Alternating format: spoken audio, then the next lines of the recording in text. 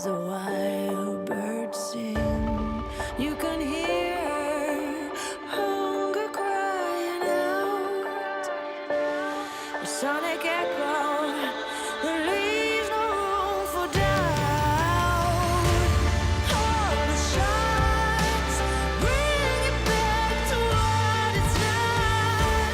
Make a move, do we do? As the world cries tears in our hands, are we all part of a bigger plan? Call the shots, bring it back to what it's not.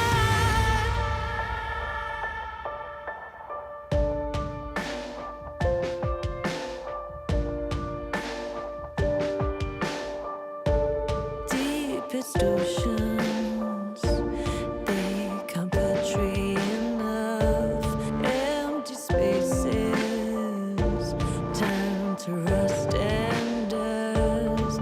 There's no wonder left for us to love. No warmth or shelter, just satellites above. Call the shots, bring it back to what it's not. Make a move, do we do? As the world cries tears in our hands, are we all part of a bigger plan? Call the shots, bring it back to what it's not.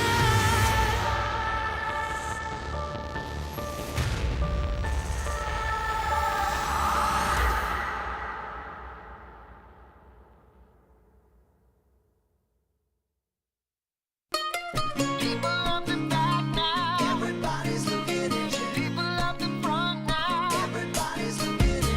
People everywhere now. Everybody's looking at you. Oh my, they're licking their lips now. Oh my, you're stealing the view. I think I know what they're thinking, trading their dreams for someone like you. I don't know why they never noticed what I knew, but everywhere you go now, everybody's looking at you. Everything you do now, everybody's looking at you. Everywhere you go now, everybody's looking at you. Oh my, you got their attention. All eyes are following you. You got some magical secret. Just keep doing whatever you do.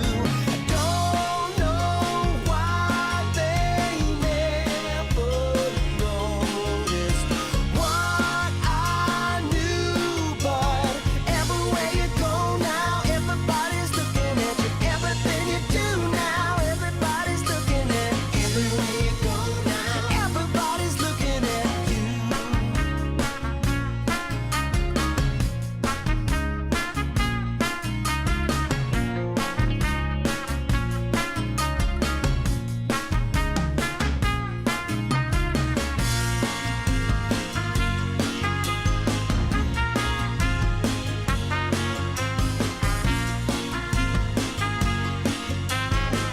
See how they are caught in the moment. All heads are turning on you. See how they're eating you up now. Every little detail, beautiful you. I don't know why they never noticed what I knew, but everywhere you go now, everybody's looking at you. Everything you do now, everybody's looking at you. People up the back now, everybody's looking at you. People up the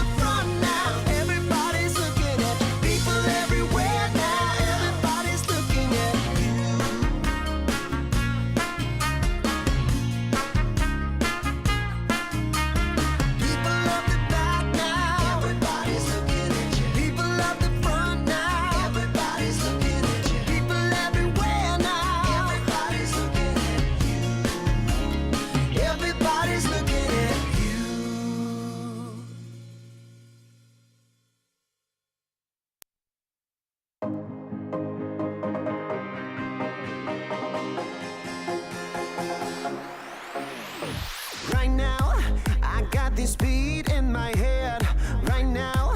I want to dive into this world. Let it out for the crowd. Let it out. Yeah, be proud. Right now, this is a real good atmosphere. Right now, superficialities are here. No excuse, no rules, no one to judge. Just give a fuck. The time has come to lose control. Don't be so shy, just let it flow. We are the masters of our own world, of our own world. We pray for fire in the sky. We show that this light is our light. We stick together, together, together. We're alright.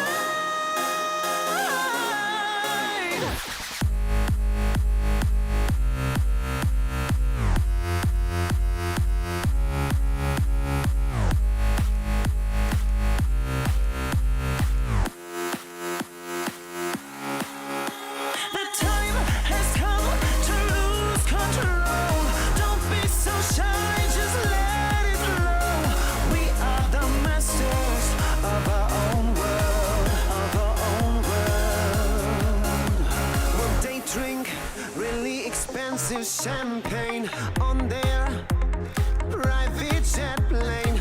All we need is a cheap bottle of wine and a cigarette to have a good time.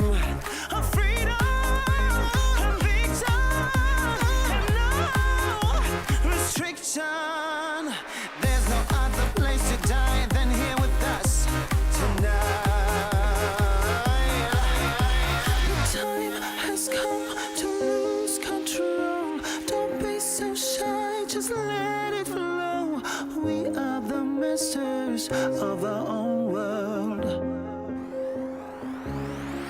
We pray for fire in the sky. We show that this light is our light. We stick together, together, together. We're alright.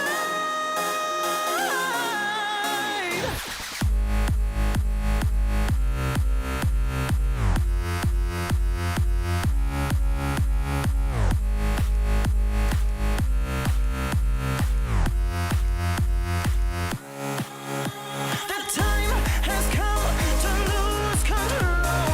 Don't be so shy, just let it flow. We are the masters of our own world, of our own world.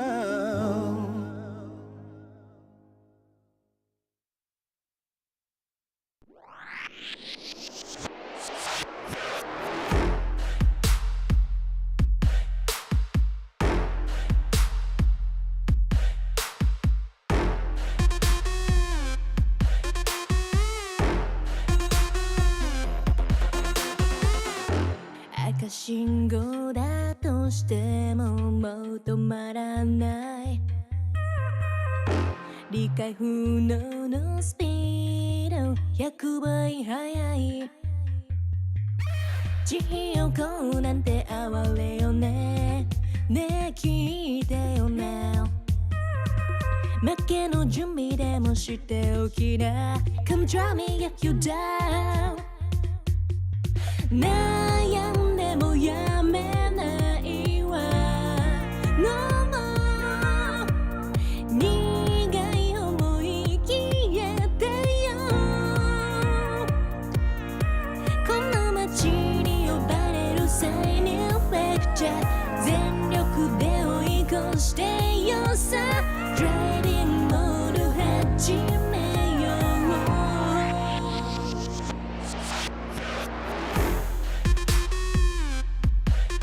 な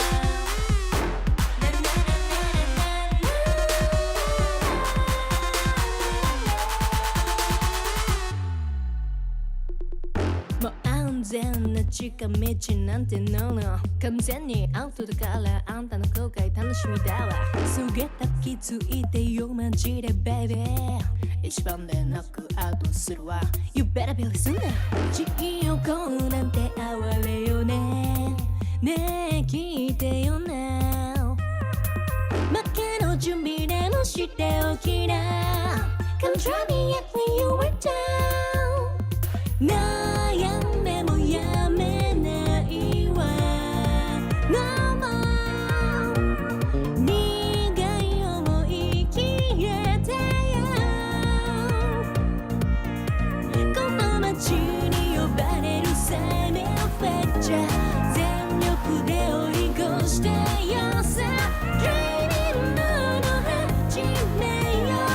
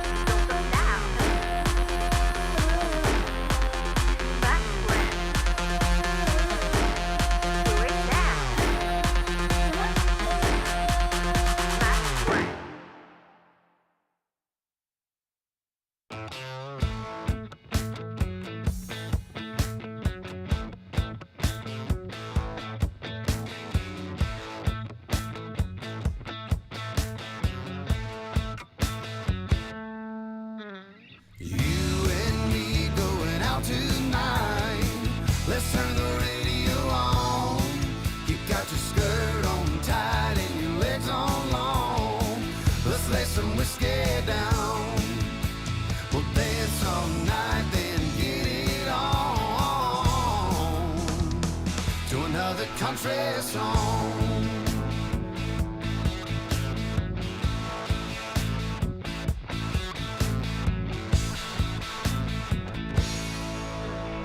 You and me going out tonight Let's turn the radio on You got your skirt on tight and your legs on long Let's lay some whiskey down We'll dance all night then get it on To another country song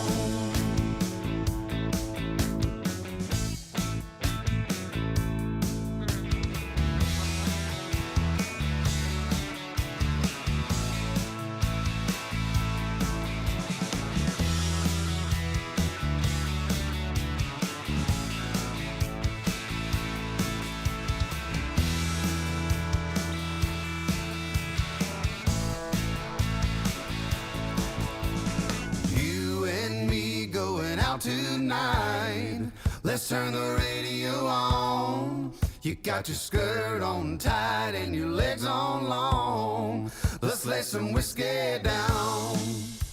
We'll dance all night, then get it on to another country song. You and me going out tonight. Let's turn the radio on. You got your skirt on tight and your legs on long. Let's lay some whiskey down.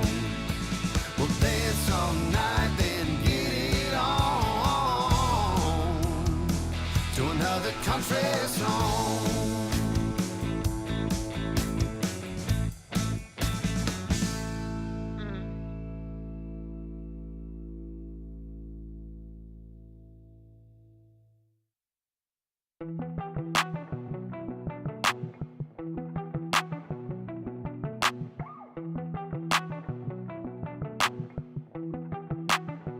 I saw you sitting in the moonlight, tripping, pain running runs through your heart. Oh, we were skinny dipping, slowly sipping, then we fell apart. I'm just trying to catch a break from your love.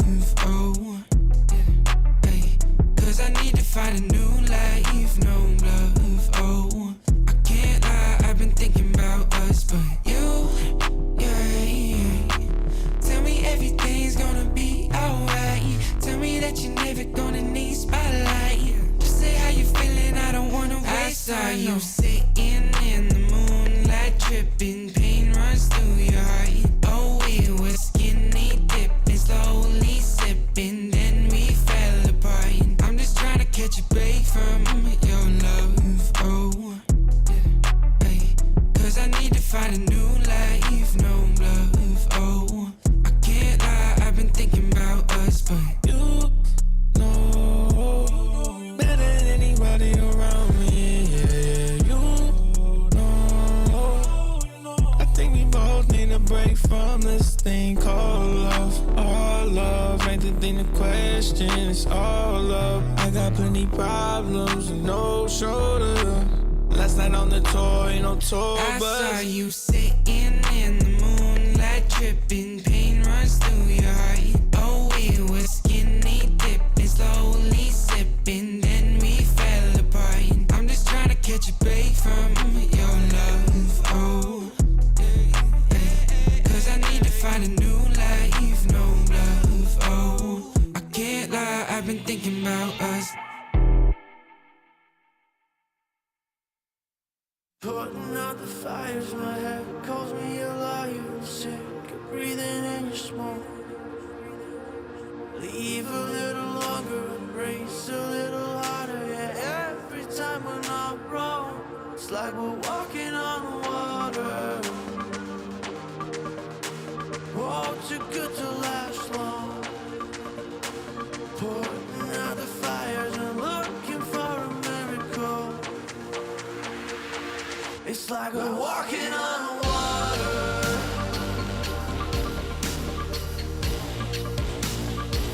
It's like we're walking on water. It's like we're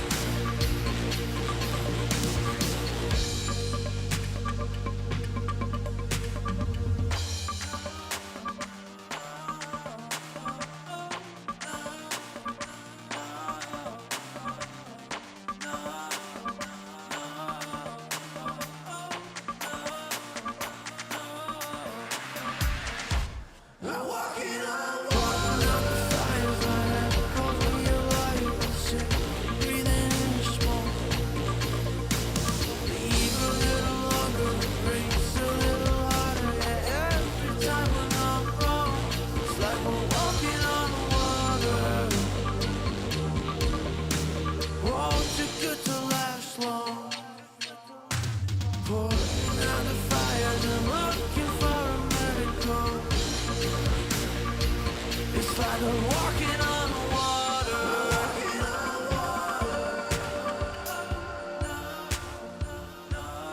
We're walking on water.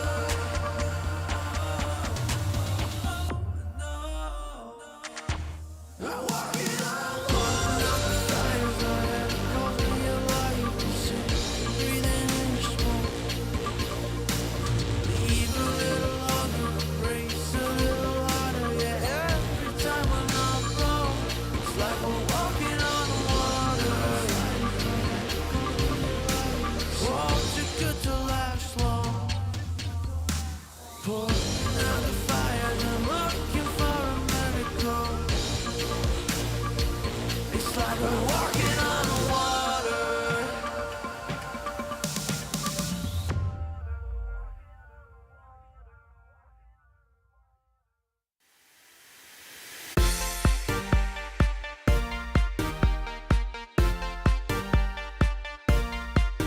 DJ, turn the music up, put the lights down low. All the worries we had, we just let them go. Wasn't looking for love, I was happy alone. When you put your arms around me, how was I to know?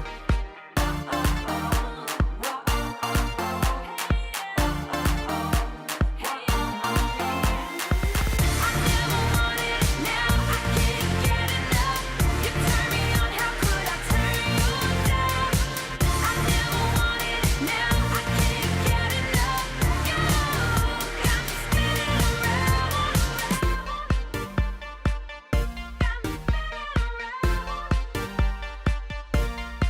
You got me feeling things I never felt before. We get lost in the music on the dance floor. If I leave you now, I leave you wanting more. If I leave you now, I leave you wanting more.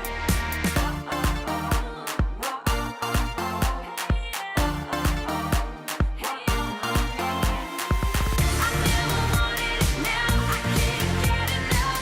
You turn me on, how could I turn you down? I never wanted it, now I can't get enough. You got me spinning around,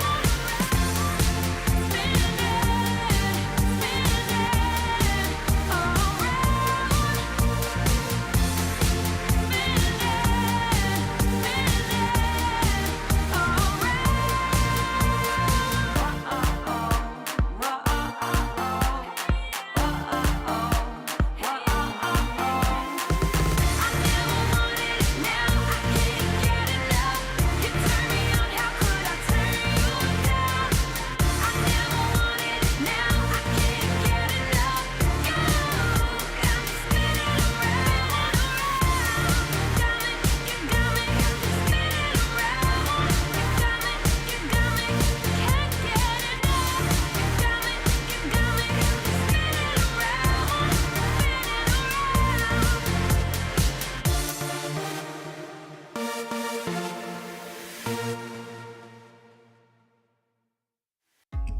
I think I'll sleep till it's over.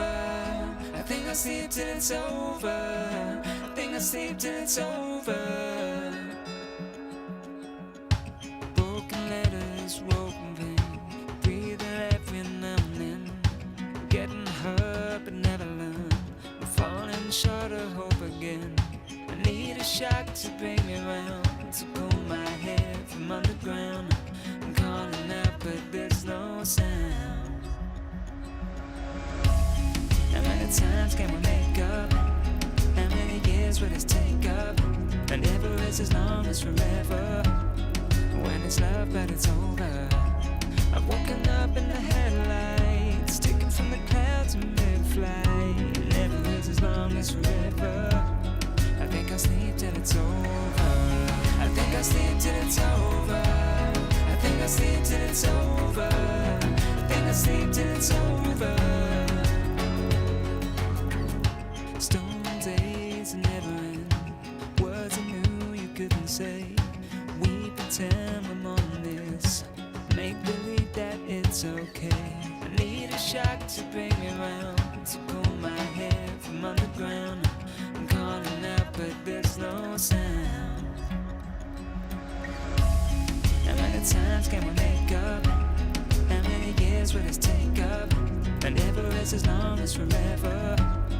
When it's love but it's over. I've woken up in the headlights, taken from the clouds in mid-flight. Never is as long as forever. I think I'll sleep till it's over. I think I'll sleep till it's over.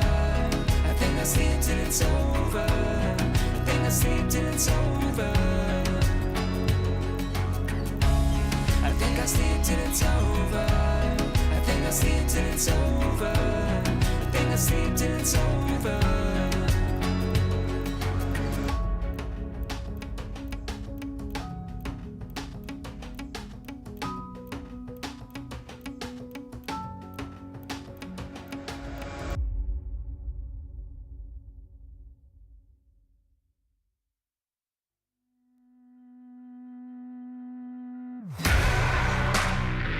Oh, won't you break me out? Oh, won't you break me out? Oh, won't you break me out? Break me out, break me out. On the lock, on the key, and I'm doing time. Someone to save me, turn on the light. I don't know what is wrong, but it just feels right. Won't you break me out? Won't you break me out? Like a bad dream, but I can't sleep. Seems like I just can't get past me. Oh, oh, oh, oh, oh, oh. Won't you break me out? You're the chain, you're the lock. Won't you hold me down?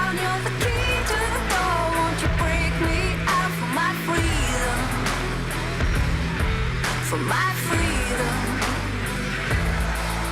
You're the chain, you're the lock, won't you hold me down? You're the key to the door, won't you break me out for my freedom? For my freedom, won't you break me out? Oh, won't you break me out? Oh, won't you break me out? Oh, won't you break me out? Break me out, break me out. Oh, won't you break me out? Oh, won't you break me out? Oh, won't you break me out? Break me out, break me out. You're the chain, you're the lock, won't you hold me down? You're the key to the door, won't you break me out for my freedom? For my freedom. You're the chain, you're the lock, won't you hold me down? You're the key to the door, won't you break me out for my freedom? For my freedom. Oh, won't you break me out?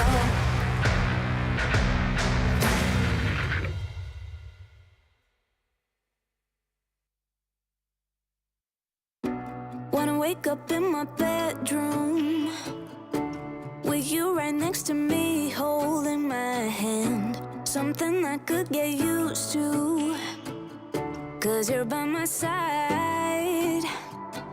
When city lights blur the evening, hollow skies grab my feelings, and shooting stars have no meaning. I know, I wanna be where you are forever and ever. I wanna be where you are forever and ever. I wanna be where you are.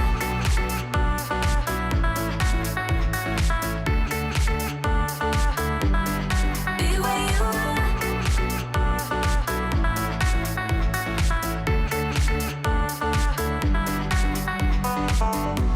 There's nothing like this feeling. Could look at you for hours, don't mind me. Didn't know how much I needed to have you by my side. When city lights blur the evening, hollow skies grab my feelings, and shooting stars have no meaning. I know, I wanna be where you are forever and ever.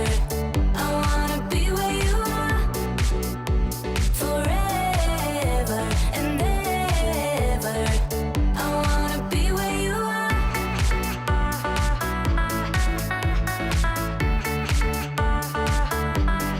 Be where you are.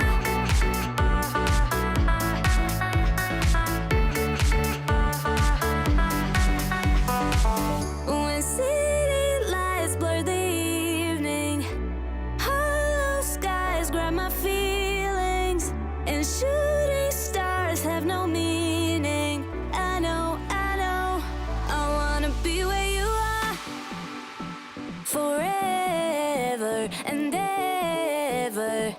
I wanna be where you are forever and ever. I wanna be where you are.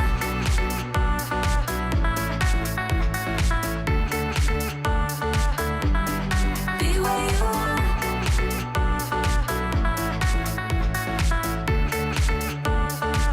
I wanna be where you are.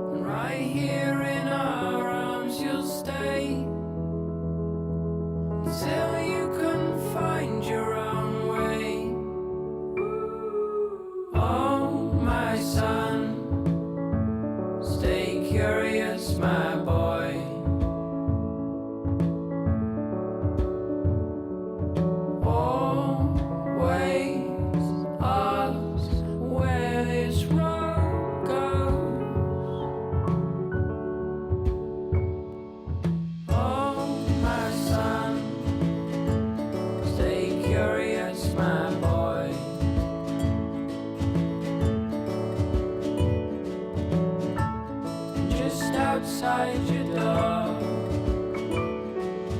You'll find love where you don't know.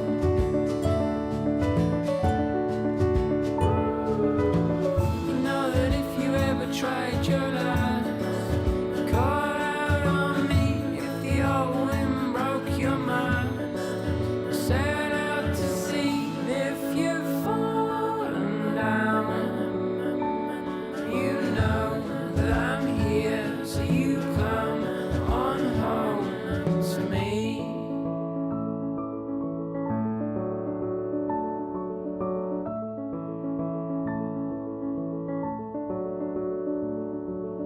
Oh, my son, stay curious, my boy.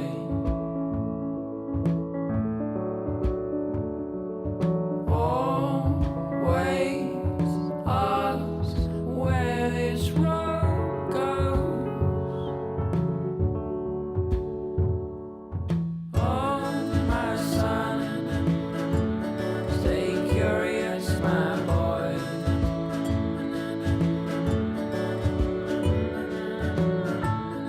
Just outside your door, you'll find love where you don't know.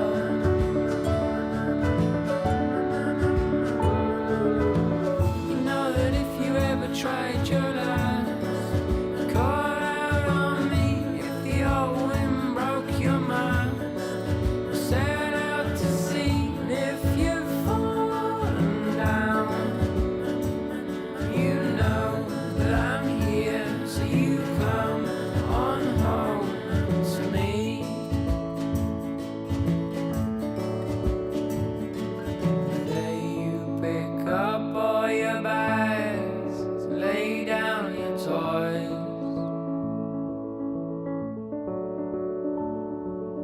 Oh, my son, stay curious, my boy.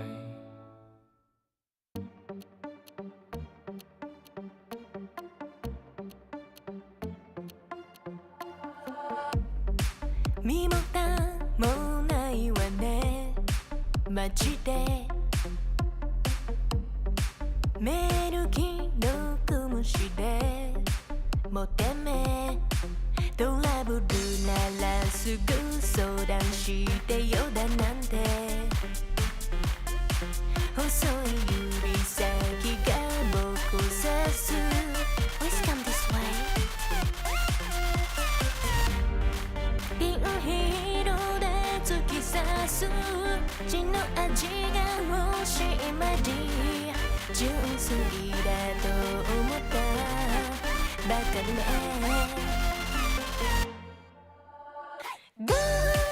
赤いリップで踊るネオンライトがきらめく騙されたなんてめめしいやつね通報するならすれば罪深いの私よこの世のクズどもよかも民がひれ伏す農場の世界へようこそ落とし穴に落ちたあなた Please come this way ピールで突き刺す血の味が欲しい前に純粋だと思ったバカね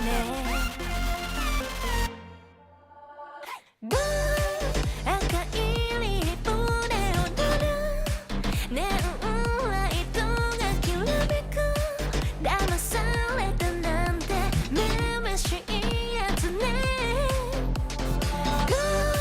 通報するならすれば罪深いの私よこの世のクズどもよ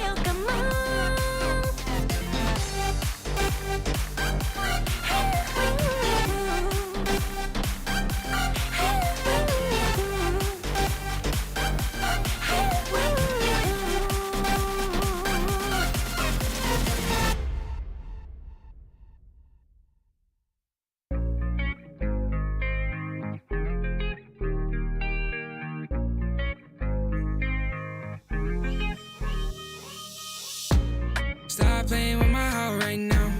Girl, I need you in my life right now. Though I'm all tied up, need your love right now. Stop playing with my heart right now. Girl, I need you in my life right now. Though I'm all tied up, need your love right now. No, I'm ballin' out, yeah, but my heart plays loud, yeah. And I'm all freaked out, cause I got nothing to say to you. But will I be down, yeah, when you come around, yeah. So let's get right down, cause we ain't got much time. And every time you hold me, I think about the times that I was lonely.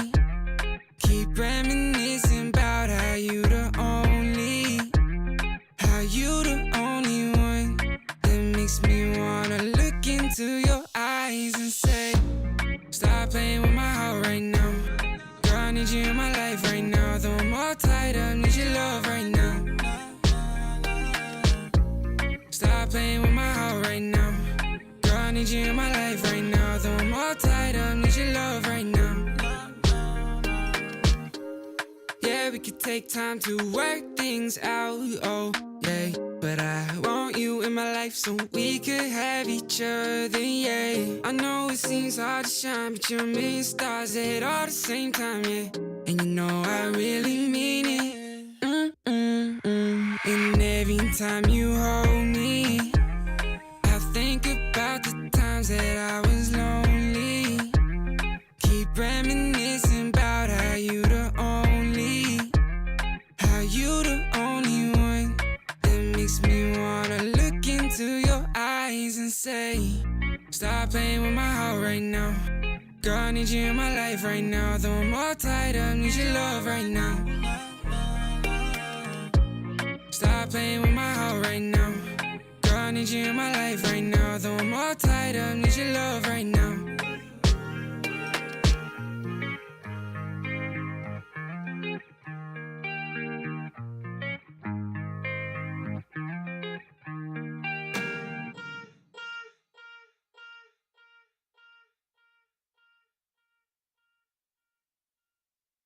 Different energies I bring, only sickness I fling. Bad like Gustavo Fring, can't try not a ting. Flyboy, I got the wings, and they can't keep up with me, dog. That's why all that I bring is wins. And they wanna hold me back, never doubt I'm a king. When they grab mic and a chap on the ting, I don't wanna hear no talk from jokers. Say you got waves, I split that like Moses.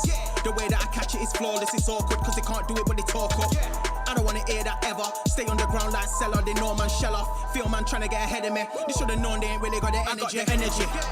Run laps and laps round them, they ain't even got no energy. So that means no power, they don't wanna be my enemy. That might end up in a penalty.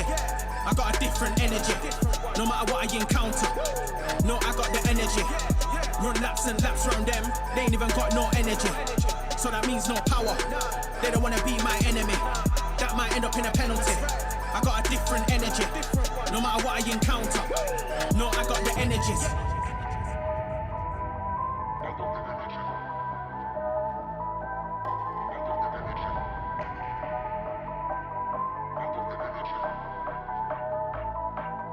I got the energies.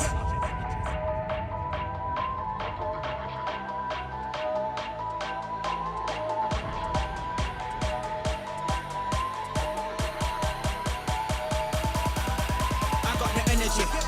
Run laps and laps round them, they ain't even got no energy. So that means no power, they don't wanna be my enemy. That might end up in a penalty. I got a different energy, no matter what I encounter. No, I got the energy. Run laps and laps round them, they ain't even got no energy. So that means no power, they don't wanna be my enemy. That might end up in a penalty.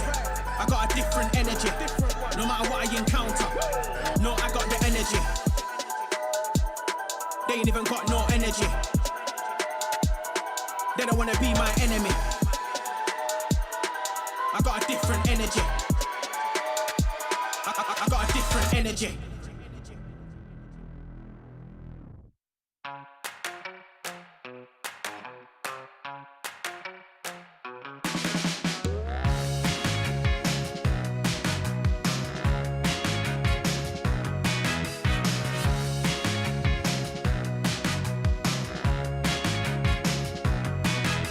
So I got my edgy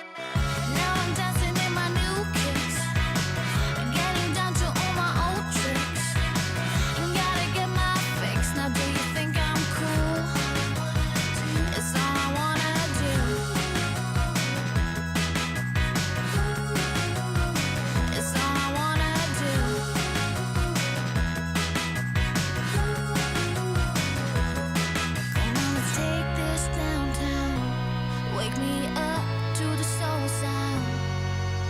Hit me with the Cali sun. Give me good vibrations. Give me good vibrations.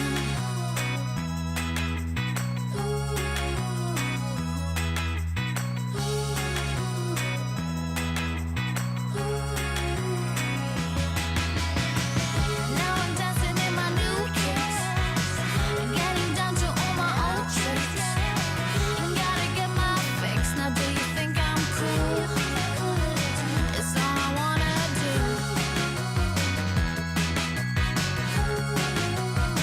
It's all I wanna do.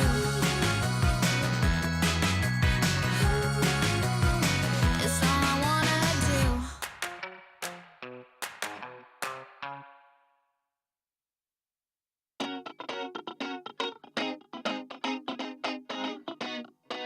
Here we go. 1, 2, 3, 4. I don't really care about like all them fancy things. Never had a lust for cars or sparkly diamond rings. I don't really care about them platinum studded boys that run around the whole damn town just showing off the toys. Like do-si-do, I'm ready to go. Been a damn long week, it's time for the show. Call my girls like, ooh, don't you know? I'm with my girls, yeah, my girls. We've been working all day. It's time to dance the night away. I'm with my girls, yeah, my girls. We got records to play, so come let's dance the night away.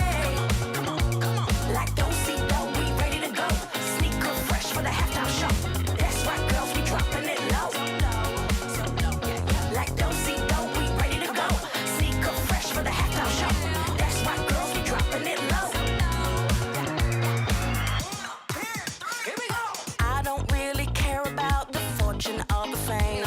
Keep rolling on and holding on. Don't need that crown to reign. Push through all the pressures. Just keep grinding 9 to 5. Yeah, I'm working hard. We playing hard. Goddamn, I feel alive. Like do-si-do, I'm ready to go. Been a damn long week. It's time for the show. Call my girls like, ooh, don't you know? I'm with my girls, yeah, my girls. We've been working all day. It's time to dance the night away. Here we go. I'm with my girls, yeah, my girls. We got records to play, so come let's dance the night away. Like do-si-do, we ready to go. Sneaker fresh for the halftime show. That's right, girls, we dropping it low. Like do-si-do, we ready to go. Sneaker fresh for the halftime show. That's right, girls, we dropping it low. Man, we're taking over, yeah, we're running the world. If we stick together, there's no stopping us, girl. Man, we're taking over, yeah, we're running the world. I'm with my girls, yeah, my girls. We've been working all day. It's time to dance the night away. I'm with my girls, yeah, my girls. We got records to play, so come let's dance the night away. Like do-si-do, we ready to go. Sneaker fresh for the halftime show. That's right, girls, we dropping it low. Like do-si-do, we ready to go. Sneaker fresh for the halftime show. That's right, girls, we dropping it low.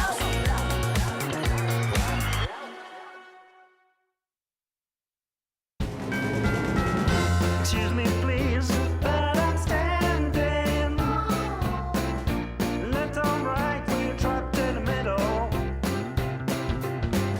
Excuse me, please, but I'm crying. Catch your breath before you get old. I couldn't stay for the battle. I couldn't cross in the middle. But we are far too much too young. 2, 3, 4, 5, 6, 7. I couldn't stay for the battle. I couldn't cross in the middle. I'm losing my mind.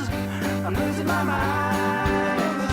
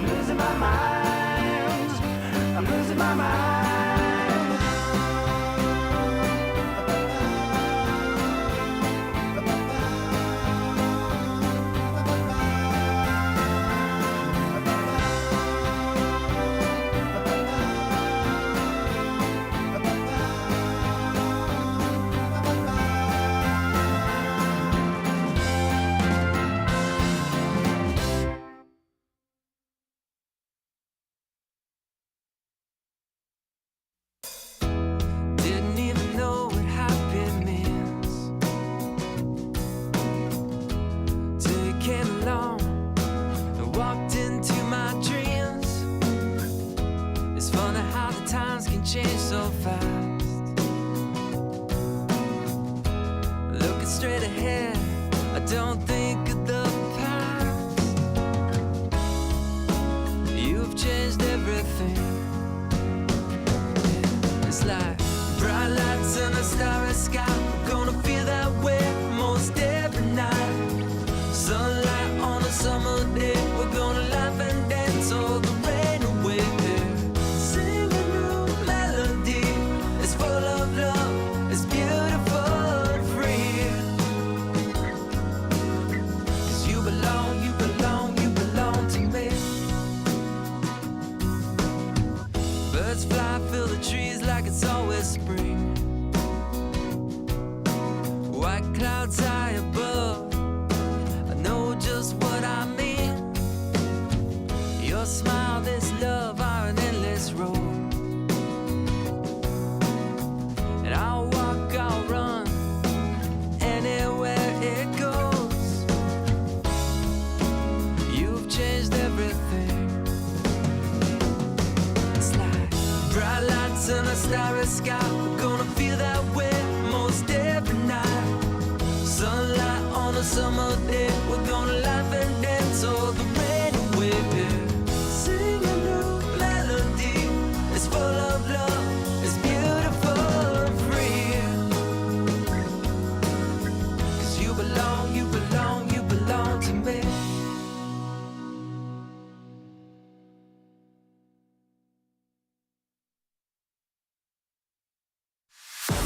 Tell me what you're dreaming of, waiting for your fate to come.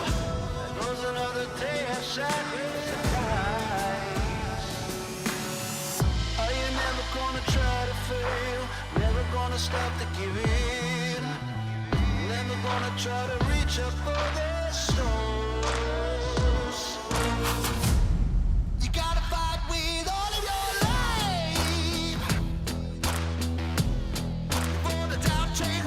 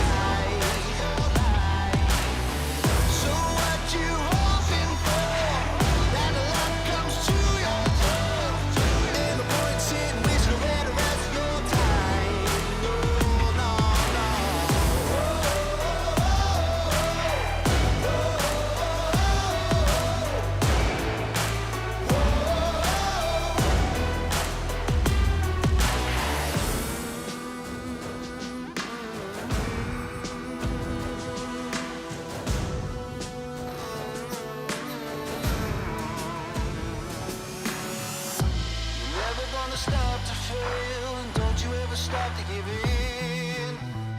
Never stop reaching for the stars.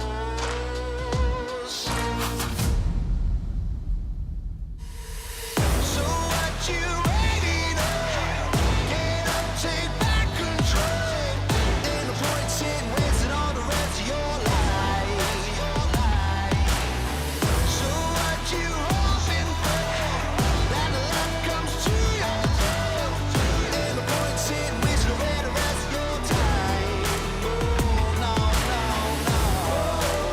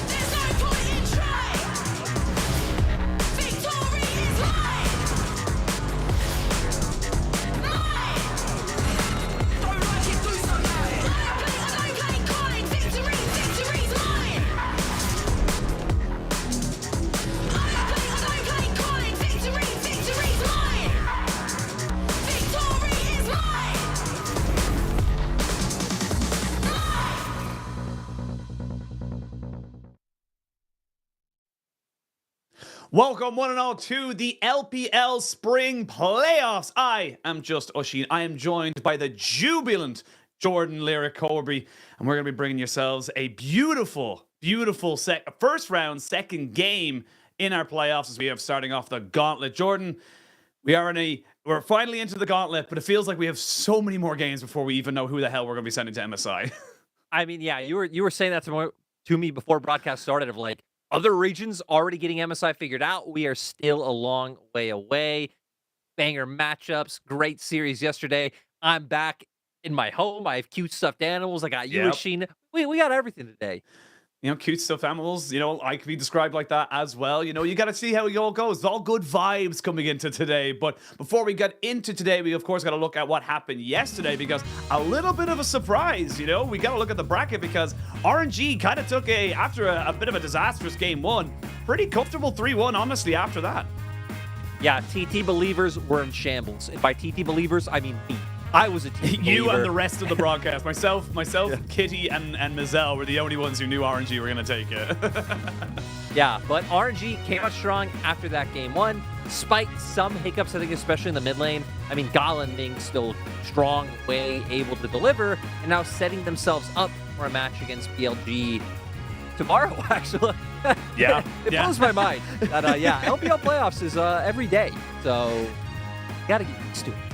It's really funny as well when we come into this because it's always that thing where it's just like, it is literally 8 series, 8 best of 5s in a row, and then you get a little bit of a break. So even if you run the gauntlet, you still have to kind of go a little bit further on. But obviously the gauntlet does start here. We can talk about today's matchup because I do not think a lot of people, especially myself, was looking at top esports starting in round 1 of the playoffs. And to be perfectly honest, they have been looking shaky at best in the last few weeks.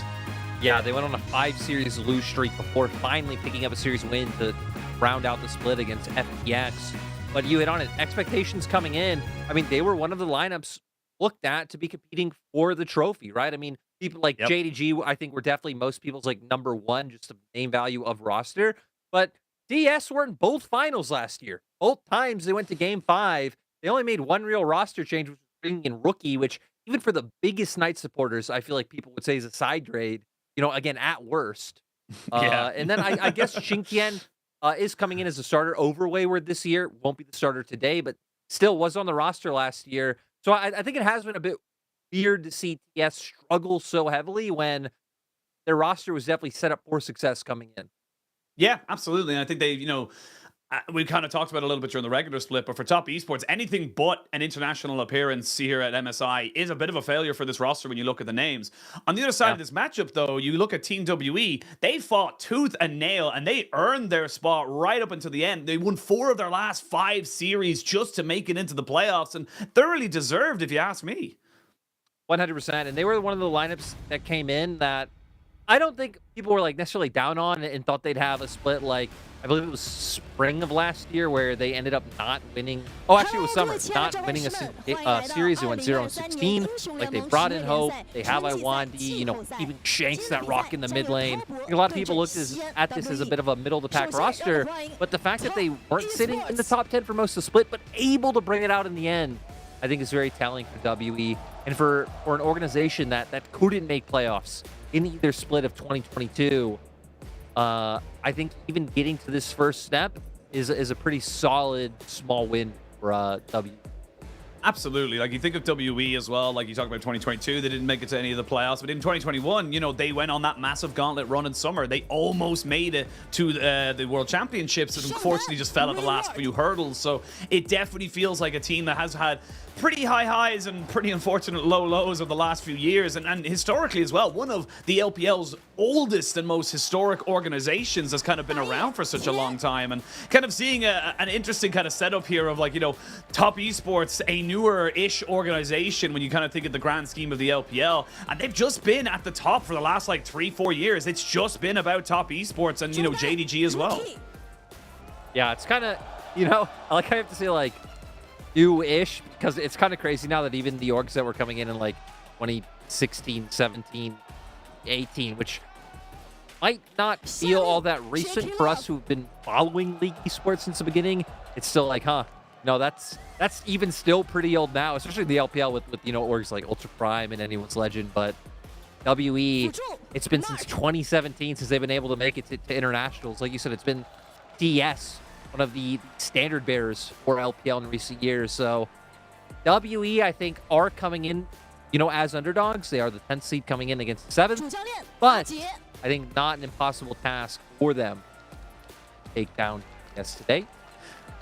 No, definitely not. I do have them winning 3-2. I'm gonna call that out right now. I have them winning 3-2 on my predictions. But like, it's very interesting. I don't understand it. We were talking about this. We actually have predictions that we do ourselves. It's not being posted anywhere. It's not really being set up in terms It was of like today, Sheen. It was. Oh, was it? I didn't see it. Yep. I must have. It was put on Twitter. Tagged. There you go. Well, you I can do check gotta out. say, Go on. even though I just said not an impossible task for WE, we went into, you predicted WE.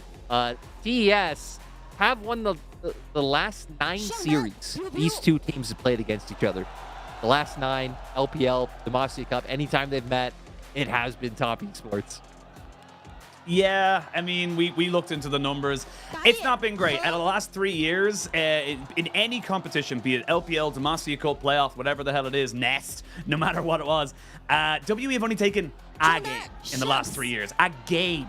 And not even a series, a game against Top Esports. So this is definitely a moment with this power like that when you're introducing yourself that you need to come in with to show that you're ready for this. And look, I think the big thing is that, like, on paper, pound for pound, you're looking at this. This is a super heavyweight versus a phantom weight. This should not really be a fair fight in a lot of different ways. But I think that's the beauty of the LPL. It's the beauty of playoffs. Is that momentum plays so heavily in a lot of these teams, and a lot of way, they kind of control, set up themselves, because, as we said, Top Esports in their last 6 series went 1-5 versus the last 6 series of WE. They went 4-2. So there is definitely a setup there to kind of say, look, WE are feeling a little bit better about their own personal performances. Yes, you can take into consideration who they played and all that kind of stuff like that, but momentum and expectations are very much a heavy burden on a lot of these teams. And for Top Esports, they need to figure out why it's all going so wrong so quickly, because this was, again, a team we expected to be alongside JDG already in a double elimination. They shouldn't be worried about getting knocked out right now. No, but I will say they also have to go up against a former coach. We saw there Warhorse, the last person to walk on stage for WE. So only another hurdle of someone who knows them so well. So I think it's going to open up a lot of interesting things coming through in draft for either side. And that was kind of, I think, one of the most interesting matchups. Kind of bring it closer, because I'm sure we're about to jump into Pick Man anytime now. Fingers crossed they didn't reverse it. But looking at their picks, I have the button here somewhere. Hang on. these aren't the teams that feel like they too heavily rely on like one thing to be able to find their wins. I think there are certain picks that I personally would like to see from teams, like for WE side, right? WE have loved things like the Vi, which makes sense. Vi Wukong, staples in the meta, haven't really worked out for them. So maybe things like the Maokai, which has fallen off in presence, but still picked up quite a bit. Sins, things like this, I think are going to be very pivotal today. Just looking at the jungle role overall between these two teams, that's where I really want to see like who comes in banning what, because you have two players who both love to Sin. You have two teams who I think have struggled to set up their junglers as primary initiators and like engagers in the team fight. So tons of questions, Sheen. And yes, I don't know if you're going to give me the answers. No, well, I can give cool. you some more questions. That's my job. I ask you the questions, and then you give me the answers. That's how this entire gig's been happening for years, Lyric. Like, that's just how we've been going for it. But yeah, it definitely feels like a lot of things coming into this. And I think for a lot of people, they're still expecting a 3-0 from Top Esports. It wouldn't be surprising. It wouldn't be a big shocker to see them come in and absolutely smash, kind of absolutely, kind of bring down the pain, if you will, onto WE. But I do think that, we look at the way WE play and how the meta has kind of moved on as well. I actually saw an interesting, I believe it was a Bo said on stream, or I saw it on Twitter. It might have been from a stream or from an interview. They're saying like the meta right now is so heavily gank reliant. You have to get ganks off, and if they don't work, then you're off. Your pace is disrupted. Your tempo is no longer there, which means the enemy jungler kind of just gets a leg up, even though they've not really done anything. You've taken 1 step forward and 3 steps back, rather than the kind of keeping in tow. So I am very curious, because again, Tien is one of those players that throughout every split has just looked at like, apart from maybe this one, looked like one of the best junglers, in the world in the regular split. And it does feel like this guy has so much to offer. He needs to be hitting the ground running and giving more resources, to kind of, to help out his team. But it just feels like it's just, again, like when you look at these names, they all want resources. Rookie wants resources. Jackie Love wants resources. Before this, Ching Tien, a very heavy top lane carry, wants resources. You kind of need to figure out who you're going to prioritize as top esports and just go with that plan. Yeah, and I think that becomes easier in today's matchup because you're going up against WE. These two teams, I mean, they played each other in the regular season, right? You play everyone once.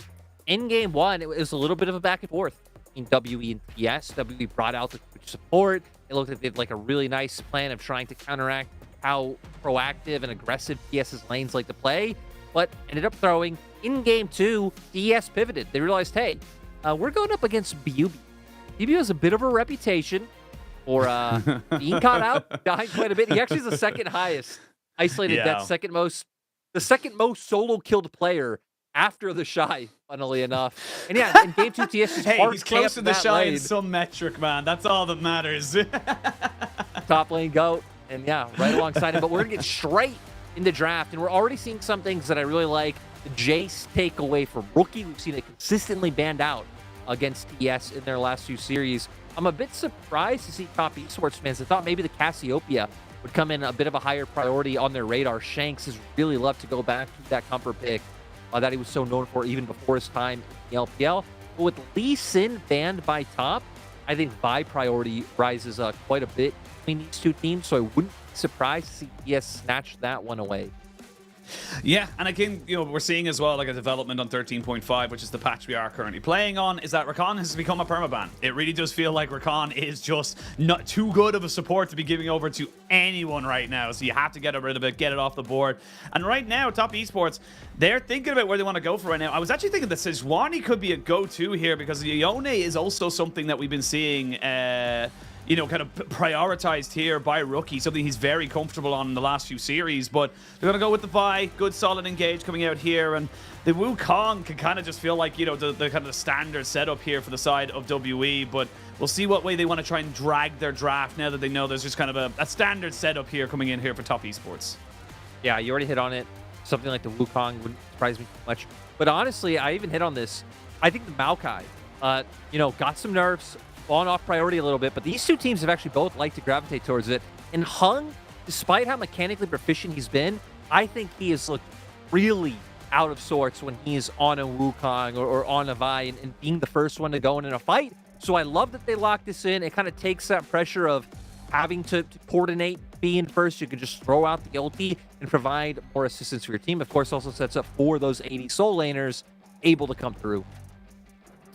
Yeah, looks like the Lucian Nami going to be locked in here for top esports. This is kind of a standard setup for them, and this is how top esports, despite all the grievances top esports in terms of results, they are a team that are, passively, they're coming out with 20, 25 CS leads, just, in general. They are exceptional players. There's no one going to deny that in the world about these, these players, but it is just when we get to those mid-game skirmishes, it's when the kind of coordination needs to come into, question, when top esports just seem to drop the ball a little bit. They're not quite sure how they want to go. They're not quite sure who they want to try and, prioritize. Is a split pushing, Wayward, or at the time Ching Tien, not really with the team, and that's when things kind of fell apart. I do love this ban though coming out from WE because Wayward is just, a very, weak side top laner in a lot of senses, in the sense that he's very happy to play that role. He doesn't need to be... He's also the Gnar guy.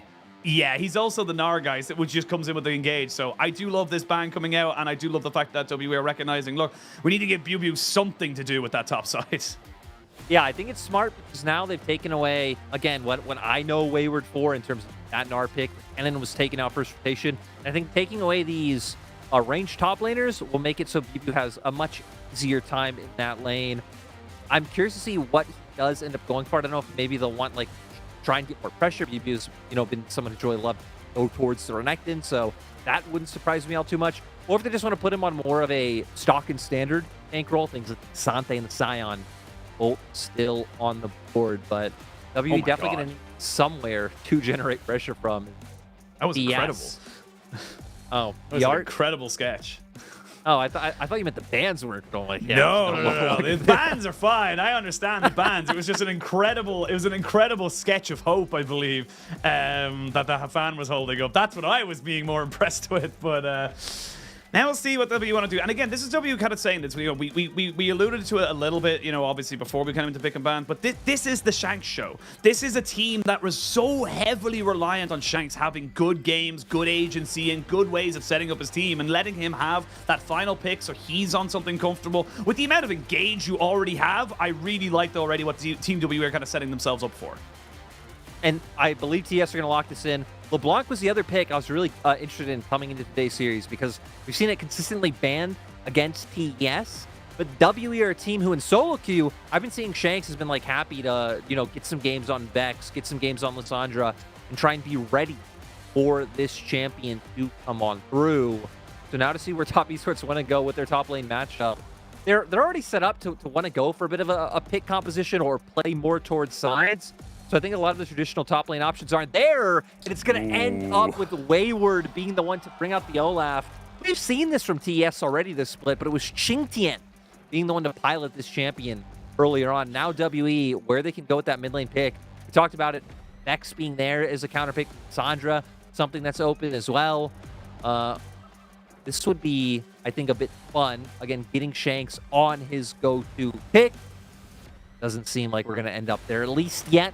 We still have a long series ahead of us, and we'll just default back to the Rise, which have been something W have really liked to go towards in a lot of their recent series as well. It's been that and the Cassiopeia, giving them more ability to, again, try to impact those sides. For WE, it's going to be about getting down to that bottom lane, making sure Hope and Iwandi are set up for success.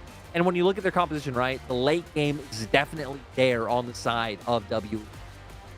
Yeah, I mean, it's definitely one of those things where you're kind of going like, if you can survive 25 minutes in the ring, you're going to look pretty damn good as WE. But like all this early game pressure from top esports, this is win lane, win game. You're looking at huge early game agencies coming out from pretty much every single lane. And again, it's what they like to do. It's like what they like to try and set themselves up in terms of how they want to play for success. But it's how do they transition those advantages later on in the game. That's what we're keeping out here for top esports. Because again, all intents and purposes, they should be coming out with a W here. But never say never in the LPL here, Lyric, because there's so many things that can change, so many things that can happen. And I will say, sometimes the easier to execute composition sometimes is the better one. Yeah, sometimes able to get it done. Now, I mean, we're going to go straight into it, right? You already hit on expectations. TS coming in, one of the big favorites of the split. WE coming in a bit more middling, but now meeting in the first round. W, I think, coming out with a solid composition, but TS leaning on all of the strengths you just talked about, the early game dominance, all of the eggs in the Jackie Love and Rookie basket. And, I mean, hell, that's the basket you really want to all in on when you're top esports.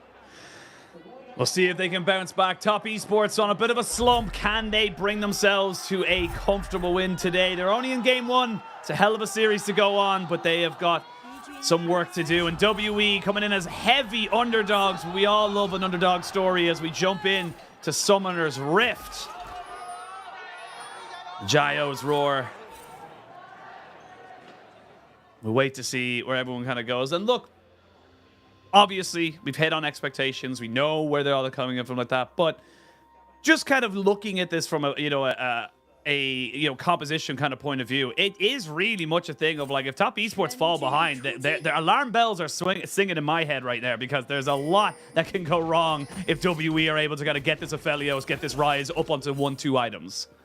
Yeah, but we already hit on it, right? Their composition set up pretty well. I mean, they're going to be able to generate pressure in that bot lane, especially once they get a few levels under their belt.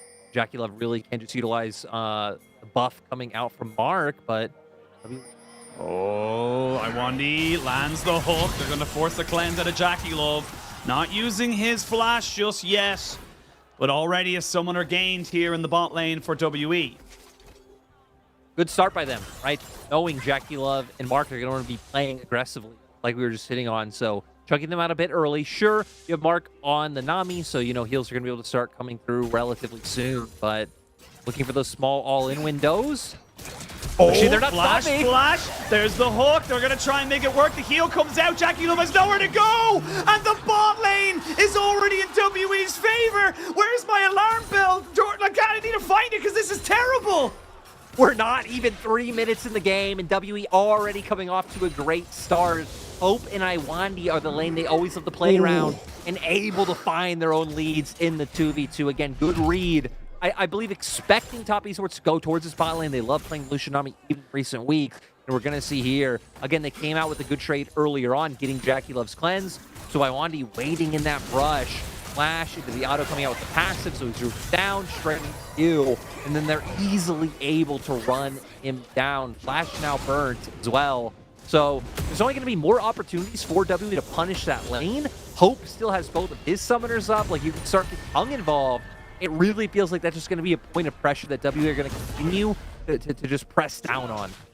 This is why we're seeing, you know, we were actually watching the games yesterday and we were talking about how the LPL is just very much, you know, a lot of teams are just going to say, cool, we're back to hard engage, baby. Like, we don't care about these enchanters. We don't care about these AD carries and support because we feel like the value you can get in the early game skirmishings with things like a Nautilus and a Leona is just too valuable. That is the kind of thing you can do at level 1 when you have a Nautilus on your team. Yeah, it is huge. And now TES, I think, are going to have to start adapting. We can already see again playing down towards this lane. I don't know if they really should be able to find anything, but at least making sure that they don't get exploited by Hung. Hung is actually on the opposite side of the map. Wayward might be one getting exploited now. Of course, on the Olaf, something we haven't even really gotten to talk about all too much because of what happened in the bot lane. Not at all. And actually, it's funny enough, BBU's got the pressure right now. A little bit of a CS lead, even though the wave was pushing into him. Should be reset now. But Wayward had to use his Ghost as Heng was up on that top side. Do not want to be getting caught by the Nature's Grasp, but of course, getting killed off in this one here. And this is a bit of a strange one because I feel like W are just fully aware that, yeah, like Tien had to try and do something on this. Oh, flash in. They get themselves the Bramble Flash down, and Wayward is dead. Oh my lord, what is happening right now? Lyric, this is all going terribly. Yeah, Hung just off to a great start. Gank on top lane. Bot lane was able to win out just through the isolated 2v2. This is what you want compositionally. Hope. Find some good damage. Not going to lead into anything else. Yep. But go on. Yeah, honestly for TS. Not the start you want with the comp, but even looking at Top Esports as a team, despite the fact that they're usually able to generate pretty solid gold leads, they actually have the second highest gold difference of 15 in the whole league, despite ending in 7th. They play very individualistic. Like, you don't see a whole lot of link up lanes. Tien doesn't play too heavily around his laners. Usually it's the laners that play more around Tien with the pressure that they generate. That's able to be exploited by someone like Hung. Does love to aggressively gank in the early game.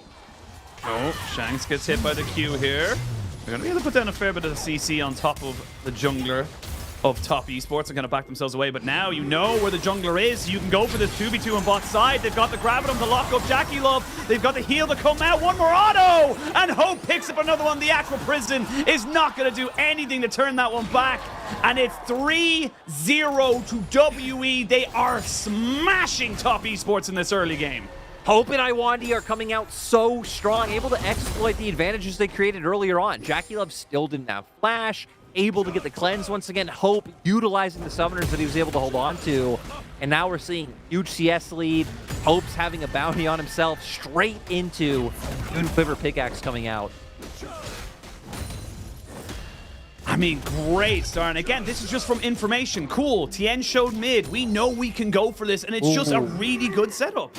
And yeah, it's coming down to the fact that Mark was starting to move towards that mid lane just in case anything did break out. Finding the all-in opportunity for Iwandi. And then, like we said, Hope held on to his summoners before. Able to flash through, follow up with that final auto, and make sure the kill comes through. Now with all this pressure generated from bot side, we can see Hung feeling comfortable enough to go and just start up that dragon. So first Drake gonna go to WE pretty early into this game. They can start aiming towards Soul. Yeah, you got bot lane pressure. You know, your top lane's doing all right. No one's really able to kind of make anything work outside of that. Shanks has had most to deal with, to be perfectly honest, but they've kept tabs on Tien. I think that's the big thing right now. Even just there, they're saying, cool, he's on top side. We now know that. BBU backs up. BBU says, cool, I'm pushing the wave. I don't need to worry about that. And these are all just very big positives now coming out for the side of Team WE. And I mean, fully deserved from what they've been able to make work right now. It does feel like they've come in with a very solid game plan. They knew exactly how they wanted to try and play this. And like you mentioned as well, they kind of said, look, we know that Jackie Love and Mark love to go for this very, you know, kind of lane-heavy, aggressive bot lane. We're very happy to have an answer for it. Playing around it perfectly just from the level 1, make sure that they're able to get going. And for TES, not looking for anything anywhere else. Yeah, like we've seen TN kind of hover around bot, hover around mid, but not able to actually turn it into any tangible kills.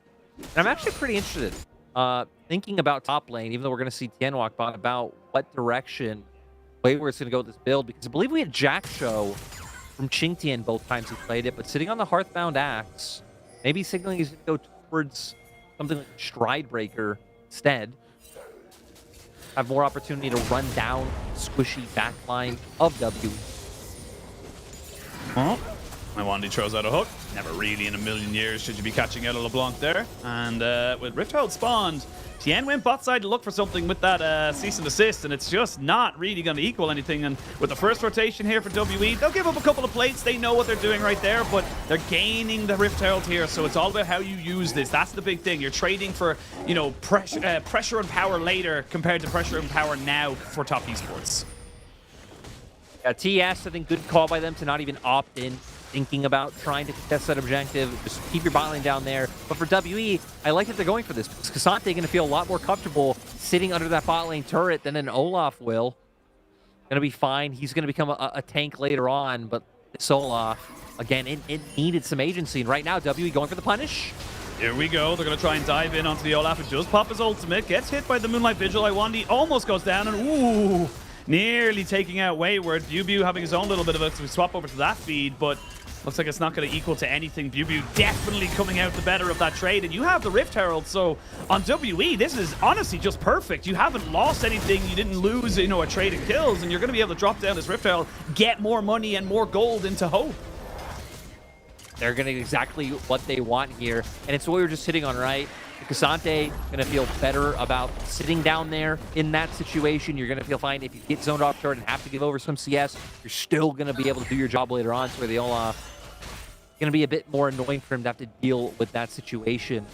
But now we're going to see WE just posturing around mid right now. We're still a bit away from Dragon respawning, so I feel like the big thing we're going to look at now, especially things like the Realm Warp coming online, if Rookie can finally get out of his lane and start fighting an advantage somewhere, because for both of these sides, I guess for TS, it's a little bit, you have more options, like you could try and enable Wayward and maybe, you know, find a kill on WW, even if he does have some tankiness under him, but I really think it's going to be all about this bot lane, trying to get that shutdown onto Hope, who Ashin, he already has his Gale Force. Does indeed. He will have his flash very soon. You need to make this work here if you're on top esports. You have the cease and assist. They're going to go in, flash in with the tidal wave, jump onto Hope and try and kill him off there. Dead. Nothing you can do. Didn't have flash. No way to try and get out of that. Good from top esports to capitalize on the flashless Hope ADC. Great job also just utilizing the fact that they have these easy tools like that cease and desist to be able to find these picks, and not really much peel on the side of WE. Even as the game goes later on, when we're on like 5v5s, I guess you have things like the Maokai ultimate there and, you know, people playing distraction like Xante, but Dan's going to be able to find his way onto Hope anytime he wants. That's the big thing. It's almost like I almost feel like building an Edge of Night sometimes when I'm against a Vi. I feel like you just can't. I don't know why. Just I know it's completely not the right build whatsoever, but that spell shield can just feel so good. But good capitalization here. Good to see top esports actually getting a little bit of agency back into them. It felt like they were just not really going for anything, or felt like they couldn't go for anything with the lack of summoners available. They had an opportunity, they took it, and that is the power of the Lucian Nami as well. You can see there just the minute burst available to you, even though there wasn't even full item completed. It's just, you know, just so good to kind of burn out someone like Hope. And let's remember, the TS already controlled this side of the map because of WE trading towards Heralds, so the vision's down. We can see very straightforward cease and desist coming on through, the Nami tidal wave being able to follow up. And it just makes it so Hope doesn't give him a chance to try to get away. He triples, you see, even the bubble to follow up. Hope doesn't get to think about taking a step. No, he does not. But this time, next time round, though, he will have his flash. Did lose his heal off of that, but cleanse was dropped by Jackie Love, so kind of an equal trade in that front. There is a ward here for Top Esports if they want to try and contest this, but looks like for the moment they have got pressure in mid, and Rookie is roaming down. So Top Esports not going to give up the soul stacking just for the moment, and it will be a fairly significant soul considering that the Chemdrake is going to be taken here. So we might have ourselves a Mountain or an Inferno. Very valuable for either of these teams. Shanks going back for a buy, has the Rod of Ages and looking for a TP down on this bot side to make sure he's there and available. Dragon down to about 3,000 HP. A Wandy playing keep away. Pops down his hook, but not really going to gain anything else off of that. They've gotten off of the Dragon for the moment, and TN is continuing it. So WE, they haven't actually gotten this whatsoever. They just, thanks for the leash, I guess. And Top Esports kind of get away with daylight robbery. I mean, TS use Wayward. Bring Wayward down. Oh, okay. There's engage. a hook coming in. They're going to be fully bashing away. They don't get Jackie Love, but Tien's gone way too deep. It's a trade of 1-for-1. Jackie Love needs to walk away from this fight. It's a 1-for-1, still in favor of Top Esports because they got themselves the Dragon as Ocean Drake and the Ocean Rift does take form. Yeah, 1-for-1. A bit of a weird one. Both teams having someone go just a little bit too far. Going back to what I said, TS and W, I think having similar issues about people who are... Both teams struggle, I think, with primary engagers on their team. No one really looks comfortable filling those roles. We're going to replay, though, Wayward making his way down, giving up top side. He felt confident in using the TP like we saw here. But then WE off the back of this, wanting to find something. They've invested so much time on this objective. Nice combo to get on top of Jacula. The tidal wave really preventing anyone from being able to follow through. And then Tien, we saw, I mean, wanting to find a way onto Hope. It's on him, but you're there by yourself, buddy. I mean, we're starting to see it's an interesting setup. There's an interesting dynamic right now because WE are a little bit ahead, not a million miles. We're going to see pretty much, equal item kind of setups coming in here for first items, but it does feel like both teams are very tentative, very skittish about how they want to go for things. A lot of nerves coming into this first game here from both sides. Even though WE had such a, kind of confidence-boosting early game, you can see that they don't want to throw away the game. They don't want to give something back to Top Esports because they are still a team that you give them an inch, they'll take a mile. You really are. And right now, again, not sitting too far behind. But as we're nearing that 15-minute mark, Machine, I got to point out something important. TES are the only team in our league who have a 0% win rate when they're behind at the 15-minute mark. And they might not be behind by much. But I'm looking that clock count down. It's almost 15-minute mark. And they're behind. They're behind. They have never won a game this split. Have not done it when they're behind at that milestone. So, see if you've jinxed it or just emboldened it. Yeah, the trioers definitely having a bit of trouble right now. As we do see the Rift Tile being started up. They do know that Tien is up in this top side. The Rookie has got TP, but has gotten Leandri's Anguish for the moment. It looks like, yeah, they're just giving this one up. No real reason for them to fully commit to this. BB's got TP to go on that bot side, so not going to lose that tower either. And this is just good rotations coming out here from WE. I will say Top Esports are coming out with a slight, CS lead, specifically in that jungle role, and, a little bit in AD carry as well. But definitely a much stronger start here for Team WE as... now where they want to use the Rift Tile is the big question. When the map starts to open up, these turrets are starting to get a little bit lower every single time, and that's when we're going to start to think about where teams are opening up the map. Yeah, and I think for WE with using that Herald, even just overall, I want to see them linking up more as a unit. You can see right now Hung kind of beating that back and forth between top and mid, but a lot of your power is going to be enabling that Aphelios, especially considering he was the one getting a lot of that early gold. So once this is down, starting to use Ryze as his tool, rotate on through. Wayward should be safe, has his ulti, has the ghost up. And yeah, it's just trying to break down mid lane turrets. Where for TS, you want to keep the map quite wide. You want to play out through the sides. Make sure that Rookie and Tien are finding value, being able to create picks. So Deep Vision is going to be the name of the game for Top Esports to try to pull apart WE and not allow them to group up, have that, and strong Aphelios just brute forcing through fights. Have a quick item check as well. Nothing really going to be happening, you would imagine, for the next few minutes as both teams take away a side lane tower for themselves. But Wayward has gone for that strike breaker as we expected. His job probably is just to get onto Hope. Get himself on top of that 80 carry, force him away from anybody who could be, you know, taking damage from this Aphelios, and then kind of reset the fight from there. Black Cleaver finished up for TN, so he's got a bit of himself a little bit of damage. And on the other side, actually, Radiant Virtue coming in for a hang. We were talking about the Maokai, you know, different things. We actually saw the, I think it was Imperial Mandate was a thing that was being built on him, and loads of different kind of support items. I think I saw an Even Shroud as well, kind of being picked up every now and again. But WWE have already got 2 items onto the Rise, and I talked about this. When you get 2.5 items onto a stacking Rise, you get that Lifeline Shield, you get the Rod of Ages giving you all this extra health. That's when this game gets very scary for top esports, because it's not going to be about how easy it is to kind of catch people out. Heng does get himself a flash away. Bew had a bit of a 1v1 with Wayward and has to flash himself over that. And again, just trying to set up for this Rift Herald. WE, they take a little bit of too much damage, and they should just about take that turret down, so they get what they wanted, but it costs them 2 flashes. And it's one of those things where W is making the right play, like angling the Maokai around for the front of the ult, to like threaten a potential dive on TS to make them back off. But top esports adjusted and played around that. All of them waiting in that brush, knowing that the Maokai is going to look for it. But now, here we go. Maybe setting up towards this 5v5. TN, he goes in. There's going to be the tidal wave to try and separate everybody, but a good ultimate from the Maokai means that no one can really engage. Hope still has all his summoners, so does Shanks.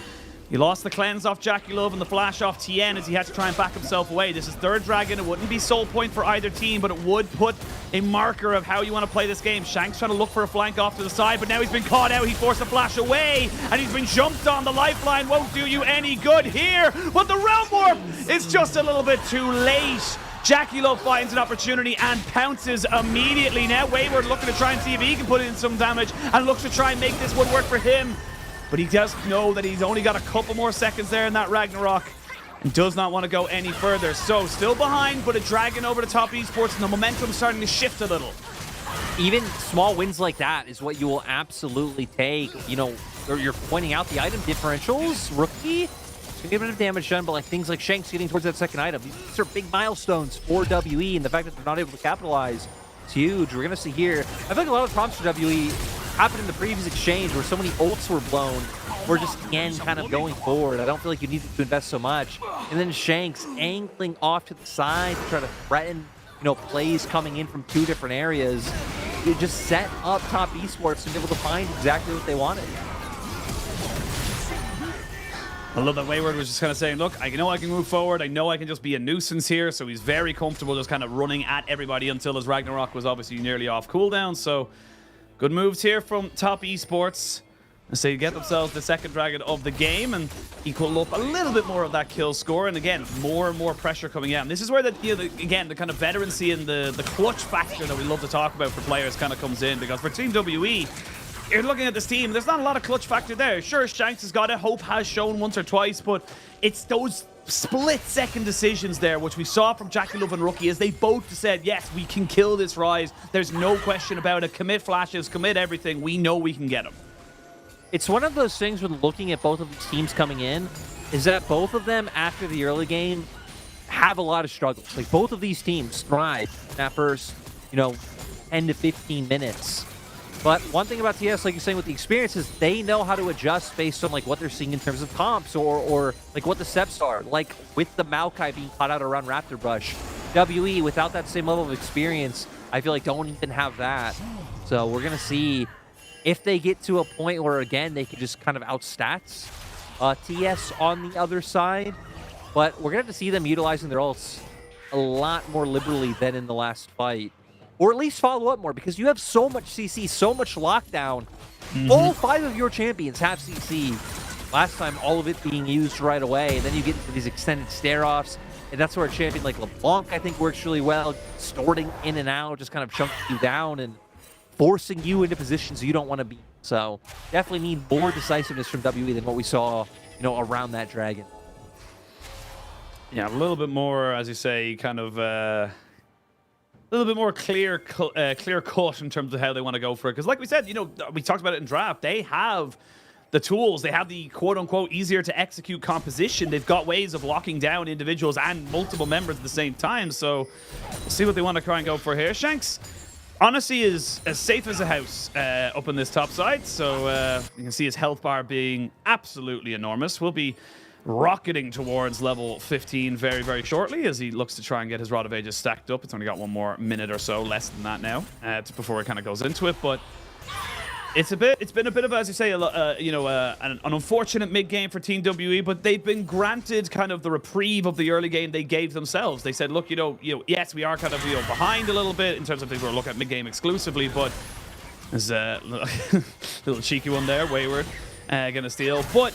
The early game means that they have still got themselves 2 items on this Aphelios. They've got the Lock of the Iron Solari on Iwandi, so a little bit of extra shielding. They are exceptionally powerful in their own right, but you need to make sure that they're making the right calls, the right decisions when those things kind of pop up. Tien will get spotted here, so they know that he is waiting off on the side with a cease and desist. And everyone just kind of backs themselves away, moving in to try and figure out where they want to try and put this kind of stuff. Yeah. Looking at both teams actually aggressively posturing around this mid lane for a fight when no objective up anytime soon. For TS, it makes sense. They've already gotten their side lanes under control. Hung. Oh, it's a hell of a lot of damage. That's why the Serrated Dirk is so lethal. Yes, you've got a hell of a lot of HP. A lot of resistances on that Maokai, so he will just burn down so quickly. Right there, it's what you want to see from TS, right? They'd already gotten their side lane sorted. Like, top was in a place where it had pushed out. Bot was in an even place. Group mid first, try to catch them off, push them back, and get the people who are staggered in transition. Or WE. I like what you were saying a second ago, that like, hey, they might not have done much in this mid game, but they bought themselves the freedom to not really have to do anything right now. Because for TS, we said, hey, the win condition right now is look for picks. For WE, kind of just keep building gold and fight the neutral objective fights when they come. Well, looks like the next neutral objective is going to be in 17 seconds. TP coming in here. That is Wayward from base. Rookie will be joining him as he's looking for a reset as well. Should have his second item, I believe. Yep, fully completed Zanya, so nice little bit of extra armor for him. Double stopwatch on the side of WE. It's on Shanks and on Hope. Keep an eye on that. This could be a pivotal moment in the game. It's a tentative first game. It's a risky, skittish one from everyone as we see Tien taking a bit of harass, but he should just be fine. And everyone's a bit tense. This could be the moment here now, Lyric, where everything turns on its head in favor of either team. Yeah, again, we need to see WE be decisive when they pull the trigger. If they're going to start committing all of these ults, again, it is so much CC. Just look for the all-in. Being patient for now, but I'm really keeping my eyes on, especially Hung and Iwandi, who they're able to lock down. The Realm Orb.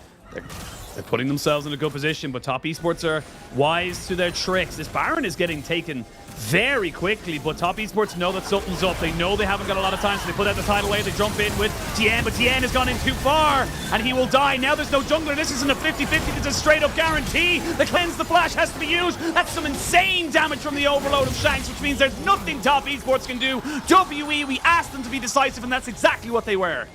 Yeah, I mean, just being like, hey, let's pull TS into us.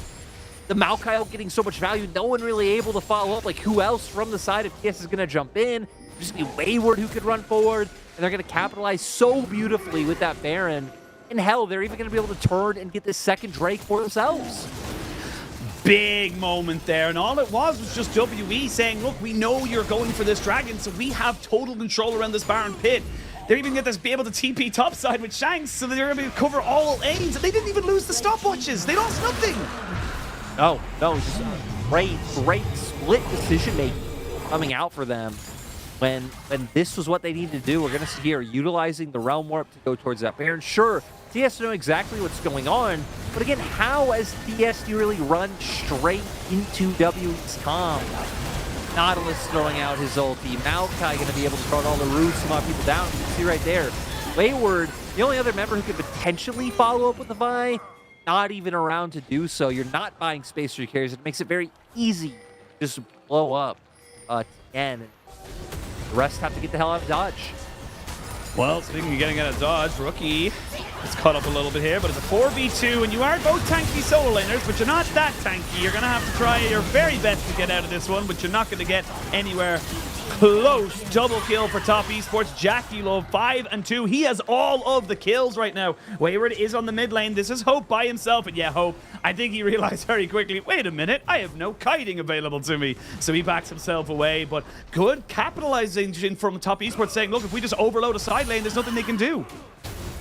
I think especially when we consider the fact that there's a minute on the spare now, and WE have not, they haven't built a gold lead. See there in the upper right-hand corner of the screen. The fact that TS have been able to keep this game even in gold despite all the punches W have thrown at them has been quite impressive.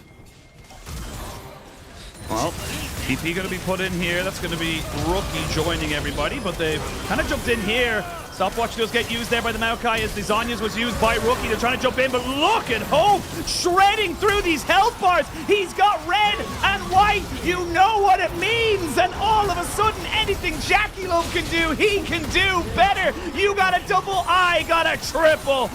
WE, massive swing back in their favor.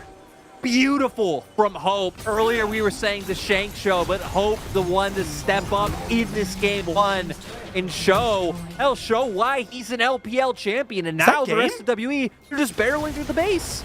This could be it. They got Baron for a couple more seconds. They're not going to have it for the the Nexus turrets, but they are pushing back, and they're going to have Shanks come in here with the Realm Warp. This could be game one off of one small mistake, one stopwatch for the Maokai. Could have been it. Tidal Wave comes across. Nexus turret number 2 does fall. They're going to see Tien try his very best to stay alive, but the Nexus is exposed. It's a 5v4 situation. Tien goes in, and he's dead. Rookie with huge amounts of damage, though, with Jackie Love, the carries of Top Esports, refuse to let this game go. Triple kill coming in here for Rookie. A TP for Wayward means that Hope has nowhere to go. He's just delaying as best he can, but it ends up being a delayed quadra for Rookie. I mean, TES keep it alive, but it feels like the damage has already been done. I feel for WE, how low is that Nexus right now? Getting so much done, but not enough. The respawn timers were there for TES. We're gonna go all the way back to how this started in the mid lane. Right there, the Roots locking them down, Hung able to follow forward, and then Hope is being positioned beautifully to be able to punish once the stasis does end. But it's Hope, the one being aggressive, walking down the other members, and knowing he's the backup of his team to be able to play this aggressively. And this was almost the end right now. They get the Realm Warp in, but I think Tien does exceptionally well just to make sure that all the damage that goes down onto him doesn't equal his death straight away. Oh, see here. I mean, able to go in, flashes out, and then WE here. It looks a little bit split on the call. You can see BB already hitting Nexus, but the others wanting to back up. Sure, they finally get this kill on Tien, but they're taking so much time that Rookie's able to follow through, finish off the rest of these kills. Even for Hope, nowhere left to go. And look, it was a great defense from Top Esports, but that's also a defense. You have a bare Nexus now, and you've got a Realm Warp Rise available. So Bew let me force the flash away here as Jackie Love was just peppering down his health bar there, but Top Esports are still very much behind, regardless of everything else in this game. They aren't looking at a soul point in the next 24 seconds, so that's something that they're going to kind of waiting another 5 minutes for, and their base is exposed. This is where the game gets very much about how you execute, what you're looking at, because one small mistake here for Top Esports now literally means the end of the first game. I do want to point out, though, Jackie Love, with the fact that he's picked up all the kills, is actually sitting a whole item above Hope on the opposite side, which is crazy to think with the start that Hope and Iwandi had. Between them down in that bottom lane, but now Ori and LDR picked up. Jackie Love's gonna be able to start shredding his Shanks. Are spotted on a ward. You don't know that, but we all know that. Yeah, we have God Vision and Shanks. It's wrong. Ooh, you need to run, buddy. You've been caught. They know you're here. Jackie Love goes forward, and Shanks is dead. He will use the Zhonya's. He's going to be able to try and trade that one back. Mark will take a fair bit of damage back on top of him, but it's only a trade of a dragon for a kill. So at the moment, it's just gold for Top Esports. I think they recognize that. Actually, maybe they're looking at this Baron, perhaps, but Top Esports, I feel like they could have went for that one right there. They didn't need to try and contest around this dragon. And it is just going to be them kind of getting mid lane priority. I'm surprised they didn't, because in my mind, it's like, okay, you realize it's getting a bit dicey. You're giving over Drake. You just got to pick. And You're Bubu gonna go can for just this threaten big the Hail base. Mary, and They then can't go for it. They can't because they have to go for the fight because otherwise Bubu could end the game. This is it. You cannot make a mistake now. Heng is going to be going down. He's dead. Tien, a little bit isolated, but he's looking for a 1v1 versus Iwandi. 1v2 against Bubu as well. Iwandi using his spider senses to try and web sling himself away, but there's 3 isolated kills kind of coming in there for the side of Top Esports. And they get a passive turret as well. I believe that's on top side, so weird setup here for TWE. They know what they can do, but they're trying to, I think they're just trying to think too much about it. But oh, Jackie Love, he was looking at the shop. Oh, he gets his cleanse and he has his flash had to use as well. Shanks was TPing in, but now you're 3v5. WE, you may have gone too far for this. Tien trying to go into this. Wayward knows he can maybe look for something. Jumps on the Shanks, trying to get the CC down with the Realm Warp. Not going to help out Hope, and he's gone down. Bubu seeing if he can go all out onto Jackie Love. Shanks is dead. It's going to effectively be an ace. WE, what's happening?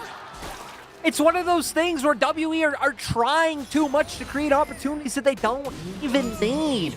Hope thinking he finds Jackie Love there. I get it. He's recalling. You think you have the damage. But now committing yourselves, bringing in other members like Shanks.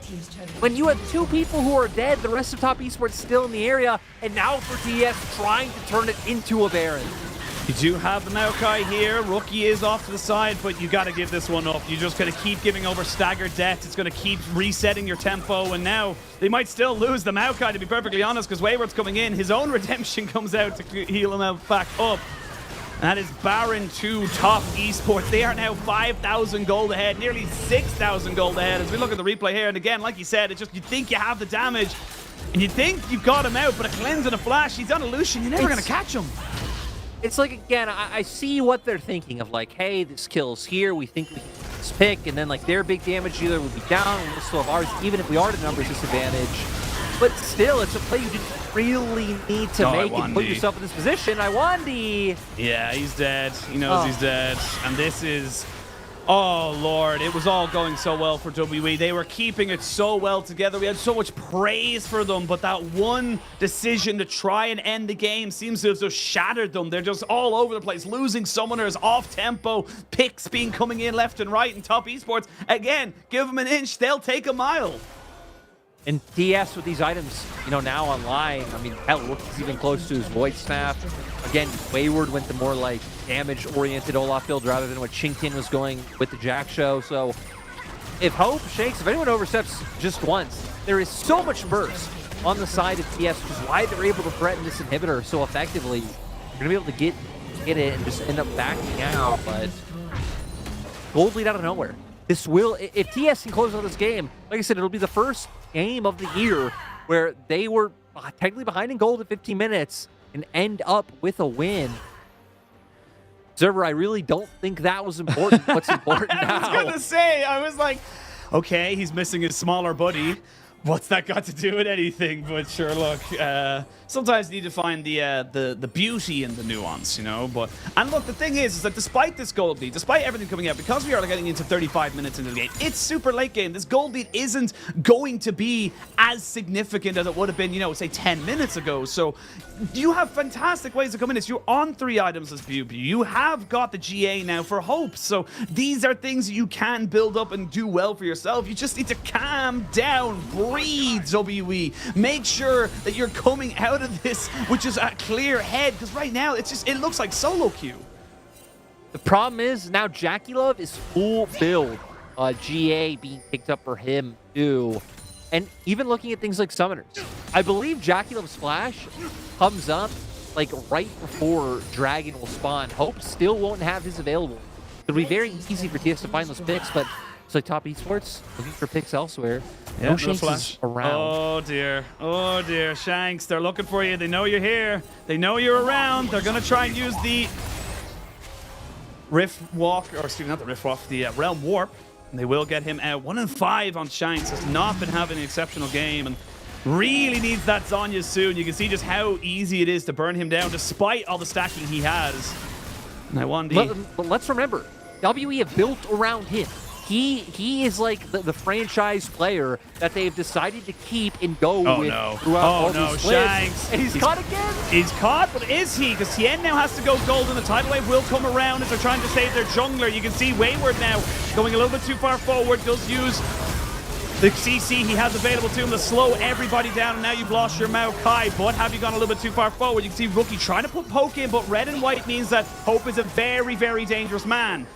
Every health bar getting peppered down just a little bit. Rookie needs to be a bit careful, but having that extra Ocean Drake will help out with the regeneration. Just that little bit. Here we go. Flash in. They're going to try and commit everything onto Hope. Tien, though, goes a little bit too far forward, and now he's dead. GA pop. Rookie walks away. Shanks goes golden to try and keep him alive. Iwandi flashes away. Jackie Love does get caught out and brought into his GA. You've lost Hope, though, and you've lost Shanks. You've lost your damage. I think Top Esports, they're going to be able to do it.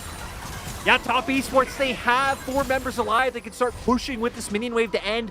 Rookie is TP, so he can TP back in, try to keep a minion alive longer. It doesn't matter if Yubu and Iwandi are still here. Oh, this is heartbreak for WE. They had everything going for them. The Nexus was exposed, but they just couldn't finish it off. And Top Esports will take a 1-0 advantage into this series.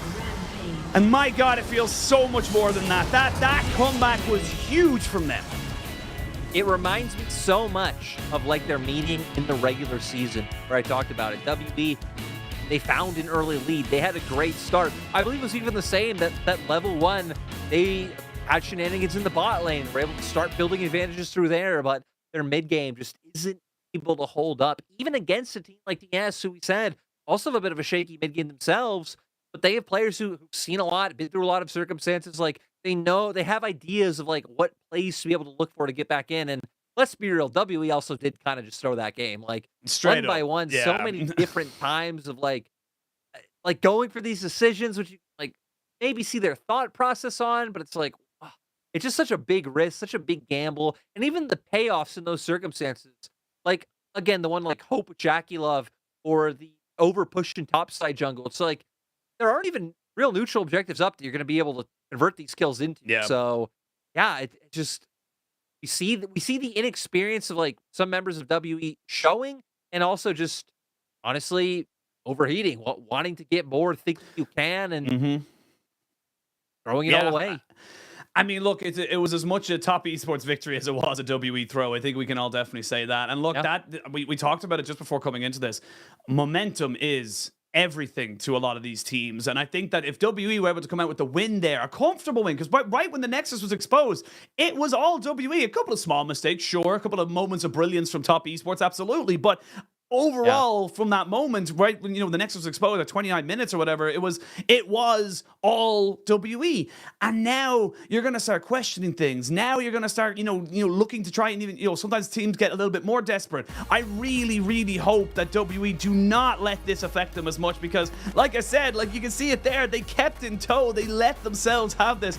And despite Jackie Love being put down, he still did 43,000 damage. I do got to say, the most impressive part is the fact that TS never really fell that far behind in gold, right? Yes. You can see, in their greatest lead for W was only 3,500. So Top Esports, despite losing a Baron, hell, that first Baron power play coming out from WE, I believe, was a net negative in gold because of how well Top Esports were able to start playing around, finding some of these picks. So again, great resilience by them. Allows them to come in again. They are the favorite in this. They are the 7th seed, and just the names on the roster. But if anything, this game still shows you WE have players that need to be respected. We didn't see much out of Shanks this time for all the hype and buildup we were trying to give him. But Hope really was someone who showed why, I mean, hell, he's the most recent LPL champion. So he's going to step up and kind of do what he did again. Just, without what happened in the last, 5-10 minutes of the game. Yeah. With that. Yeah, I mean, it does feel like, WE, they had a good moment or two. They knew what they wanted to try and go for it, but it just, the inexperience, the panic, it really did feel like panic. It felt like, oh God, we have to go now, otherwise we're going to lose the game. And unfortunately, that decision led them to losing the game. But we'll see if they can bounce back or if Top Esports have found themselves some mojo. We're going to send it to a quick break, and when we return, we'll have picks and bans. And now we arrive at playoffs. that elusive time of the year where all of your practice is put to the final test. The moment where that single prevailing question is answered. Can you show up when it matters? It doesn't matter if you're a rookie or a veteran or, well, rookie. This is your shot at the trophy. This is what it's all been about. Keep your eyes on the prize as the world keeps their eyes on you. The LPL are kings again. Your heart of glass, empty and hollow. Shine out, just infinite advantage in the top side. Has his ultimate, if he could find the stun, this could be a kill from the Shine. Flashes in. Yes, Knight jumps in on the doggo who's forced to cleanse to get himself away. But they've already killed off Baolan. They're going to kill off a hell of a lot more. 3 kills, maybe 4, maybe make it a clean 5-0. JDG are having fun this game. Look back into the game. But Tarzan, Oh he's gone! God, LPC gets sniffed out of existence, and so does LGD. LNG just methodically eviscerate LGD. No man's land escape right now. I don't think he can get out of this one. Yukao should come around the corner and pop his bubble. As Beituan chases him down. This is another big shutdown going over. Unless Leave can do something about it. Oh my God! ADG's Leave is on another level. It's you, your brothers in arms, and a shot at the title. You either go all out or you go home. So let's see what you're made of. Wanna wake up in my bedroom with you right next to me, holding my hand. Something I could get used to, 'cause you're by my side. When city lights blur the evening, hollow skies grab my feelings, and shooting stars have no meaning. I know, I wanna be where you are forever and ever. I wanna be where you are forever and ever. I wanna be where you are.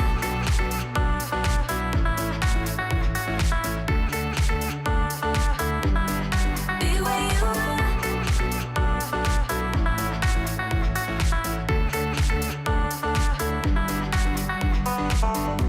There's nothing like this feeling. Could look at you for hours, don't mind me. Didn't know how much I needed to have you by my side. When city lights blur the evening, hollow skies grab my feelings, and shooting stars have no meaning. I know, I wanna be where you are forever and ever. I wanna be where you are forever and ever. I wanna be where you are.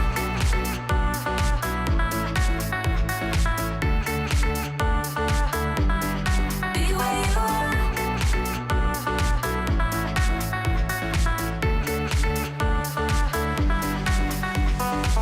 When city lights blur the evening, hollow skies grab my feelings, and shooting stars have no meaning.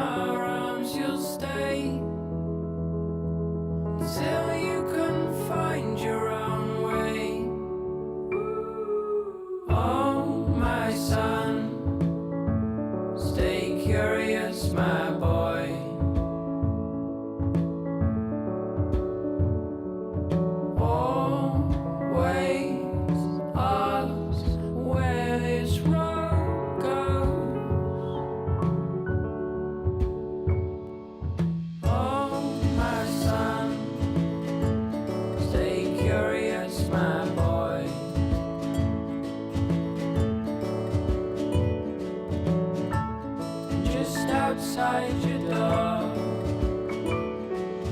You'll find love where you don't know.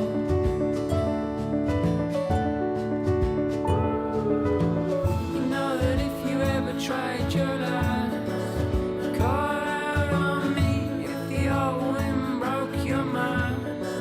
Set out to sea if you've fallen down. You know that I'm here, so you come on home to me.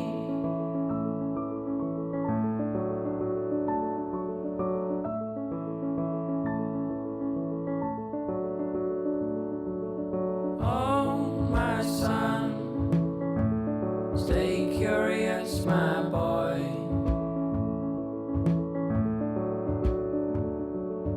Always ask where this road goes. Oh, my son, stay curious, my boy.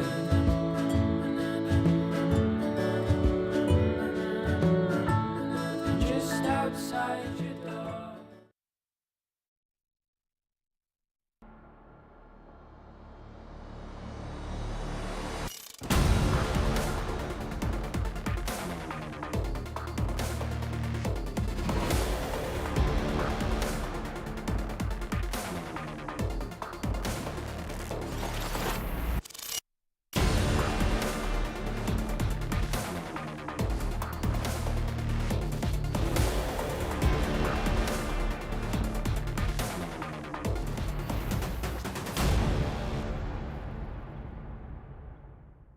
我个人觉得我自己在常规赛的表现也不是特别满意嘛，因为就是也有打好的几局，也有打不好的几局。但是我觉得，如果作为一个中单来说，每一把都比较稳定，然后每一把都很平均才对。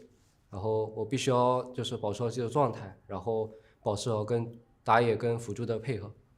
我个人在季后赛的目标就是，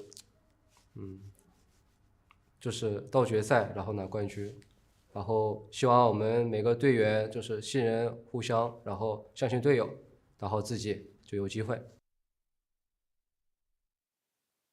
And the goals are to win the championship. That's honestly the expectations that you have when you are someone of rookie's caliber. Looking back, one and all. Go on. I do love how like humble he was in the sense like he's like, my goal is to. I say it. Is it to win? You know, like pause. Am I allowed to say that? Like, is that okay? Like, well, it was off of the back of some fantastic carry performance, stable performances, if you will, from rookie in that mid lane that brought back that Nexus defense. But it was Mark. All of his tidal waves, all of his aqua prisons coming in here that gets the player of the game. Cannot stress enough how important it was that he was able to keep all his carries alive. And it's the thing that Mark kind of in this, star-studded lineup, he is a little bit of a silent carry, but he did his job. It's great to see, right? First MVP coming on through of the year. And he's been one of the members, I think when you look at TES who... Right, I mean, Rookie has the name brand in the performance. Jackie Love has the name brand. But yeah, you have all these world champions. So it's very easy to look at. I think top and support is like, hey, that's why you would consider super team on paper. But Mark, as someone who's just been a solid performer, hell, even going back to his years on TMO, right? Like back in the days with Gala, Sino Dragons, able to show up in this game. I think definitely the best performer on the Rift from the side of TS with how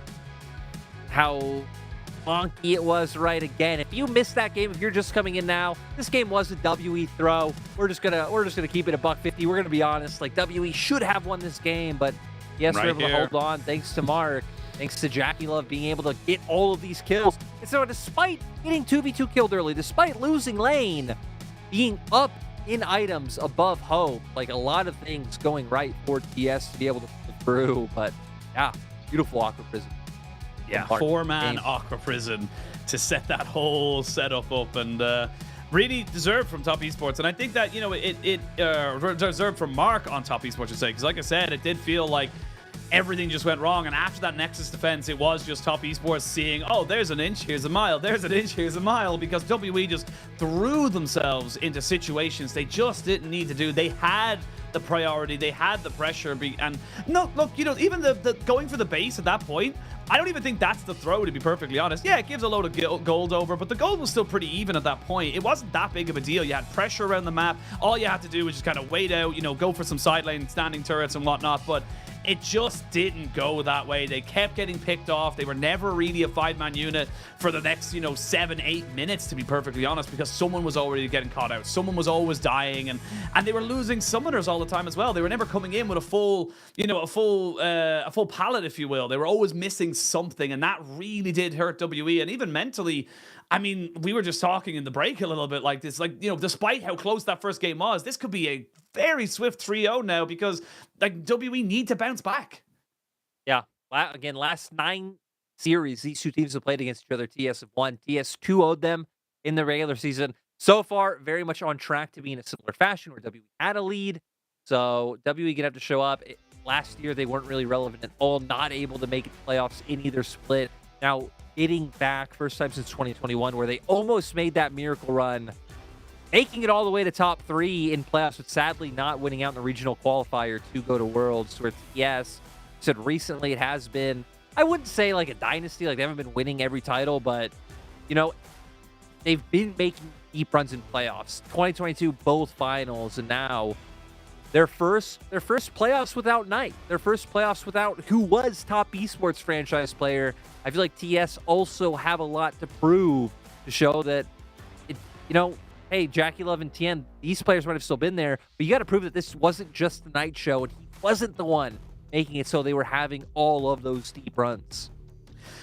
Yeah, and this is the thing now, is that for top esports, their expectation is to make it to finals. So their expectation is to get all the way through this. But now, you know, you're kind of coming into today. If you can get the 3-0, great. Now you got to think about OMG. Great. You get that. Then you got to think about LNG. Great. Get that. Then you got to think about EDG. That bottom side of the bracket is actually very, very scary for a team like Top Esports. And not that there's ever any easy games in the LPL, but it is definitely going to see, you know, are they, you know, is this team going to work out? Is this team going to be able to kind of step forward against a better team than WE? Because again, like you mentioned earlier, this is the 10th place team who had to fight tooth and nail just to get here, and the fact that they're here is a massive W for this organization. It's a huge step up from last year comparatively, and a lot of people are still expecting Top Esports to win, but I think it's how you win is the big question that we're coming into this one here. And for WE, they had an opportunity there to really kind of put it in. So even despite the first game win, there's still a lot of question marks over Top Esports. Yeah, a lot of question marks for them, especially going up against, you saw, you know, that fans line for it, going up against Hope. Hope was able to come out ahead of TES in laning phase in that first game. Hope is the most accomplished member on this side.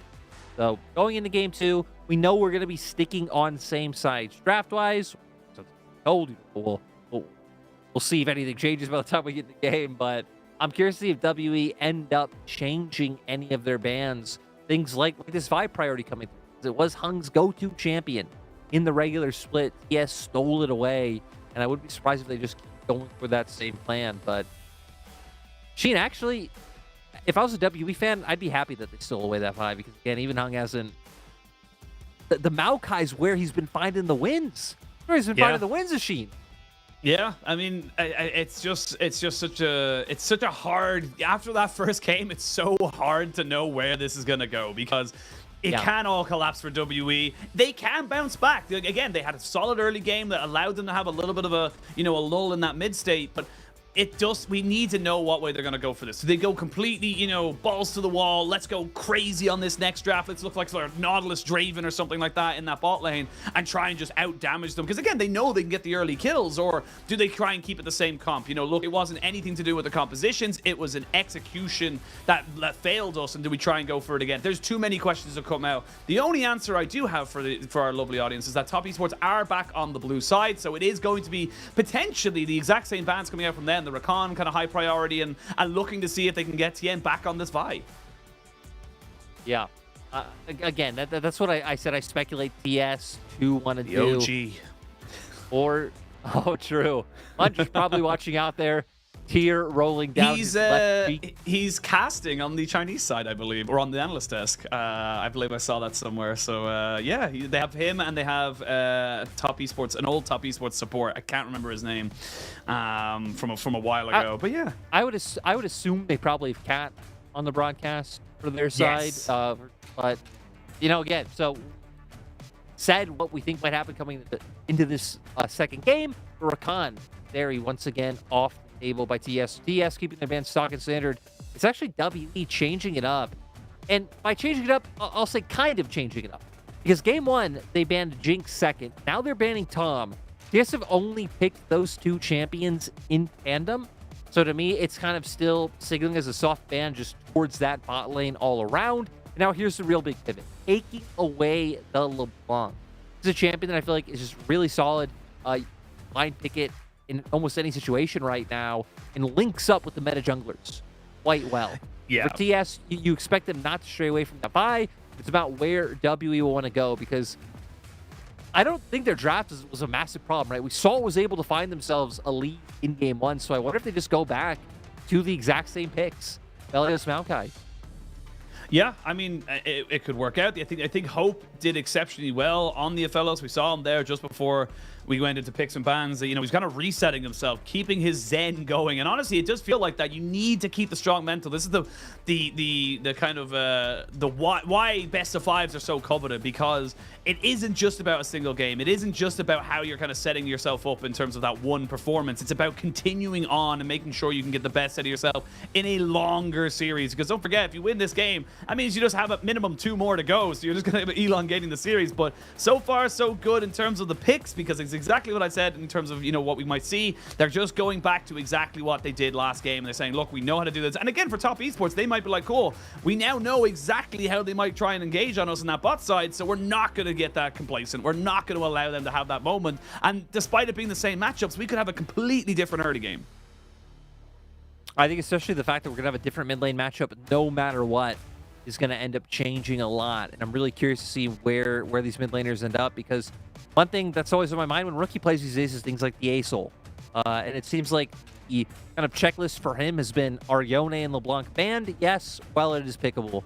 And the WE banned the LeBlanc, they banned the Yone, so that's something I'll keep my eye on for. Yes, looking at WE and where they want to go, I mean, you probably, once again, just want to get your hands on something safe in that top lane.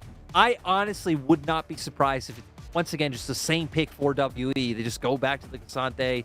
BB was able to do fine in the 1v1, and that's really all you're hoping for WE out of BB is, are you not dying? Cool, we're happy. And then the ball will be in Top Esports court with their 4-5. Yeah, I think I wouldn't be surprised to see the Cassante come back in here again. I don't think it did badly at all. I do not want to see the Rumble. Never hover that again on the side of PewView. It was not something that worked exceptionally well, but we'll see what the kind of, you know, answer is going to be here for Top Esports. We are going to see a blind thing, because again, like I said in the last draft, I do like when they give Shanks the kind of priority to pick whatever the hell he wants. And there was some great plays. They got that early Baron take because of the rise. They were able to kind of work that around. But with the Renekton now coming in here for BewBew, you are going in a little bit blind. A lot of things are available here for Wayward, and he could just kind of go for that big matchup on the top side and say, look, I can take the Cassante and still go for it. Hell, even go for the Sion, just be a complete mitigator of that top side. Now, we'll give them more of a front line and actually be able to try and play that through 5v5s. I guess they did that in game one, but it felt a lot more like WE's just lack of direction, which allowed for TS to be able to win out in team fights. They ended up picking up the RA, so going towards something that better pairs up with the Vi and also matches the aggressiveness you're able to go with in the early game.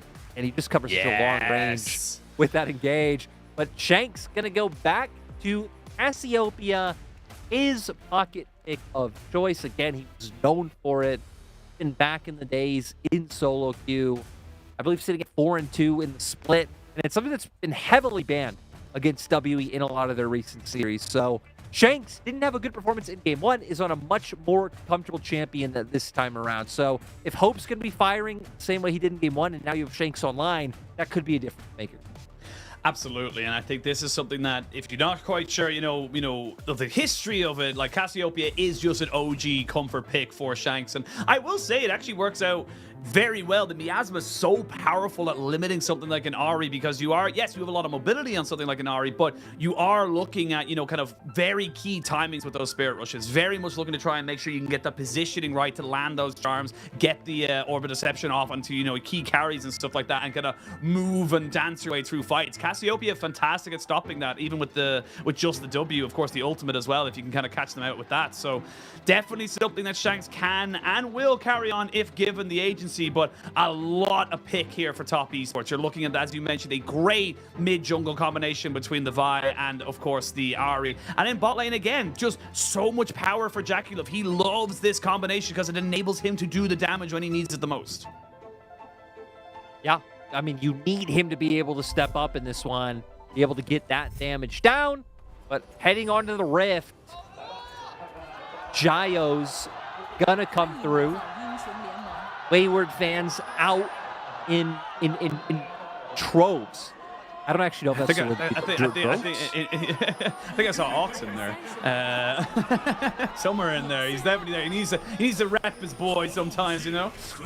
So he's very happy to see Wayward back on the Rift. That's something we didn't really mention, right? We didn't really talk much about, because top lane not a big focus in game one. Top lane not really a big focus in the series. Again, WE usually just leave it on an island. And Wayward has only played one series coming into this playoffs. He played the very last one up against FPX. It was a win. Had a pretty solid performance, especially on his Gnar.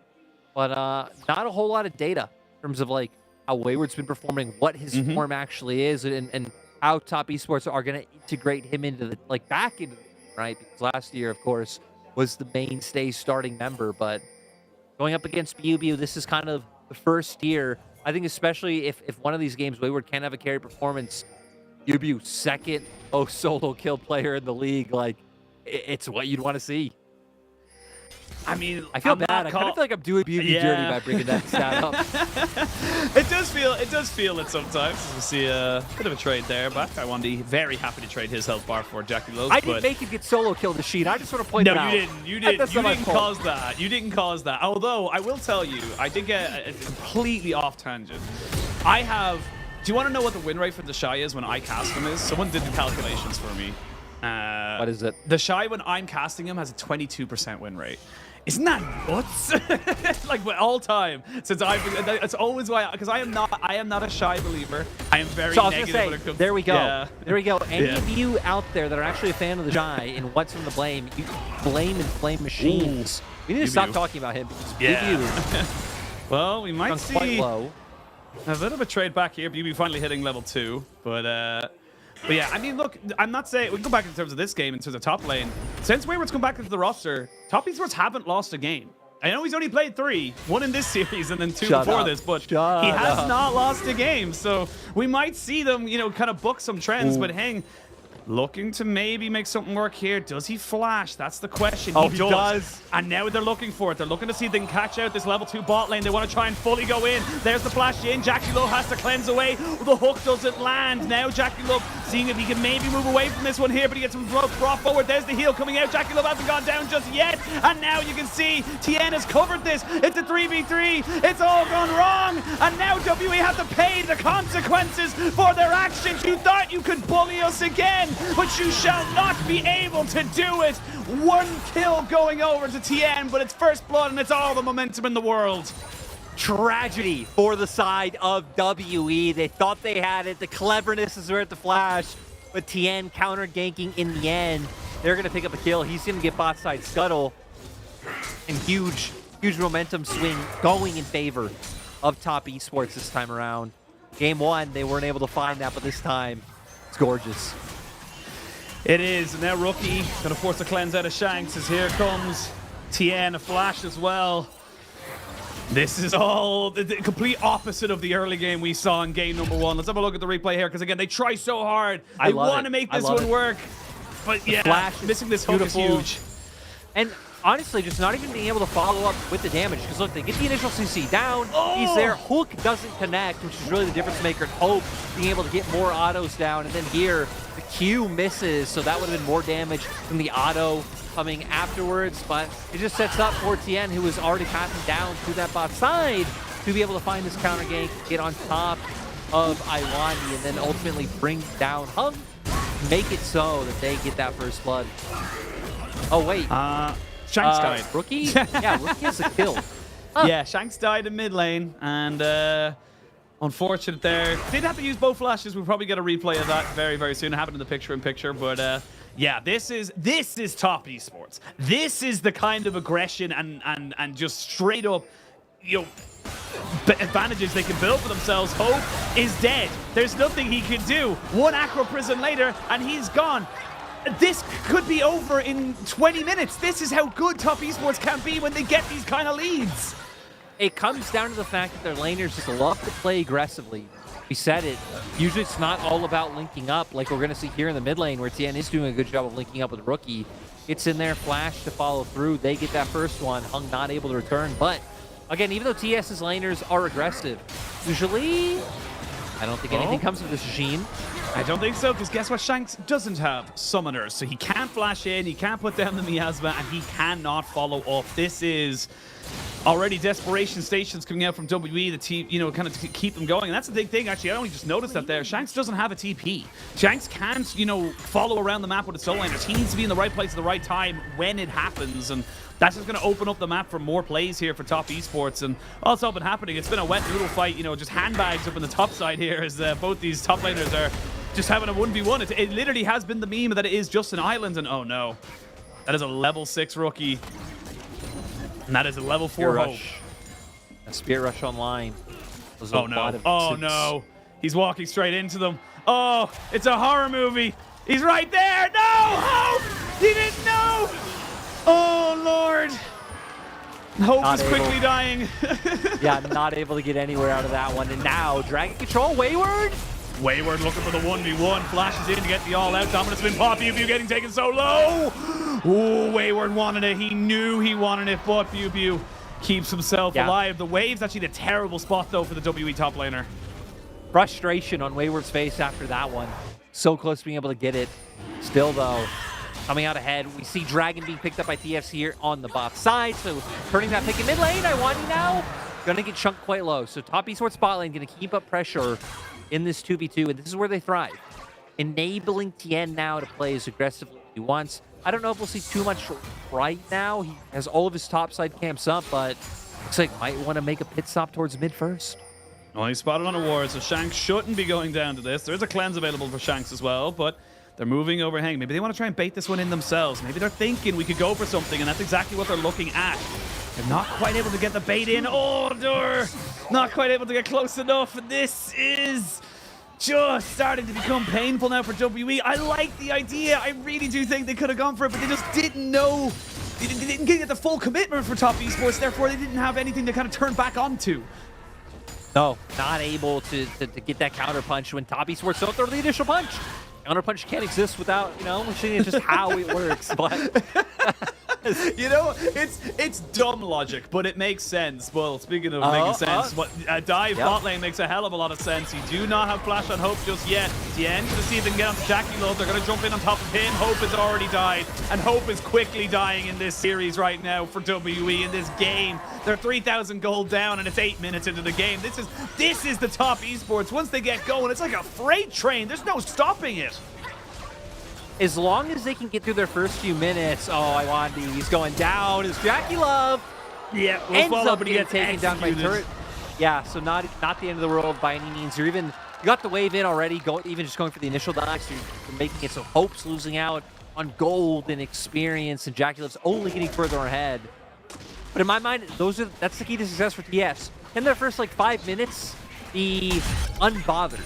Because if so, that is where they're really just able to run away with games, the killer instinct that they have. We're gonna get a replay of the dive here, but I really don't think this is anything, you know, too noteworthy. They've already started to build up the lead.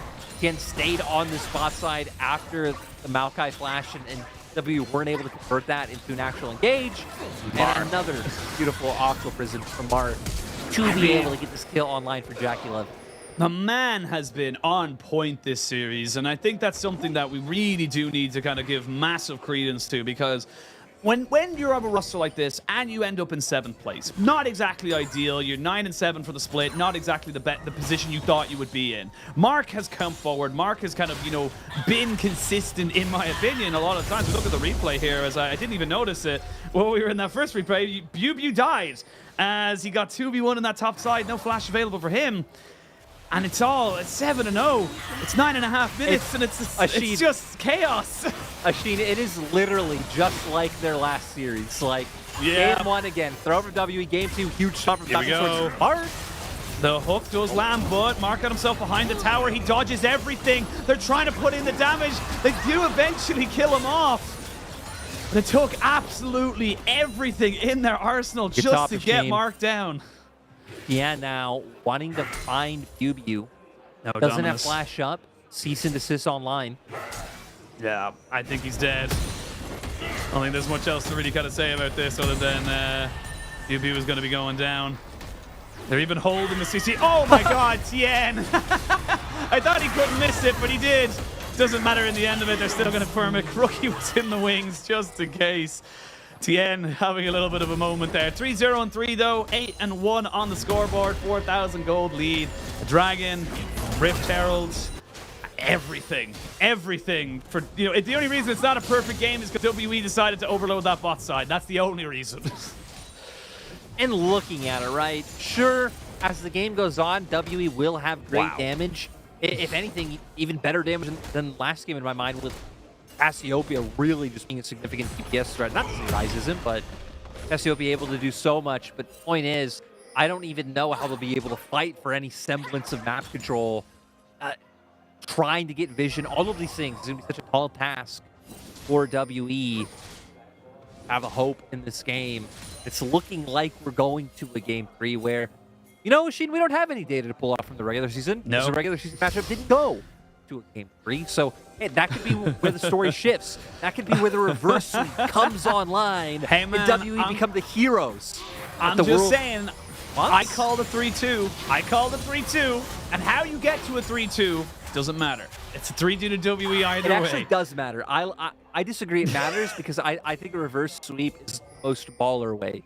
Like 3-0ing, true. that's all right, I guess. But winning 3-2 in reverse sweep, that is absolute gangster, and we want to see it. I don't know if I want to see it because I did predict top esports in 3 other series, but it'd be a cool story. It would be a cool story. I will say, you know, we're obviously looking towards further in the bracket, but like I think that an OMG versus top esports kind of, you know, S5 would be pretty cool. It'd be a pretty awesome kind of setup as we see the all-out coming out here. Beauty now forced to go into Dominus. Does have his Q. She'll be just fine there. And this is the thing. You're now going against the Sunfire Cape. Hung is here, so on a ward, Wayward walks away. Nothing really too crazy to kind of talk about that. You can see Shanks was trying to move his way up, but not got the same kind of mobility. Popping those emotes just to make sure that they know that he knows. They know. Everyone knows. And it's a Everfrost first build. Yeah, and Everfrost picked up for a rookie. So he's going to have that pick potential, and he's ahead already. So second Dragon going up top esports. There's no real way that WE can fight this. Yeah, and that's why, I mean, Everfrost online. I mean, we said it coming out of the draft, but top esports really going for your stock and standard pick composition. Ari and Vi can gauge on you from, I'll say, 2 screens away. Now with the Everfrost, it's able to lock you down even further. Rookie able to cryo into lane. Even if he never full-on commits to going down to bot, just hovering towards bot side river, playing in Fog of War, making it so Jackulov and Mark can more comfortably play forward, and making it harder for Hope and Iwandi to even sit under turret. Yeah, well, Charm lands, and Iwandi loses a chunk of his HP. 3 levels down onto Rookie. There's Shelly going down. Flash forward onto Hope. He does pop down his ultimate to get some healing. Good flash from Hope. But he does end up falling down. The heal comes out as well. The tower should be dying. There's no way it survives. Neither does Iwandi. It's a pretty clean executed dive as Top Esports bring us back to 2019 meta where it was all about the 4-man dives all the time. They're just dominating in this game. It is a 8,000 gold lead. It's just getting bigger and better. And late game, WE have it. They ain't getting to the late game in this one, I don't think. Oh, and We see just a rinse and repeat play of what we saw earlier on. The one difference being that this time Rookie's here. Tien luckily not going down to that ramping damage. And they just buy enough time for Rookie to get here with the Spirit Rush and finish that one off. You said it. Late game, looking... Get that out of your mind, right? We need to figure out how to get the 7K gold deficit down to like a 6.3K gold deficit. One step at a time is you. I hope you don't get solo killed by the enemy jungler, because that would be the real signal of, yeah. I mean, it's a rough one for W. It's a rough one. So now again, we kind of talked. When thinking about comeback mechanisms, when you're this far behind, it's almost impossible. You're relying on top esports to make a mistake after a mistake after a mistake, or you to be able to find something, give up places of the map. So if that would be like you giving up top, or your bot lane giving up bot, going to the opposite side, overloading lanes, those are the types of plays you need to look for. And then hope, on top of that, that top esports flip a Baron, you get a smite steal, no one dies. Like, yeah, they need it all. There is 40 CS between the Lucian and the Aphelios. 40.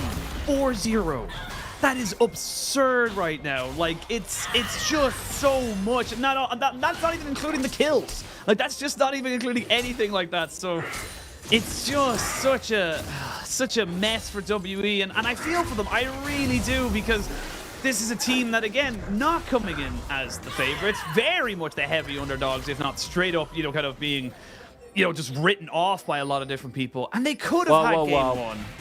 I will say, I don't... Oh, wait. Jack? Nah, Hope's dead. Hope is dead, and Iwandi is too. I don't know why you flashed there. There's no real escape, as we can see that Shanks doesn't even land his ultimate. Might see a trade back kill. They try to get onto Tien, and they will get a kill back onto him. So big shutdown going on to the Renekton, but the Spirit Rush from Rookie to kind of put him in position. The Charm comes out on the view. As you can see, Wayward wants to go all out, but a good flash from the Renekton means that he doesn't get caught out. It's a 2-for-1 trade at the moment. Shanks is putting in work right now, but he flashes behind Shanks. Wayward gets caught out by the all-out, and Wayward throwing to all Cassante mains in the world. This is why you take Flash over Ghost. Just looking incredibly good in this skirmish. For TES, like you said, since Wayward's come in, they've just been winning. Not a huge sample size, but still, Wayward at least giving the team some comfort on the Rift, only extending that gold lead. 10,000, not even 20 minutes. We're going to get a replay of what exactly went. We're going to get the Clank replays. Hope. You're not allowed to farm when the wave is in a neutral position, my dude. Is Tien? He can kill you from there. Oh, also you want to try and kill minions in your turret? Can't do that either. Oh, WE, you want to run and find a kill onto one member of TS? I'm sorry, but actually top esports are 10K gold ahead, and Wayward is now going to run you down and absolutely style on you. I like the idea of everything. It's like, oh, you want to do this? Bang! Disallowed. You want to try to do that? No! Illegal. It's just like, it's like just one of those moments of just like everything you want to go for is just not allowed in any sense of the word. But it's 9,000 gold lead going up to 10,000 if they get this turret. As you can see, Hope trying desperately to do something to keep himself in this game. Try to get some kind of gold because he's down 50 CS. He's down 5 kills against his opposite number. Down a full item and a half as well. Item and 2/3 to be perfectly honest. And it's going to be a Dragon Soul point here for top esports. Cloud Soul for them. You see Shanks maybe looking for something here onto Wayward. He's got to do something. He's got to find something to try and go for. But Wayward's already too tanky. He's never going to be able to burst him out. Look, Sheen, I feel like we're at a point where one of us have to give WE a motivational speech. Right now, all of WE are going to die in the mid lane, but we need to give them a motivational speech. Oh, no. The motivational speach is not going to help you. You are going to die. It's going to be 3 individual kills as top esports individually going in, and then Hang is just like, sick wolves. I get so far because I'm already so far behind, but yeah, I don't like calling it before it's done. But Lyric, this is done. This is over. You're thinking Look, in the next look. game now for WE. Right Because now- Shirley is still alive.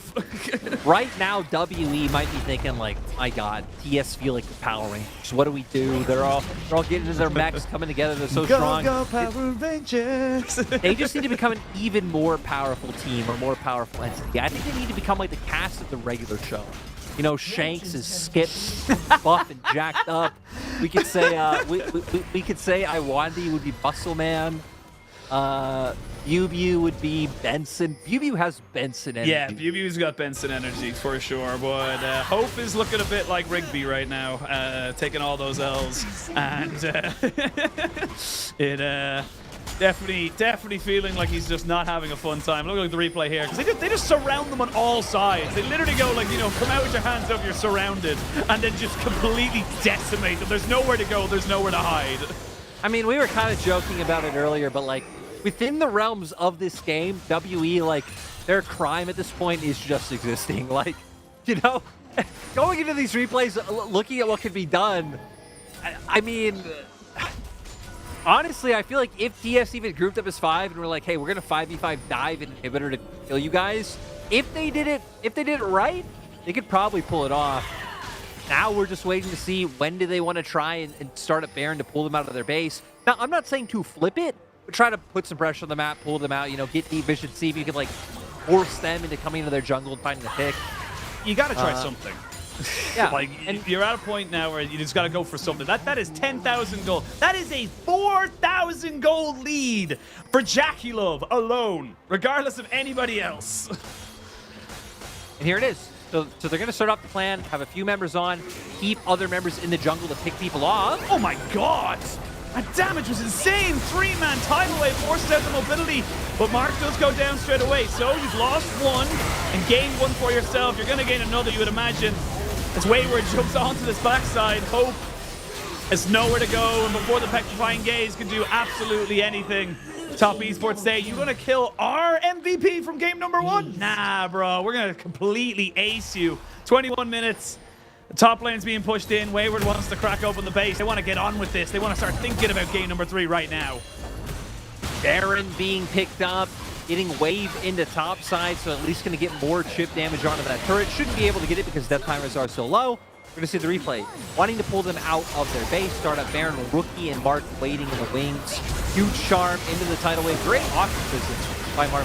I mean, this Nami is really paying dividends for Mark. And then with all of them locked down for so long, it just buys time for Wayward Tien to be able to jump in. And then with Rookie, finish off these kills. So now with Baron, here we go. This is the accelerator. This is, you know, the hyperbolic time chamber in Dragon Ball. You go in. Yeah. It's like, I'm going to accelerate even more. Your velocity's going to hit breaking the sound barrier at this point for Top Esports' Bubu. He's going to be able to try and walk himself away. Should be able to keep himself alive, but yeah, they don't care about Dragon because it's not for a minute. And they say, well, we're just going to end the game. Bubu flashes, and Bubu will die. He doesn't even get to pop his dominance. That has an animation. I want them to dive Nexus right now. Like, not even finish this inhibitor. Kill them all first, and then finish the inhibitor. You know what? This is villain era Lyric right now. It's just, you know, you can say that I felt bad. I'm like, actually, no. Yeah. The more you thought about it, the more you realize, like, well, that was really mean. Speaking of being really mean, we are going to see Shanks getting taken underneath his turret. They are going to try and burn down Rookie to get a bit of damage down. Triple kill coming in for Jackie Love. Quadra, actually, for Jackie. That is going to be the game. 26-5, 23 minutes. Maybe Jackie wants to get himself a penta just to end this one all off, but it is going to be game number 2 going over to Top Esports. WE had absolutely nothing they could possibly do. And that is going to be the Nexus going down. 2-0, and WE, they need to throw everything in the kitchen sink at them in the next game because their spring season is on the line. They are now 0-2 down. Honestly, the biggest hurdle for them, I really believe, is going to be mental. Yeah. Again, game one showed it was close. Their series of the regular showed that there can be close games against yes. But yeah, being 0-2 down is incredibly hard to overcome in this game. I mean, they tried to rely on kind of what went right for them game 1. set up for an early play on bot. This time, bring your jungle in, hung with the flash over the wall, so adding a bit of cheekiness there to try to punish top esports bot lane. You're not able to connect, some skill shots miss. Yen's pathing, he's on this side of the map now too, so he's able to counter gank. And then really everything just spiraled out of control from the early control they were able to get out from bot lane. And I feel like that's just something about facing WE overall. Is you don't have to concern yourself top side. Even if BB wins lane or if BB solo kills Wayward, it doesn't matter because you know WE are going to invest resources into Hope and Iwandi. So I think it's good by TS. Just have Tien down there early on and making sure that that plan isn't able to get off the ground. Yeah, I think it just, you know, you could see that the game plan was the same coming out from WE. They tried to get bot lane going for them. And the funny thing is that we saw a flash from Hang just try and get, you know, over that wall. It was creative. I like the idea of it. But again, it came down to execution. They wanted to try and layer the CC properly. They didn't want to use the twisted advance too early because they were like, look, he's got a dash, he's got a flash. We got to make sure that those are gone first. So then we can maybe kind of fully commit to him. But missing that hook, then Tien kind of roams down, and then that just opens up the entire game. Literally, that one play just completely messes it up. And it comes from what we talked about earlier as well about, you know, the jungle. When I quoted Bo when he was saying that, like, you know, jungle is so heavily reliant on getting ganks off, and when you don't, the game can just run away from you. And that's exactly what happened. Tien got his gank off, you know, Hang did not, and it just fell apart from there. And again, it's one of the areas where TS do look good when they have like leads and lane prowess to play with it. That's when they look like they understand how to push a game forward. So able to set up for that this time. Damage spread very even across the board. Mark once again also having like a really great game on the Nami, and it shows again the drafts were different, especially with, you know, again the luck taken away, now going towards like Cassiopeia, things like Renekton coming on through, Dante on that for the red side from WE. But overall we saw the first half of draft stay the same. WE felt confident with what they had, which I agree with looking at game one, but this time around, it just showed. It just showed that I don't feel like these games are coming down to draft whatsoever, right? Game one didn't come down to draft. This game didn't feel like it came down to draft. Really just a difference in the server that is being shown. But I feel like for WE now, going into game three, the thing you need to problem solve is limiting the impact that Tien is able to find. So I don't know if they'll would just bans and maybe take away the Vi themselves, or if now we're going to get a swamp of sides so they can get hands on it, or what. But trying to find something where they now have agency over Tien, they can hopefully get the bot lane snowball rolling. And honestly, just hitting that's right, because had that hook land, it would have been a completely different game. So even just the small details for WE. Yeah, I think that's the big thing that we're kind of looking at. And for Team WE, like you said, the biggest hurdle is going to be mental. You're now 0-2 down. You do not have any more lives. Lose your Nexus one more time, and you are out of the spring playoffs. But we'll have to wait and see. We're going to send you a quick break. When we return, we'll have picks and bans for game number 3.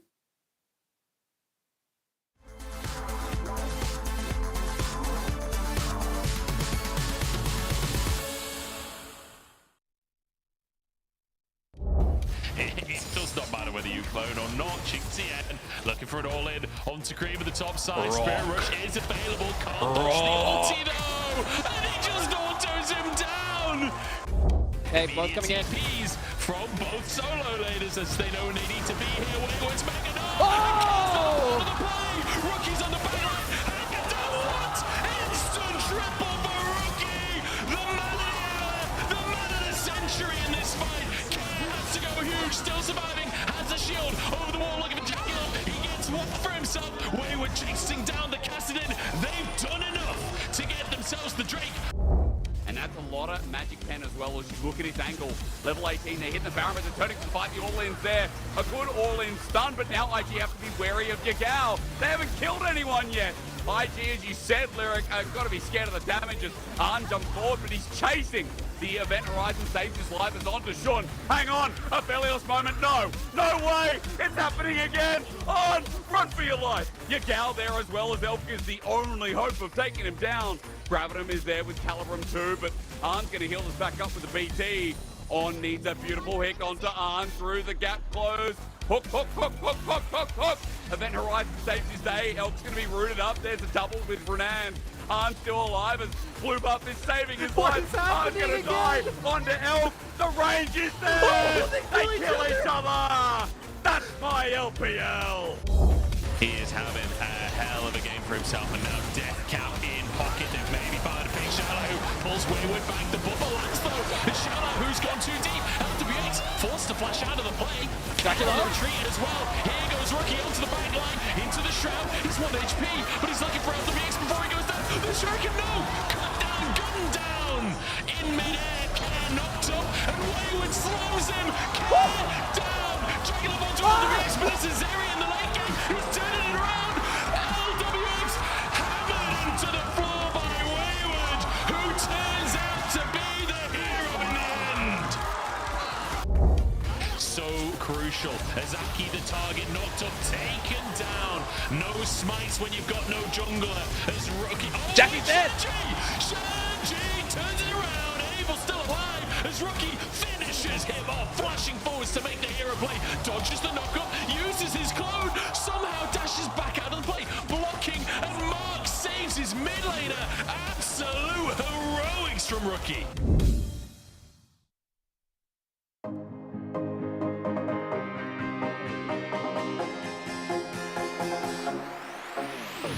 Right now, I got this beat in my head.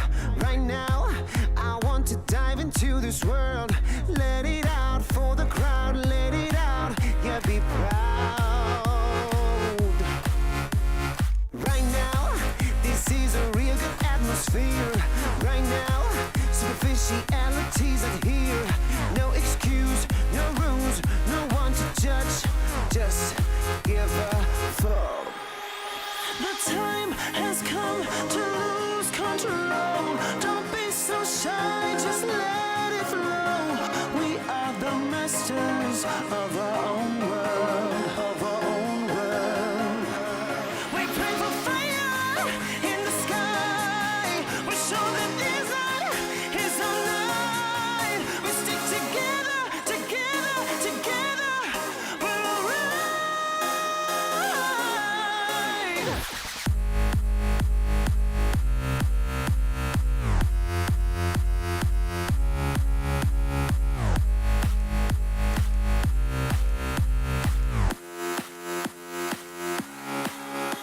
The time has come to lose control.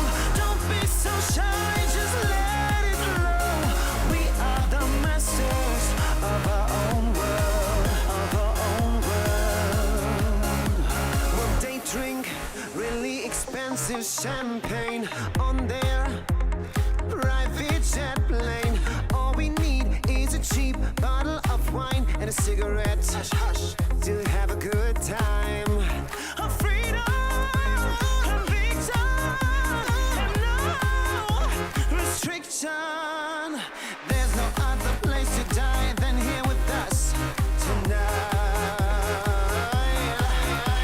The time has come to lose control. Don't be so shy, just let it flow. We are the masters of our own world.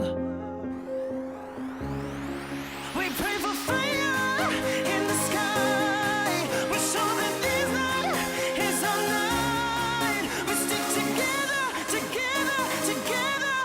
We're alright.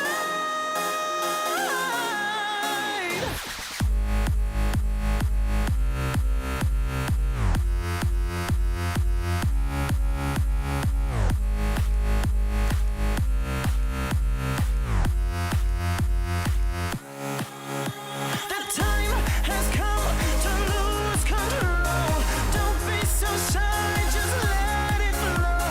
We are the masters of our own world, of our own world.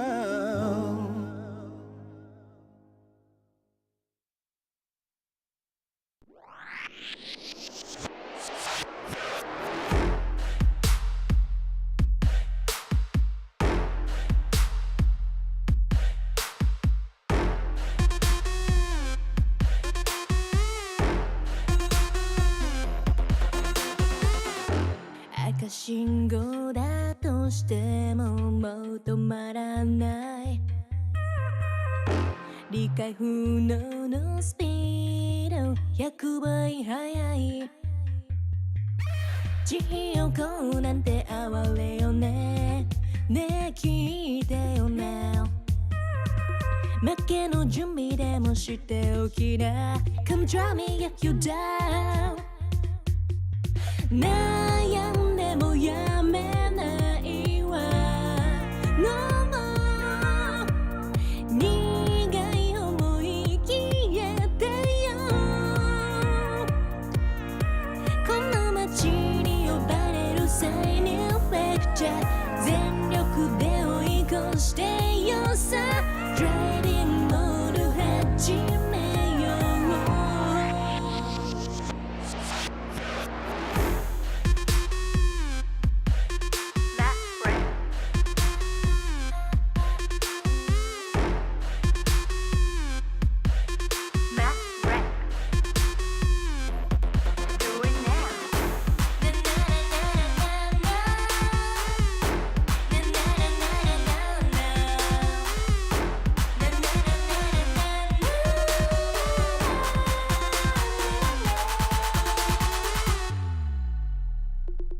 うもう安全な近道なんてのの完全にアウトだからあんたの後悔楽しみだわすげた気づいてよマジでベイビー一番でノックアウトするわ You better be listening 地獄なんて哀れよねねえ聞いてよね負けの準備でもしておきな Come try me yet when you were down 悩んでもやめないわ No more 苦い思い消えてよ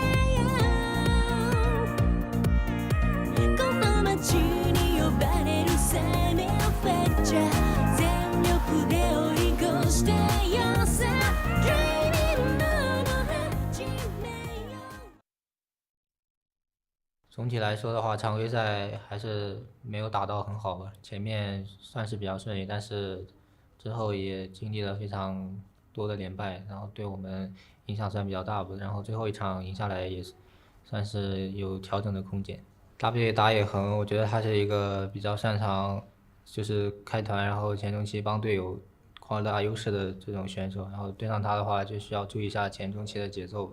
季后赛的目标的话，我觉得如果我们目标不是冠军的话，那就没太大意义了。然后这个常规赛总体来说大家都非常辛苦吧，就是后面的连败大家都有在努力调整，好在就是现在我们也是可以进入季后赛了。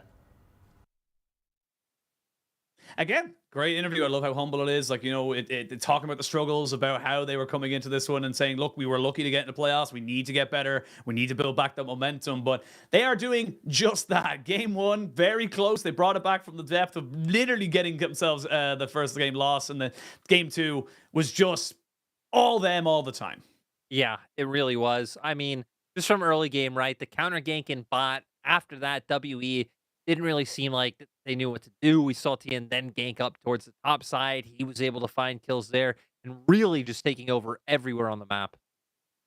Yeah, and he was the MVP for game number 2. Tien just able to make so many things happen. And it all started from that bot lane when he was able to kind of cover off that gank that was very creative in terms of how they wanted to look for it on the side of Team WE. But after that point, he just kept finding opportunities, kept taking objectives, and there was just no stopping the freight train once it gets up to that kind of speed. I also just love that Tien, I mean, we even just saw the interview saying, like, the only goal is to make it to international. That real, like, if that's not the goal, what are we playing for? Didn't even say it with hesitation. And like, it seemed like rookie again, trying to, is this okay to say? It's like, no, Tien knows. That's what I aim for, especially after the splits he's had, where a lot of times having great regular seasons and then falling short when it matters most in finals. And both finals last split, top esports were there. Tien was one of the main forces that brought them both times, falling apart both times. Even this split, I feel like Tien, in the first half of the split, was up there, competing with the Kanavis, the Tarzans, the Jedges of the world. But then, once the slump came through, he was one of the players that hit the hardest, that really just was not having good games. So, the fact that he's able to come in here in playoffs, again, even if it's round one, a higher pressure environment, be able to perform like he did in this game, great sign. Great straight sign. And again, it kind of comes back to the expectations that we have and the fact that, not only do we have these expectations, the players do too. We saw from Rookie trying to be humble, saying like, I want to win a championship. I want to go to internationals. TN saying, no, we need to win a championship. We need to be getting ourselves up to MSI and Worlds, obviously beyond that. So there's definitely a lot more to be said about, regardless of the fan and, kind of expectations from them, their own personal ones means that, failure isn't an option. So we're coming into draft here for game number 3. This is now potentially all the final games or final drafts for Team WE as they look to try and bounce this one back. Top Esports back on the blue, WE on the red. And we're going to see pretty much the same bans here. But WE, you got to, I was going to say, you got to get rid of something. You got to stop the same kind of setup coming in. I like the vibe ban, but it does mean that you're potentially leaving open that Jinx and Tam Kench combination that we've seen banned away so far this series. It looks like that is what will be the pivot. I guess they still can eventually change the LeBlanc ban and then keep one of those things to take away. But, I mean, we've seen. Then you're going to have to try and problem solve how to get through the Lucian Nami. Sure, in game 1 you set it behind, but Jackie was still able to find an impact. That was the game where Mark picked up an MVP for himself. So I wonder if you just say, hey, we give up over something like the Jinx Tom, because not exactly like an S+ tier bot lane in the meta. I believe they also only picked that set combination twice. So, yeah, I'm interested to see for WE. I don't think that's what you take away. If you're going to keep a ban, yes, keep the LeBlanc ban and say, hey, now have to change something up. What do you first pick? It looks like the Lee Sin going to be now on the board. TES, leaving that one open this time around. Yeah, and look, there's just still plenty of options. Can you go for an aggressive bot lane again? But then the Jinx Tam Kench is there. It's just, there's so many different things you can go for here. I don't think that bot lane shouldn't even be in WE's mind. Like, I really don't think it's that big of a deal. Again, we're not talking about some huge S+ tier meta bot lane. So for WE now, gonna get their hands on the Lucian themselves. So realize, like, hey, we're gonna take this strong, aggressive 2v2 in the bot side and make sure it's a bit harder for TES to have that. But that is going to what ends up bringing out the Varus picks. Still going to have that level of aggressive trading available. And this time around, Mark going to be on the engaged support. He looked great on the Nami. But when you think about Mark, you still think about him being that all-in player, the Leonas, the Nautilus. And now he's going to be on that comfort. Getting himself a nice hard engage here as WE look to be going back to the Maokai. Again, it feels like they're just defaulting to a lot of comfort here for the jungle. I as much as it has been working out for the side of Team WE up until this series, there's just been so many times where this Maokai just felt so unintuitive for Hang in this game or this series. It just felt like he was always getting caught out, burnt down, and yes, you're not going to have the same kind of level with the Varus, but it does feel like it's just not having the same level of impact that he would hope. Again, I think there's an argument for changing something just for the sake of change and like we lost. But I will say, coming into the series, Hung only had a positive win rate on 3 junglers. Only 2 if we count ones he played more than once, because Xin Zhao, we played once. It was Maokai and it was Lee Sin. So, yeah. Not a lot of wiggle room in terms of what he's found success on. Again, Vi was the most played. Top Esports took it away. So I think TS has done a great job of realizing that Hung has been one of the members of... Like, Hung's had good performances, especially in that first 10 minutes, but he's still a rookie. Coming into his first split, he is an area that you can look to target out and put some pressure on WE, so they can't have, those early games that they typically all in on to even try to win games. If that gets shut out, they really don't have anything, and now taking away more comfort from them with things like these Cassiopeia bans, see where WE head. You would think they still want to go towards top lane here. They went with the Renekton last time around. I think the Cassante was just a better shout, like in game 1, and then give Shanks that counter pick opportunity once again. Give him something you can go for. Because again, look, there were moments in that last game where the Cassiopeia was doing some decent damage, and we saw moments there, but you were too far gone. Didn't matter at that point. Now Top Esports seeing what they want to kind of put in here. Again, I'm very happy to see Bubu on a much more of like a tank kind of setup right now, because like you said in the end of the last game, it doesn't matter what happens top lane. Top lane has literally been an island that we have looked at just to see what champions are being played. That's literally how we've set up for this series. So just getting Bubu on something that will just infinitely scale, have that extra health, and just be a wall of meat to kind of deal with some of this damage feels better in my mind if you're trying to get this bot lane going, which again with the Lucian Nami shows the agency they want. Come on. Just I was No, gonna say, don't, just lock don't. it You in. broke the rule. You broke the rule. We don't talk Which- about hovers. I'm surprised. Looks like they end up going with Xante. Cho'Gath has also been something that Wayward's been playing a little bit in solo queue. Looks like trying to get ready for these matchups. Like Sion, but in the end, pretty stock and standard rookie going towards the Annie, which hasn't been a high priority in the series because WE are a team who really like to lean on it. So Top Esports haven't had to like, try and take it away or go for anything like that themselves. But now for WE, gonna get themselves some more DPS, get themselves some strong turret taking power with Tristana, even just more aggressive options. Tristana definitely something that if you give early ganks, early resources to, you can just start to snowball a matchup out of control. But WE not changing from the more bot lane focused approach that they've been going with. And for TES, I think going very stock and standard, having in on something that can look to counter gank or play aggressively around bot lane. They should have very strong 3v3s coming out with that Nautilus. And then Rookie going to be someone who's playing to enable his team and be more utility rather than a straight up carry this time around. Yeah, definitely more towards the regular season that we've seen Rookie kind of playing, these more utility-based kind of carries. I will say that Tristana, I like coming into this one here, gives Shanks a lot of agency if he can get ahead in these matchups, and we have seen what double AD carries can do in this meta when you're able to get on objectives for even a couple of seconds. So still options available for Team WE. They need to reset themselves, hope and pray that they can kind of get into that bot lane, get that Nami Lucian rolling. Like, again, they've been trying so hard to do with the Aphelios Nautiluses in this series. On the other side of this one here, Top Esports, they're going to be riding high. They have the momentum behind them. They know they can be. And with TN on something like the Lee Sin, we know how good this guy is on this pick. One of the most famous league calls ever, I think, is just Kobe screaming TN getting a kickoff in the World Finals. So it is just going to be about how they're able to kind of, get him around the map and use that power to their advantages. WE need to come in. They need to find a turnaround for their spring split, for Sheen's predictions, for all the WE fans out there, because WE, again, it's a successful year. They've done better than 2022, where in summer they did not win a single series, but definitely would not want their playoffs run to end here. Game 2 was a complete stomp in favor of TES. And Asheen, I still believe they just need the right speech given to them. They just need. Are you trying to set me up to give the speech? Yes. Is that what you're trying to do? Yeah. I mean, I could give the speech, but if I give the speech, I'll be honest. I'm just gonna read the lyrics to "Firework" by Katy Perry. I feel like, I feel like right now, WE do you ever feel like you're a plastic bag? They do. Yeah. They do right now. They just drifting in the wind. They just gotta ignite the light, let it shine. I don't know how much I need you to know that I need you to do a screamo metal cover of Firework. It's already been done too many times. I would not be able to do it justice to the amount of times.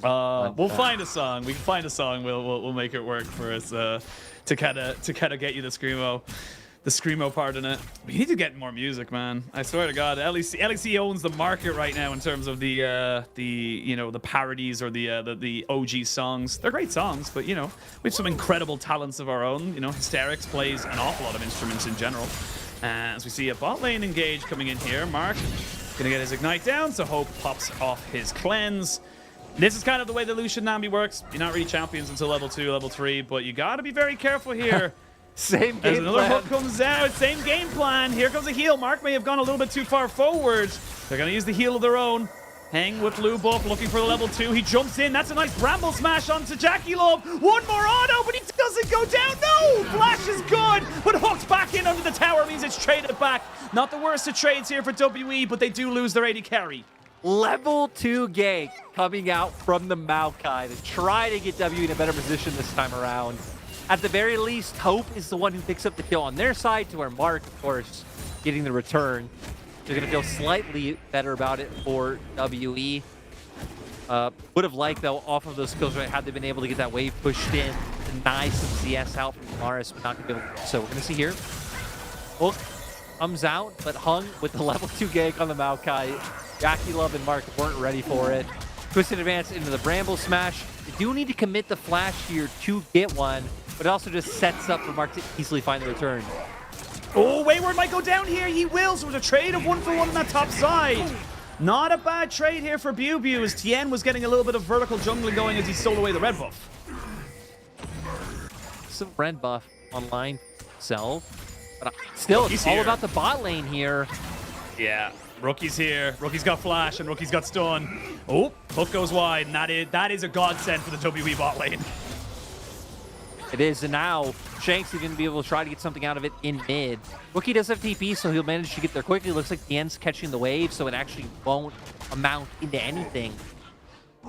Still, WE trying to, I guess, find a reprieve. Hung going to be able to take away this red buff himself. Looks like he should manage to get the Scuttle Crab with his bot side heavy cryo, so much more stable start this time around. Yeah, unlike Game 1 and Game 2. Like I said, Ashin, we didn't get a Game 3 in the regular season and already off to a different start.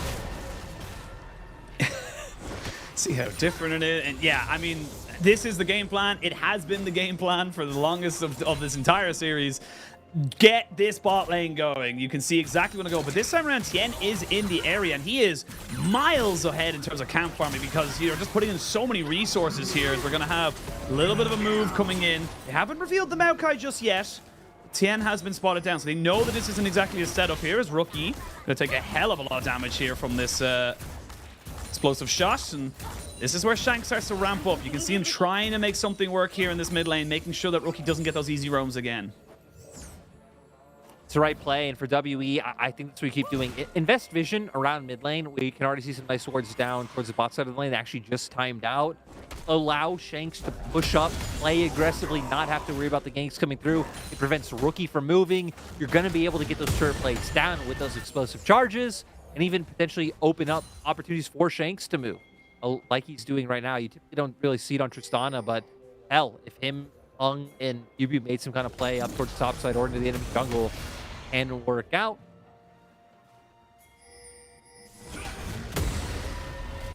Look, it's all been a bit chaotic in the first few minutes of this game as bot lane has become the battleground to see who is going to be coming out on top. Because see a Hex Splash into a hook here, and that's exactly what we're looking at. Mark will get Aqua Prisons and take a little bit of his health bar back into this. But because he's being so aggressive, you imagine they're looking for it. I love that for my Wandy, but it's a little bit too far forward. They wanted to try and make sure he could cover for Hope, and it means he ends up giving up his life.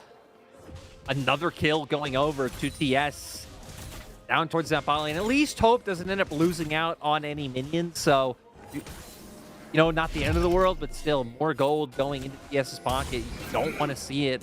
Art doesn't initially connect with the CC, but kind of baits the members of WE in. Iwandi flashing forward, enough time for the cooldown to come back up on that Q, and it just lines up perfectly for Tien. Yeah. Not really going to be saying too much after this point in the mid lane.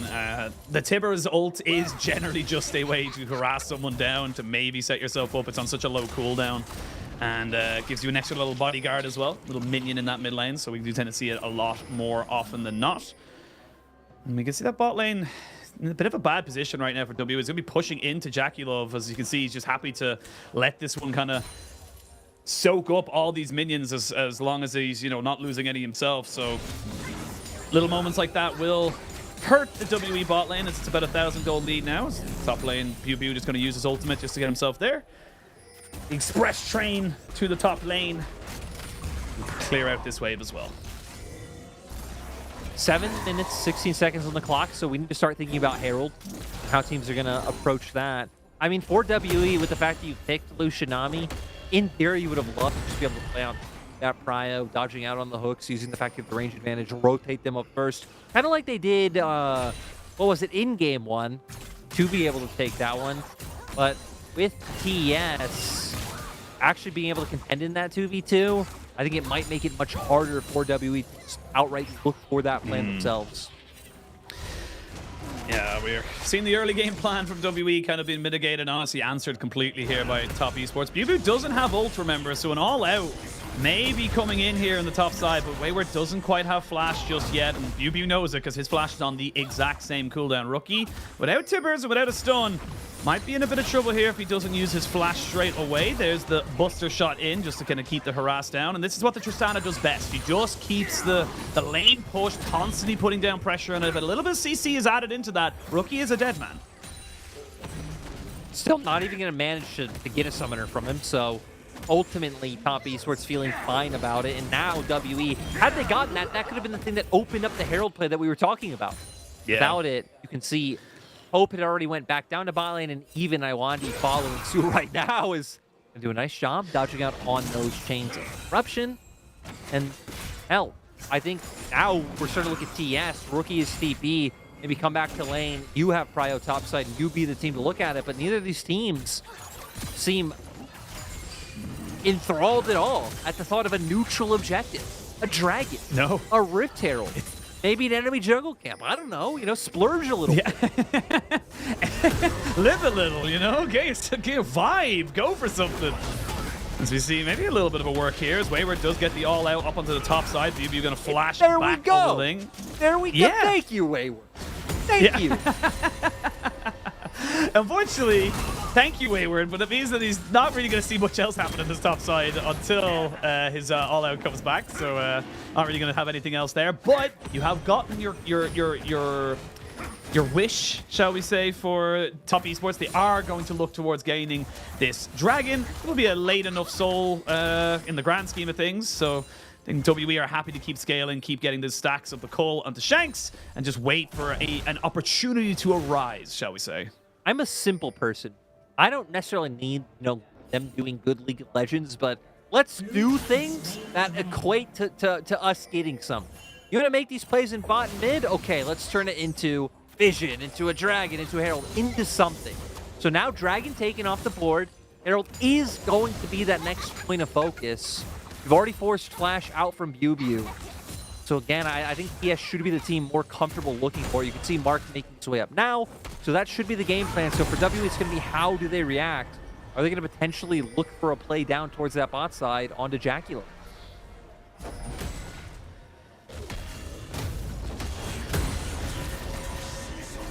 I must say, our observers love top lane.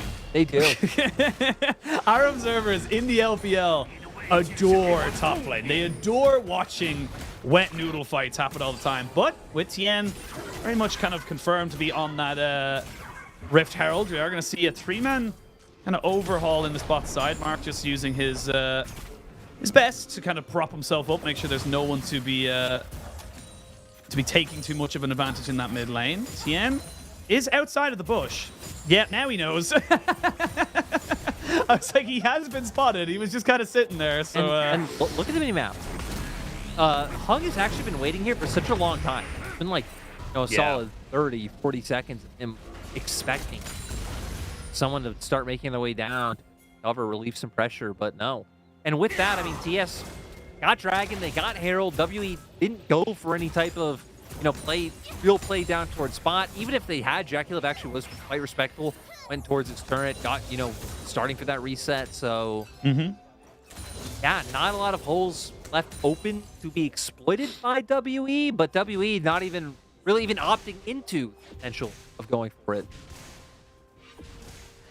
And this is back to the mid game. This is a lot more like game number 1. Game number 2, let's be, call a spade a spade. It just kind of blew up in the faces of WE, and Top Esports ran with it. Game Very 2 was fair, gross. happens. Yeah, game 2 was game 2 was a little gross if you're any kind of enjoyer of League of Legends, because we all just want close games. This game number 3 is a lot more akin to game number 1, where we had some early game shenanigans. Mid game, both teams are kind of just a little bit kind of sitting on the laurels a little bit, kind of waiting for something to happen, being a bit more reactive than proactive. But it has been Tien to get the Rift Herald and the Dragon, so Tien has had a little bit more of an impact, you would argue, than his opposite number on WE. But again, good vision control. Look at all these wards right now. They know that Top Esports want to go for a dive on this bot lane because they've got the lethality Varus, who is on such a huge spike with that Yomu's Ghostblade. Even just knowing that, like, Yomu's Ghostblade online, Gore Drinker on Tien. I love that they're doing this. Make your way into the enemy jungle. You go contend with any 2v2 or 3v3 that you end up fighting, and start taking away some of these camps sitting hung behind in golden experience and putting more threat on WE's bot lane. Like here, even if, again, an evade you shouldn't really think much about what happens to bot lane. They need to be concerned about a potential dive happening. They need to check for their jungle to see what camps are left open. It just pulls them away. So top esports doing a great job with these working parts.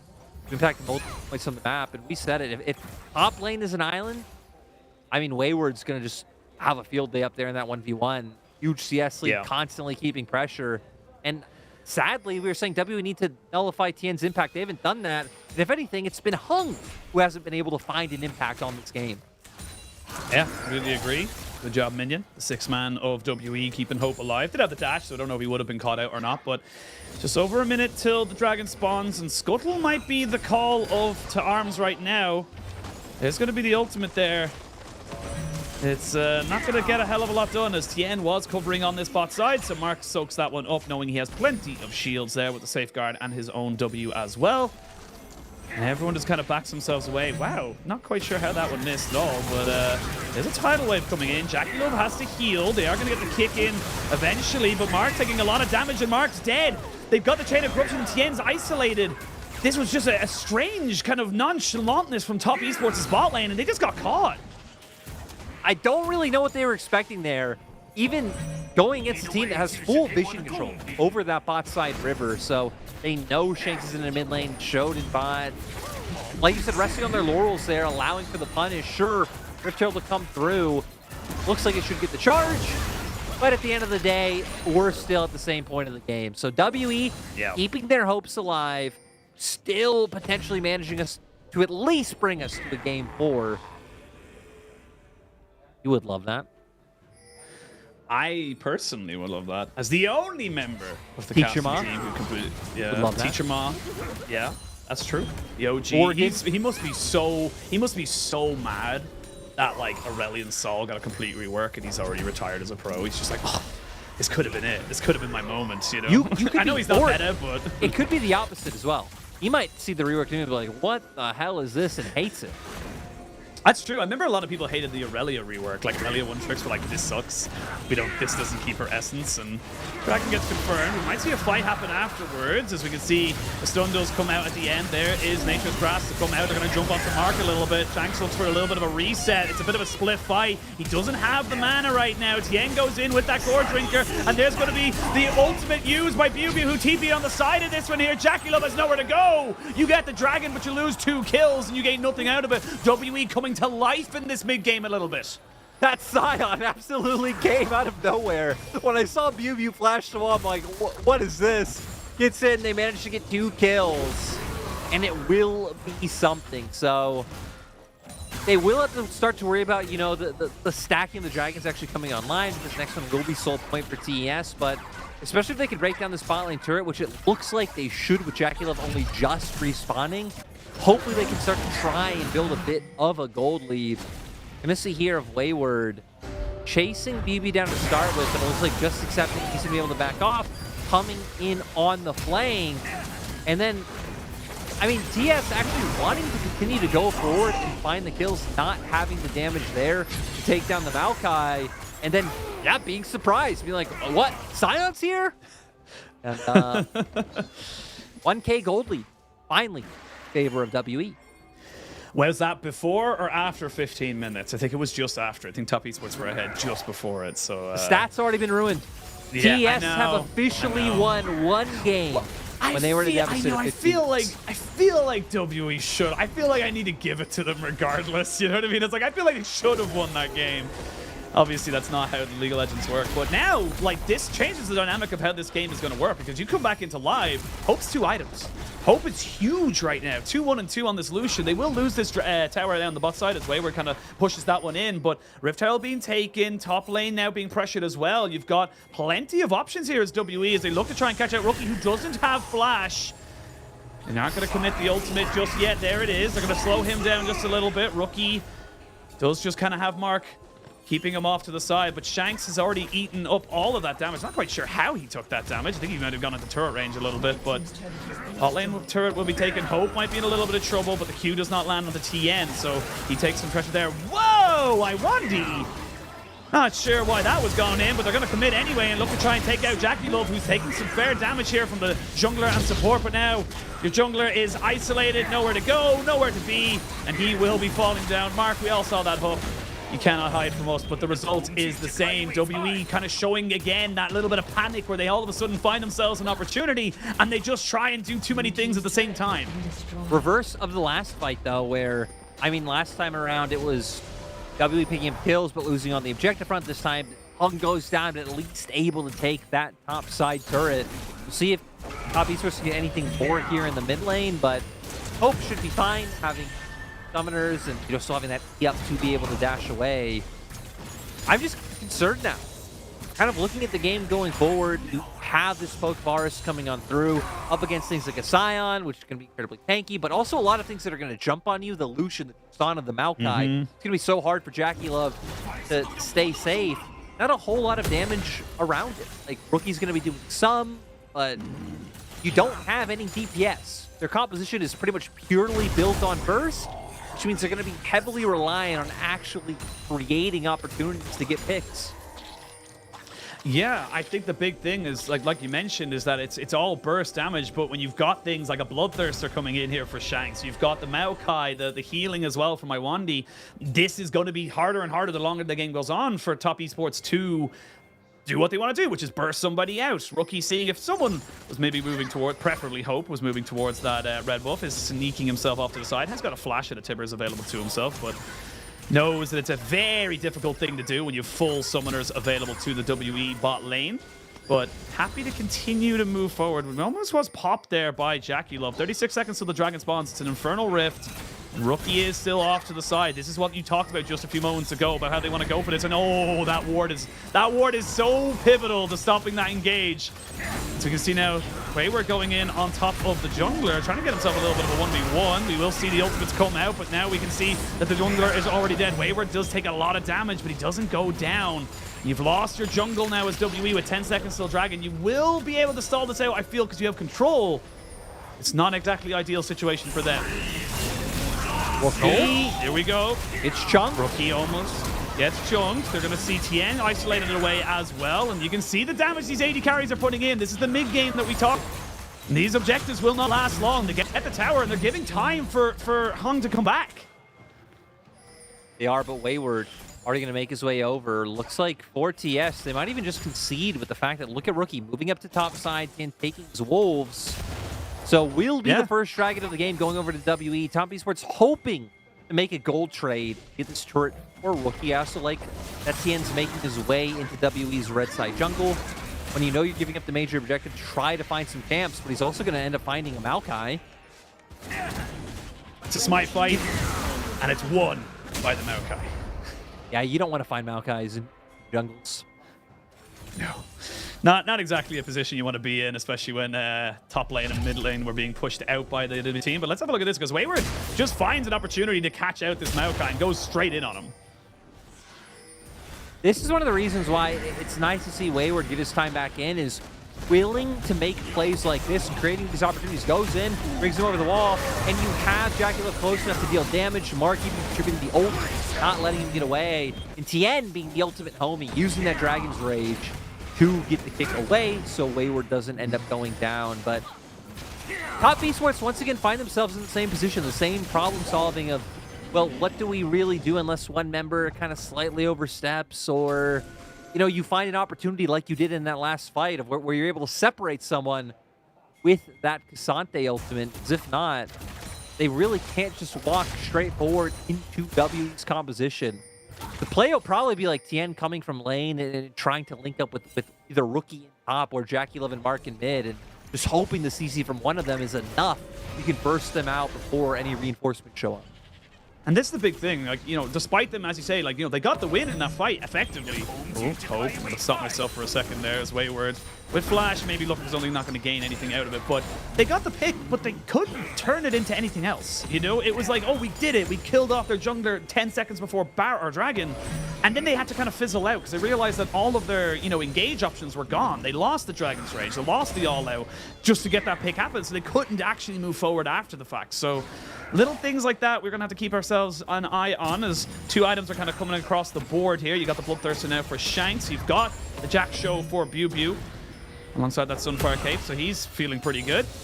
And again, this is a game where your DPS, as you said, is non-existent for top esports, and your engage options are exceptionally limited.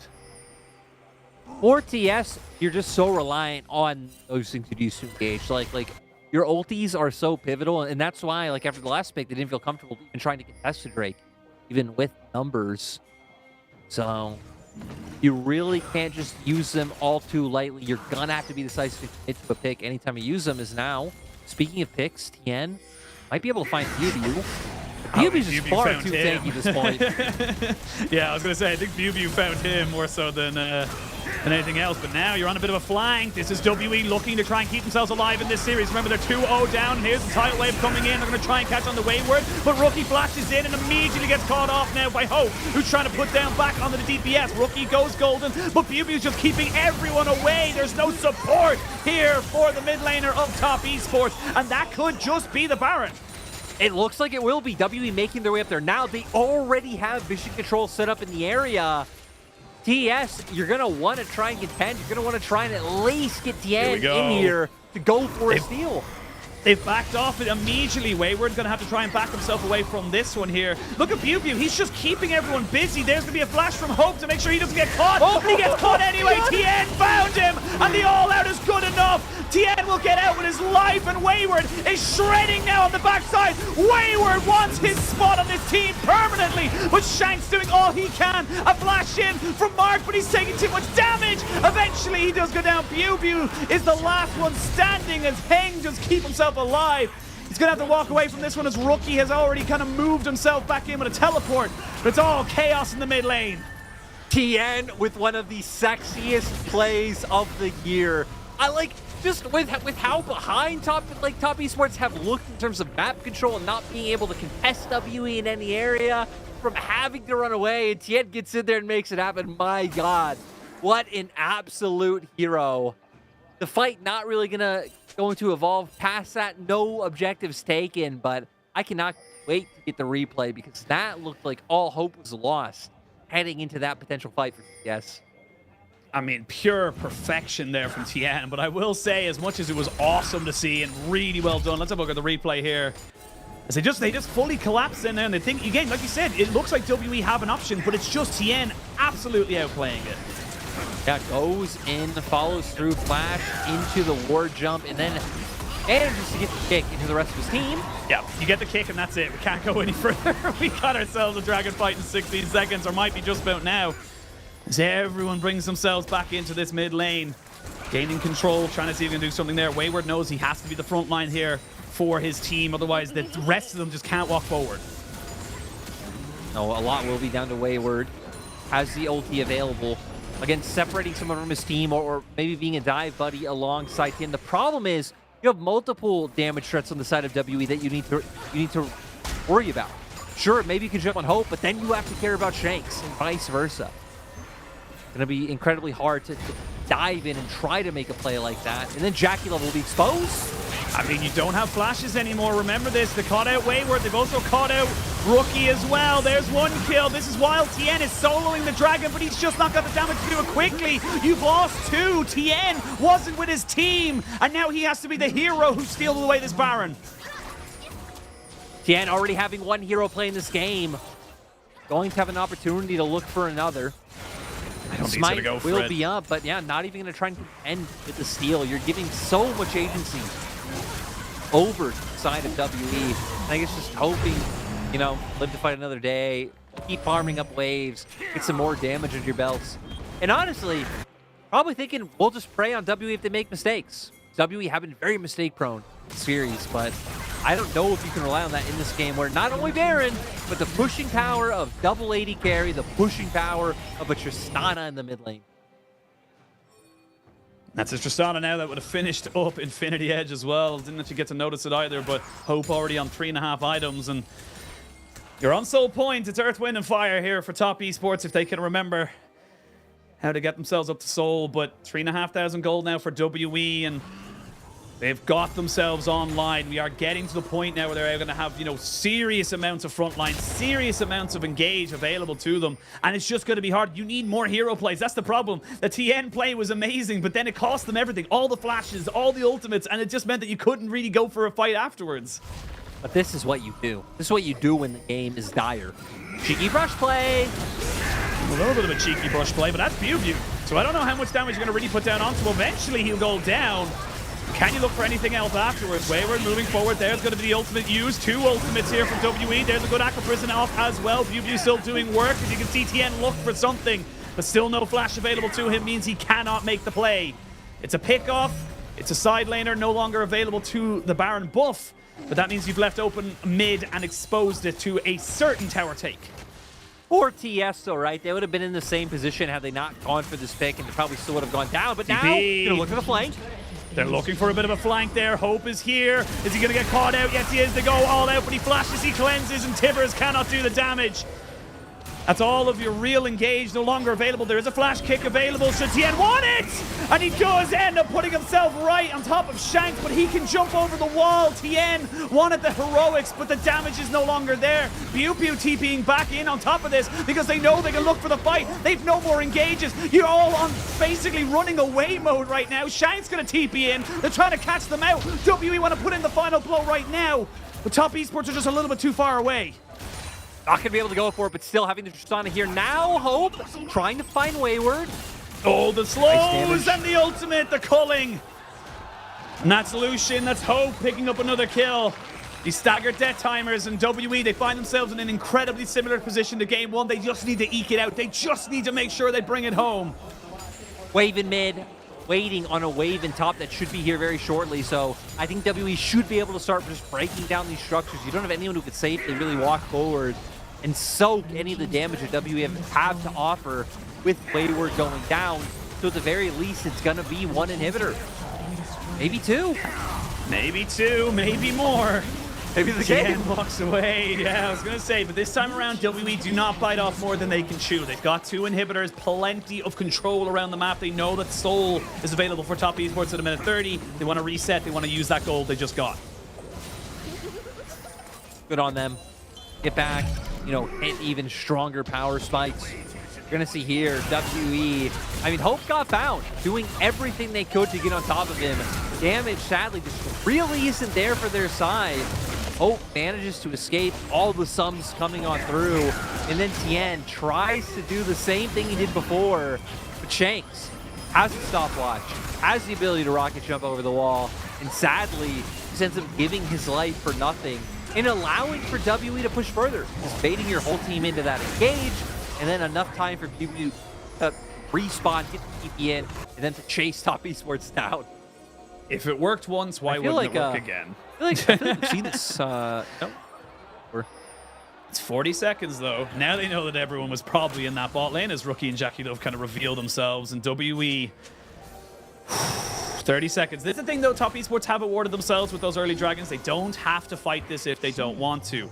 WE, on the other hand, also can take the same point of that particular playbook, back themselves and push them into the lane if they feel like they have a better advantage. But come back into it, and the QSS picked up for Shanks here, so he knows how valuable that can be with the fact that he's not running the cleanse. He's got himself a teleport, and everyone just kind of backs themselves away. Top Esports not completely dead in the water just yet. We've seen what they can do, and we have seen the mistakes, as you mentioned, very prone by WE to make mistakes, but for the moment, it looks like they're just going to be able to take this dragon in peace, get themselves up to 2 dragons.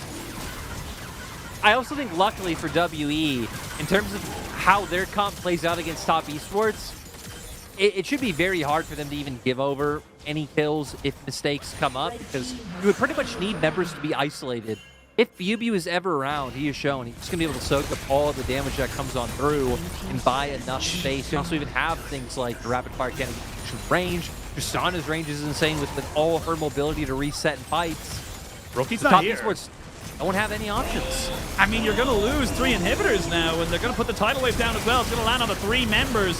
Nautilus is dead. The Chain of Corruption just to delay. Tien wants a flank. He wants to get behind this, but no flash, which means he gets jumped on himself. He has to use the stopwatch to see if he can give himself a little bit more time. Eventually he goes in. The Tristan has been found. That's fantastic here from the side of Top Esports. They got themselves one of the 80 carries, and they got the Maokai. They're going to be able to take the Scion as well. WE! Oh no! I've seen this one before! You've no idea what's going to happen! They're going to try and throw away, but this time Hope and Iwandi are still alive. Wayward is very, very low. If he gets caught out, he will die instantly.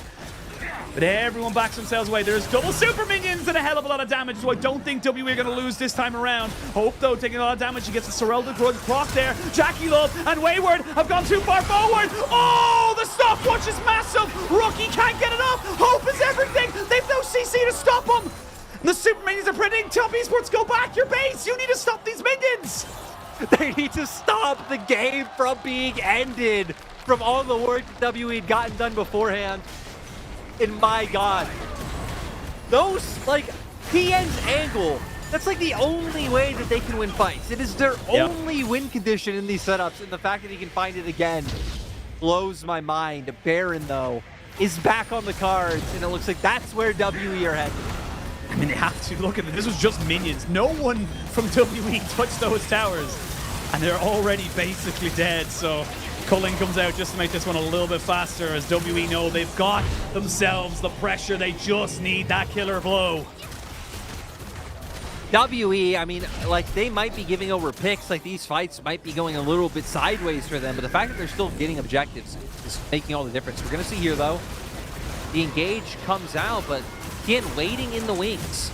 Gets the Sonic Wave off on towards Iwandi, buys a bit of time by going golden, and then here able to follow up by going onto Lucian and then taking the Tristana. Great CC chain with the Cassante. Make sure that there's no time for him to react, and instantly Shanks gets brought down. This is it. This is the final push here. If you can't win with triple inhib down in a Baron, you just can't win, WE. You have to make it stick. They're pushing in now, trying to cover off these minions, but you got a fair bit of minion kind of control, you would imagine, with the Varus. Got plenty of ways of kind of clearing out these waves, but with the Baron buff coming in, that Annie's not going to be as good. Bubu's soaking up a lot here. Wayward gets a nice knockback. Chain of Corruption landing onto the Maokai. Not ideal, because he can go golden. Tidal Wave comes over, and it's a tsunami just washing over Top Esports. They've lost their tank. They've lost their engage. Shanks wants this game to end. A double kill for Hope. They take down the Varus. Shanks gives his life for the cause, because they know they're still in this series. Triple kill for Hope. And this is going to be WE keeping themselves alive. 2-1 now in this best of 5. And we'll wait to see what happens again. WE have won the hardest game in my mind out of the 3 that they've had to play. Winning when you are 0-2 down. Being able to come back. Being able to build, once again, a solid team composition. Know your win conditions. And just deliver. Great to see by them. And honestly, just a strong team effort really coming through, right? This wasn't like game 1 where you can really highlight one individual, like, oh, it was Hope who was almost able to bring them across the finish line. Simon's like, all right, Hope and Shanks were these big carries. They did their job. Iwandi had this time around, a lot of like his idle waves and his bubbles were the ones finding huge value. And even Bubu, like, knew his role, was on the side, absorbing all the damage. Like, yeah, really just like a solid team effort coming out from the side of WE and TES. I mean, again, kind of drafting a comp that is one more pick oriented, two very like burst heavy, and like so more indexed in the early game, indexed them apart. Once they fell a little bit behind, just really wasn't much they could do. Yeah, and this is a thing as well. Like, we had a lot of questions for Top Esports coming into this series. I think Game 1 definitely saw some shakiness from them. Game 2, they smashed, but Game 3, we came back to those questions because they have not been answered. They have not been, satisfied, or at least not satisfied in a satisfactory way, because this is a team with, on paper, should just wipe the floor with Team WE. They shouldn't be coming out of this going, oh, well, we didn't have any engage or we got outdrafted or whatever like that. Team WE seem like, especially in Games 1 and 3, like they are coming in with a much better setup, a much better idea of how they want to play this game. And much like we've seen throughout the regular season, Top Esports are plagued with this idea that you know, if they don't really have ways of kind of making things happen, if they don't find that massive snowball in the early stages, they don't really know what to do with the game. And WE, massive credit to them, because they are doing exactly what they need to do. They're stopping Jackie Love from getting ahead. They're stopping that bot lane from just kind of taking over. I'll actually say that I feel like the fact that TES had this comp, that it feels like it should be really hard to play out from behind, and they did fall behind. The fact that they still were creatively looking for ways and understood their win conditions, I think was kind of impressive. Because in my mind, TES, usually when they're behind, don't show a lot of resilience. But this time around, they had creative ideas. Sadly, the hole and the disparity in terms of like what really could happen was just too big. And yeah, for WE, there were some hiccups, which in my mind is kind of concerning. But at the same time, I agree with what you started with, that I feel like WE have at least come in with more of an idea in terms of how they want to play around this series in particular. I think TES have looked like the more experienced, creative, and like smarter team in terms of like individual game set plays. But I feel like WE look like they've come in with like a better understanding of how they play and how top esports play. Yeah, I completely agree with that. And I think that I like seeing Rookie on carry-ish champions, the LeBlanc, the Ari, the things that can kind of create their own little, you know, moments, and if needed be, can take over a game. The Annie is just not something that I would ever really associate it. Not even just because of the champion, but just the way it plays. It's not really something that I would kind of go, yeah, that's like hard carry rookie champion, you know, something that we, you know, classic play style as such, but it just feels like it's just not really working out for them. And I would love to see them kind of, you know, just giving back that kind of priority to something like, you know, to see Rookie kind of go for it. I understand the idea of it. I get why you take it, especially to something like the Tristana, but Stop. We don't enable it. I'm with you. I want Rookie on things that create plays and do cool things. Earlier in the split, when Top Esports picked Gragas mid, I'm like, you guys are not the lineup that picks Gragas mid. We don't. You're not that guy, dude. You're not that guy. Exactly. So Rookie. We don't do that. Look at our other lanes. Just it isn't in the cards. I'm with you. More agency in mid, more playmaking, and an ability to carry. Hopefully. Yeah, absolutely agree. But WE keep themselves alive. It is still Top Esports with a 1-game away advantage, basically 2-1 in this series. But we're going to send it to a quick break, and when we return, we will have picks and bans for game number 4. Yankees on the chase, heartbreak ball. Branches away from it, the charge is wide, but he is the overlap. And there go the entirety of Mad Lions. That's 2. He's looking for more. He's looking for more. 3. He chases Chasey underneath the tower. It's 3. Can he make it 4? Rock and Stone! Broken Blade!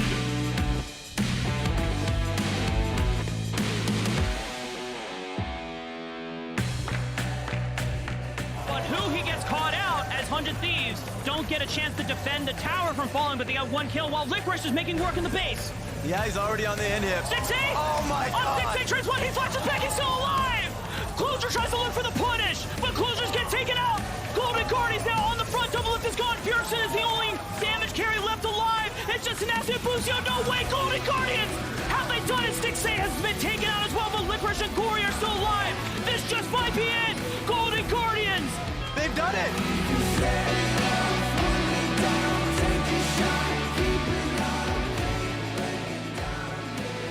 小老虎直接尝试去开团，自己看着是先鬼失败的，但是可能要把自己给卖掉了。我的天呐，他在干什么？刘伟强也被打残。这一波方布拉斯可能要做撤退，大特林第一波先去打前排的 Rookie 第一时间可能要被融化了，猴子先倒 ，Rookie 残血拉开，再强行进去，要被泽利在空中击落。看3个人在围他，没有被大叔给拍了下，看想跑被拍回来，强行换，没能换掉后排的残血。林伟强一丝血往后拉扯，到林伟强的天下，林伟强看见了残杀，开始拉扯，被纳尔排住，维沃尔这波也立功，又到了残局，纳美精准的水炮将最后一个球就抛起，被纳尔。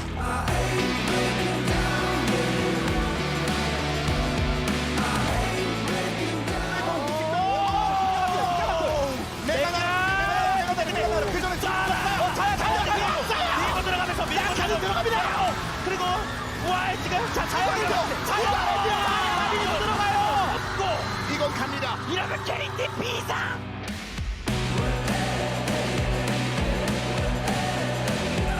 一个这个迅速应该要稍微拖一下时间就好了，把视野先巩固住，不要有机会给 BYG 开。空月大绕背。扫眼好像是没有被扫到了，这里很想开啊，空月，开到空月出来开，4个全部人都开到了，第二段的无极风暴，现在搭配的是自己队友的一个进场1溜进去，不够吗？两边去打了一个互换，但是小炮不在啊，这里随着辛朵拉的倒地，自己的 AD 是还没有参战，BioPaper 进到了塔下带一个电磁炮的贴近，最后一下的普攻崛起的反击风暴想要晕，但 BYG。Herald will be starting soon. Younghoon's on the step forward. Death Sentence connects. Kabi cleanses away. Rocket grab into a fist in the face. Advients drop low. 200, 100. Tick, tick. Feathers fly. Flash forward from Kabi. Roots the double kill for Kabi.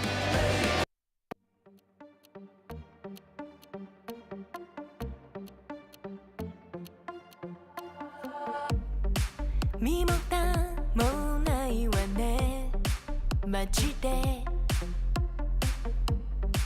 メール既読無視でもてめトラブルならすぐ相談してよだなんて細い指先が僕を指す Please come this way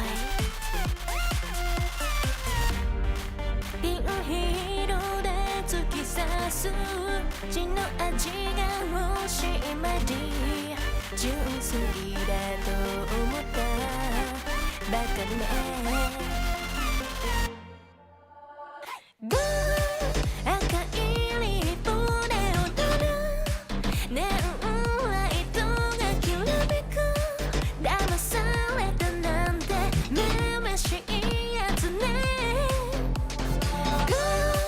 通報するならすれば罪深いの私よこの世のクズどもよか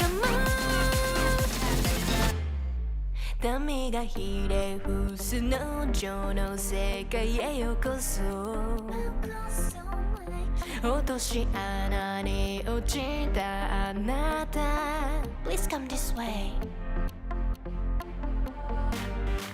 ピールで突き刺す血の味が欲しい前に純粋だと思ったバカね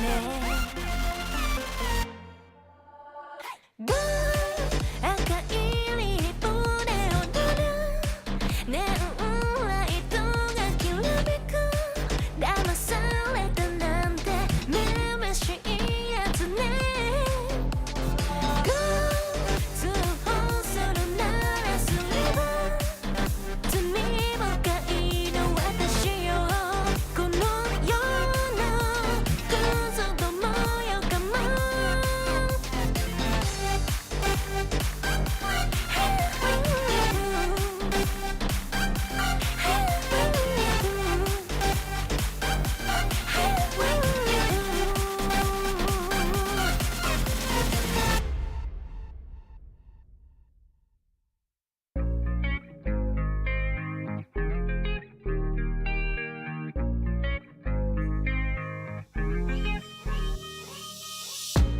Stop playing with my heart right now. Girl, I need you in my life right now. Though I'm all tied up, need your love right now. Stop playing with my heart right now. Girl, I need you in my life right now. Though I'm all tied up, need your love right now. No, I'm balling out, yeah. But my heart plays loud, yeah. And I'm all freaked out, cause I got nothing to say to you. But will I be down, yeah, when you come around, yeah. So let's get right down, cause we ain't got much time. And every time you hold me, I think about the times that I was lonely. Keep reminiscing about how you the only one that makes me wanna look into your eyes and say, stop playing with my heart right now. Girl, I need you in my life right now. Though I'm all tied up, need your love right now. Stop playing with my heart right now. Girl, I need you in my life right now. though I'm all tied up, need your love right now. Yeah, we could take time to work things out, oh, yeah. But I want you in my life so we could have each other, yeah. I know it seems hard to shine, but you're a million stars at all the same time, yeah. And you know I really mean it. And every time you hold me, I think about the times that I was lonely. Keep reminiscing about how you the only one that makes me wanna look into your eyes and say, stop playing with my heart right now. Girl, I need you in my life right now. Though I'm all tied up, need your love right now.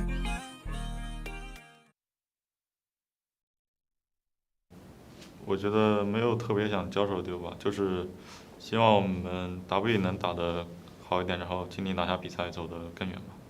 我们好像没有定什么小目标吧，就是觉得今天能赢下来。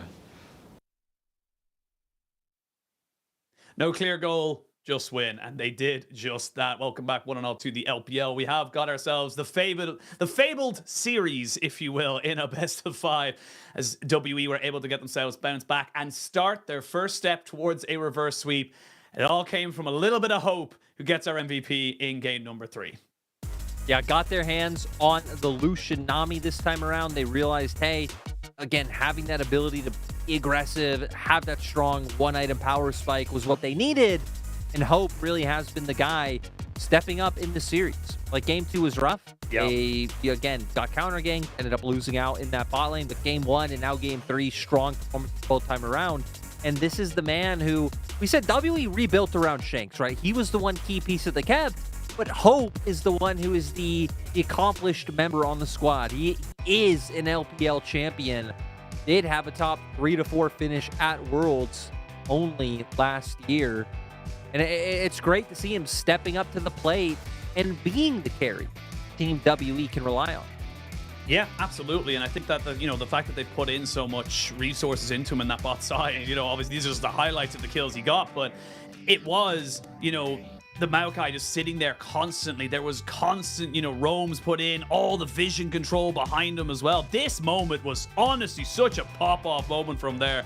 Didn't get any kills after, but the fact that he was able to get the kill on the Jackie Love and then keep kiting off the fight to make sure he didn't die after what looked like WE were going to throw away the game once more was the difference maker in terms of making sure WE didn't go complete mental boom.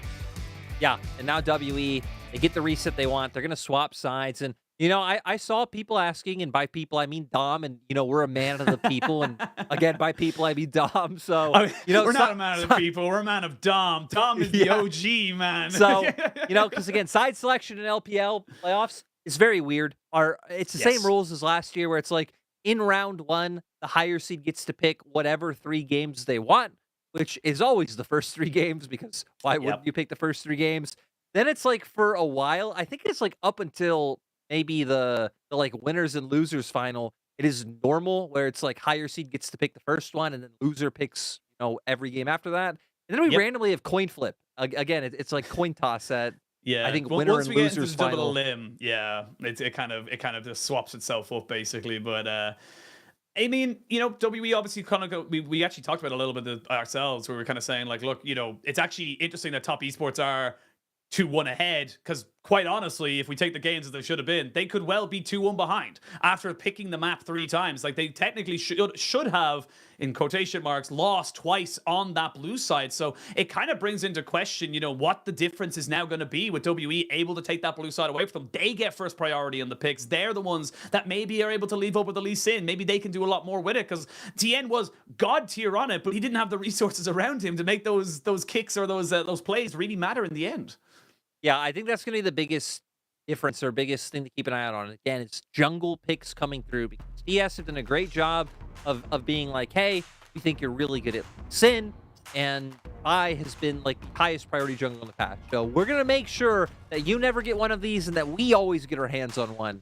Now, that won't really be up to them unless they elect into banning both, which, I mean, could be possible, and then you're both falling into the trenches of like Maokai, Wukong, Sejuani.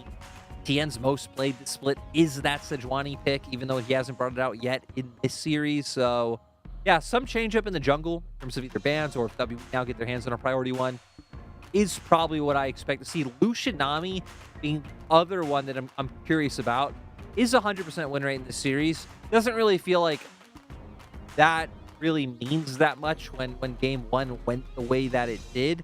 But I think just having a bot lane that feels a little bit more versatile, again, is able to put up damage in the early game, also brings burst, brings DPS later on. Like, it's not like Lucian's damage absolutely falls off a cliff, just not as good at killing those frontliners as other marks picks. But here we go. We're going to get to see what the difference is, because so far, both teams at least keeping one ban the same. For WE, it looks like with being on blue, they know they probably want to go for something, again, like a Vi or a Lee Sin first pick, so they won't have agency to get their hands on that Lucianami bot lane, so they're just going to opt in to take it away themselves. Yeah, and again, like, you know, maybe they don't go for the Vi. I wouldn't be surprised to see a Vi banned by WE, because like you said, the Lee Sin and the Maokai, only kind of the real winning kind of junglers for the WE jungler this year, so Tristana gets banned away. I like this adaptation from Top Esports. They don't want to give over that double AD carry composition to WE once more, because it gave them just too much control over those neutral objectives. And the LeBlanc gets banned as well. So again, we're seeing these little adaptations. Why I love the mini metas that come in for best of fives. You know, you kind of start off with, this is the plan. They never get these champions. Okay, never mind. We have to change things up. And now for TS, I think it's, do you ban the Lee Sin or not, is the question that should be in their mind. If not, going, okay, we potentially get a trade, or even if they end up taking away one, it might not mean too much. But I think Lee Sin would be the thing that I would expect hung on more than the Vi pick. Otherwise, looks like Renata going to be something coming through, which I guess, not a throwaway ban, but being like, hey, what's something that could potentially come out that could be annoying to deal with, so they are just going to go with that. And Rakan, surprisingly, going to be the first thing picked up. Again, TS, I've been banning it every game so far this series. But I'm surprised that they put so much emphasis on it for Iwandi, just showing him being the leader, being the shot caller of the squad, what they feel like he can do if he's on the most comfortable champion for him.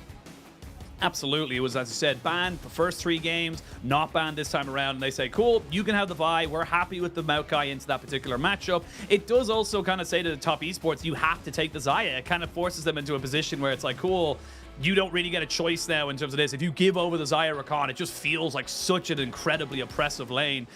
Come into that one there as the Aphelios gets locked in, and now the Nautilus on the other side here. So it does feel like the duos have kind of like swapped their partners right now. It does feel like normally you get the Aphelios Nautilus and the Xayah Rakan. Not going to be happening this time around. And we're already kind of back into the bands of seeing where these next few ones kind of come in. And this is going to be the first time now where Top Esports get to, you know, kind of see the full composition of WE, and they get to prioritize what they want to try and hide away from this, you know, in these picks. And I still like that they're keeping things like the Yone ban online when Maokai's on the opposite side, and Shanks has been someone like that Yone pick coming on through. And now to me, it's just about where we're going with our 4th pick, because when you see something like the Vi, again, your mind can go towards like Ahri very quickly. Even the Talia, if maybe they wanted to opt into something that also could bring a bit more scaling damage later on. But I think just fine picking top good to play when you know that BB isn't someone who, it's like, sure, has BB played the Kennons and the Rumbles and the Jaxes? Yes. But WE aren't someone who put resources into that top lane to enable those types of picks to really get the value that they should. That's the big thing. We are seeing the Gnar ban consistently as well. You mentioned the Ahri, that gets locked in here, and in game 2, the Ahri-Vi combination was disgusting. And we talked about it right at the end there as well of that game number 3. Give Rookie something he has agency on. Give him something that he can go for flash charms, can get to, you know, get in the face of the enemy while also being safe with that Spirit Rush. So great to see him back on something with a little bit more agency, but they are going to be, you know, kind of bringing that one in kind of a little bit blind. Like you said, you would have preferred to see the blind for the top lane for Wayward, but it is going to be the Ahri locked in here. So now WE, honestly, go for the Scion. I think just Bew on something that's just playing weak side, you know, never really going to die. Just let that one go, but maybe he wants the Cassante instead. And if they opt into it, my guess would be it would be because of how annoying Wayward was last game. It looks at the Scion still being the potential consideration of the go-to. I agree. I think it was something that BB just looked like he was able to have a really solid handle on. So even doubling down even harder on your engage options as Wayward. And they go with the Gwen for TES. So have some nice pressure in lane, but also just be such an annoyance in team fights. Also just, again, more mixed damage for both solo lanes. So whether Tien ganks top or mid, be hard for BBU or Shanks to itemize for those ganks coming through. Is look at Warhorse and how he is a passionate Warhorse right now. He's There we go. terrifying. You know, we were saying WE needed the passionate speech. He's given the passionate speech. Yeah, I mean, look, they know that they can do it. The thing is that game one goes against you. That can be just a mental break right there. But they kept it going after that absolute thrashing in game two. Game three, they played their game plan, they kept themselves solid, and they were able to make it work. So WE, they've broken the barrier that says, can you take down Top Esports in a game, let alone a series? The answer is yes, you can. Now for Top Esports, it's about trying to make sure you quell that fire, you diminish any kind of hope that can come into WE, because the more this momentum swings back in their favor, the more you start to see Top Esports kind of lose control of the momentum, lose control of where this game's direction is going. I much prefer their draft this time around. A lot more agency, a lot more ways of creating things to kind of, individually without relying on one big single kind of, CC to kick it all off. Yeah, I still gotta say though, WE still favored in those big 5v5s, like as TS, just walking into them, walking into space they control in river around mid lane. If we're just posturing and like doing the whole staring at each other trying to get wave control game, WE should be favored and feeling pretty good in those circumstances. For TS, it's gonna have to be like game two, all down to Rookie and Tien, these members working in tandem, splitting WE apart, not getting into a position where it's like, hey, it's just Tien and Rookie having to jump on top of Hope and hoping that like Hung's ult QB in the space he creates, the quickness coming out from Iwandi, like that could really do a lot to dissuade and outright counteract the Top Esports game plan. Gios went roaring, and the situation has not changed. Top Esports, one game away from moving on to the next round, where they will face off against OMG in 2 days' time. WE still in it, and as long as you're on the Rift, as long as your Nexus hasn't exploded, you have a chance. And this is where the game starts to get a little bit more funky. It's when you kind of see that, moments like those early games we saw in game number 1 and game number 2. It all came from bot lane. It all was decided from bot lane, effectively in those early games. So curious to see how both these teams kind of react to that, and if they're able to make a different kind of, setup coming into this game number 4. You hit on it earlier. In 3 years since WE been able to take down TS in a series, 9-series streak for Top Esports. So it'd be huge. WE can pick up this game, bring us even closer to that reality actually coming to pass.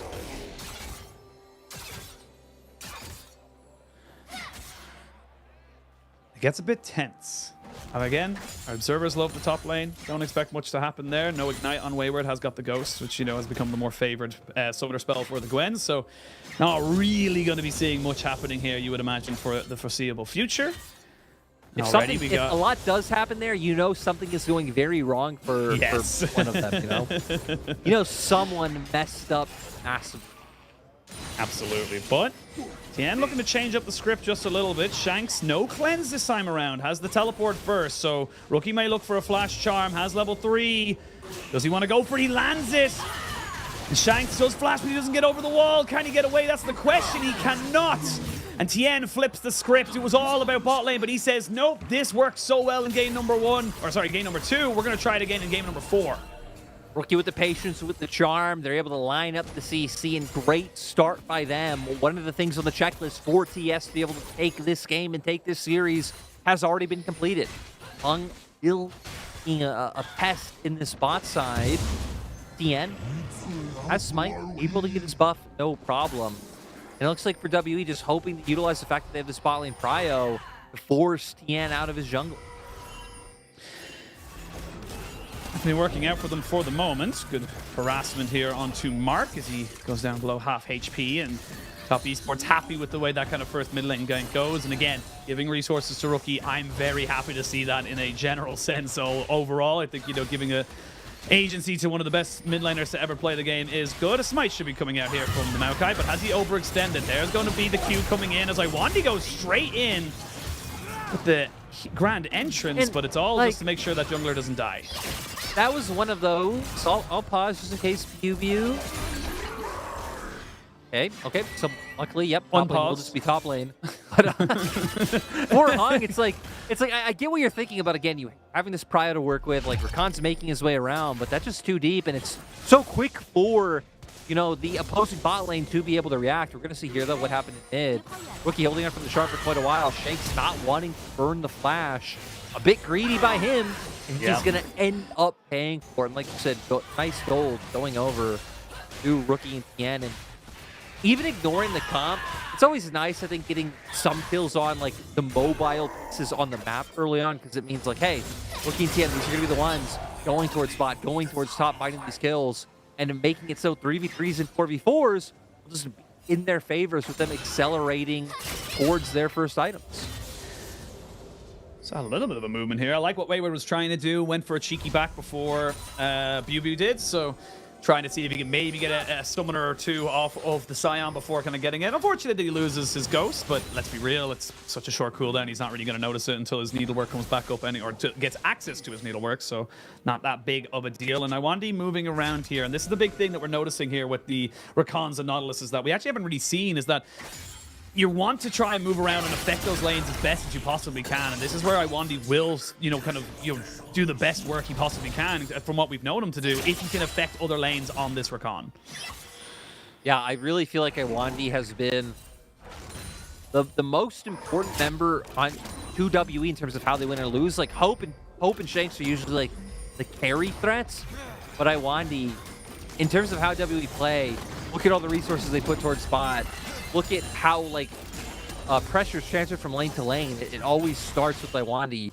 He's like 80% kill participation for WE. The rest of the squad is 70% or lower, which isn't a knock on the other members, just showing how much they rely on Iwandi to be that big playmaker, to get things started for the squad, for everything to go right. Oh, Hope, he flashes, hook lands, he is dead the moment that Iwandi leaves, and then they just capitalize on it. Well, never mind. Maybe Iwandi looking to be proactive is not the sauce. It's not what WE need. Definitely feels tough. Let's say you got the Maokai in this bot side as Mark Hex flashes himself over the wall to make sure they can secure this dragon. Not really going to see much of a contest, you'd imagine, there from Hung, and that's going to be an easy now, little bit of an objective lead coming in here for top. Tell me how much you would have flipped out if the sapling got it. I mean, I've seen Janna Tornado steal Baron, dude. Like, I've seen it all sometimes. And, I never put it against, because I don't know what it is. Even when it's uncontested, some junglers want to smite it. And it's a good practice thing to have. Of like, exactly when it hits, the number, it'd be at 600, 900, or 1200. And unfortunately, that goes a bit wayward. It didn't happen this time. But yeah, this is Hope just not really being in the right position there. And Mark just recognizing, yeah, look, you've no support, you're dead. Yeah, I mean, look where Iwandi is in the minimap, making its way up into river. And then, yeah, great job by Top Esports to capitalize. Notice that moment coming through. Get something going for them. Now 30 seconds until Rift Herald's coming up. TES should be favored to be the team that gets it, because they have this prio open top side. Wayward's winning out heavily. They've had prio in mid. It should also be pretty easy to move Mark over first and have Jacula farm just fine. Has that ulti online. So we're going to see if Top Esports look into bringing Mark into the fold, or they go, hey, we've had pressure in both top and mid. That is enough to look for the Herald. And WE maybe opt into a bot side play, realizing can't go for anything on the top side of the map. That's what I was going to say. Like, they know now the Maokai is here, but I think an immediate retreat there from the Top Esports bot lane kind of gives up the ghost a little bit. Tien is nowhere near this. There is the ultimate coming out. Jackie will not get caught. No, he did! Which means he has to cleanse, and Mark's not going to get caught out because of that. How does he just get caught? I thought it was blocked by the Nautilus. I'll pause Wayward. Okay, this is going to be fine, but they saw the Maokai. Is it? Bubu. Flash! Needlework! Oh, Bubu doesn't go down, but they do have Shanks in the mid lane now. Trying to get himself away. Iwandi covering, just making sure that nothing else goes down. Two ultimates burned here by Top Esports to get the flash of Shanks. I don't know how people are having to blow these summoners in like situations that are very clearly going to happen. Bubu still sitting under turret for now. Thinks he's fine. Wayward does have those stacks, which is the only thing that's a little bit concerning for his side, but it looks like nothing's going to come from it other than Tien picking up the Rift Herald while all these shenanigans have been going on. Top lane is becoming a very dicey place. Maybe that's why the observers love looking at it so much. Maybe they know something we don't. They're like, it could all blow up right now as Bubu stays top lane to try to soak this one up. But Tien is here. Doesn't have ult, but does have flash, so he should be able to get himself in and out should he need it. I think he rightfully thinks the better of it and just kind of backs himself away. Take some more camps, get yourself further ahead if you can, or at least catch up to what the Maokai has already gotten himself. Yeah, I think what he was also considering was like, he could have just dropped Herald, that would have taken turret, and then he's left in that 1v1 against the 10% HP Scion. But electing into not doing that, I think it's good. Go get plates onto one of your key carries. I mean, you could even just get plates onto Wayward if you wanted. I don't really think you necessarily need to use Herald to break down that turret with how much success Wayward's been having in the outright 1v1. But you know, if Top Esports are then able to transition that on the map and use that pressure, I could see it. Which, speaking of, again, now going to have Black Cleaver online at Sheen. You know what that means. Nothing. That's it? I really thought about it. I was just like, it means he's got a first item. That's great. But I was like thinking, it's not like an activatable item. You know, it's not like a gore drinker where you're going to have healing. It's just more armor shred, which is nice against something like the Scion. Well, helps set up means the Xayah. He's ready to go find the blood of his enemy. That's what we've been waiting. Of course. 3 kills, 11 minutes a game between Top Esports and WE. I got to be honest, not what I was expecting. A little disappointed. Two of our most aggressive early game teams in the LPL. Much more temper. Jackie Love. Ooh, Jackie Love still has the feathers to kind of bring back, but definitely a moment there between the 80 carries. Tien just making himself known in this bot side with the Rift Herald, like you mentioned, and Rookie coming down as well. They may look for a full dive. Hard to do with the Maokai in the vicinity. You have a Realm Warp as well that could potentially be coming around the corner. Rookie might just jump on the Shanks, but looking to try and make sure he gets a little bit more movement. There's the Charm coming in. Tien trying to make this one lock in. And Shanks will go down. They kind of bait and switch there. Said, look, we're going bot. Never mind. We're going back mid.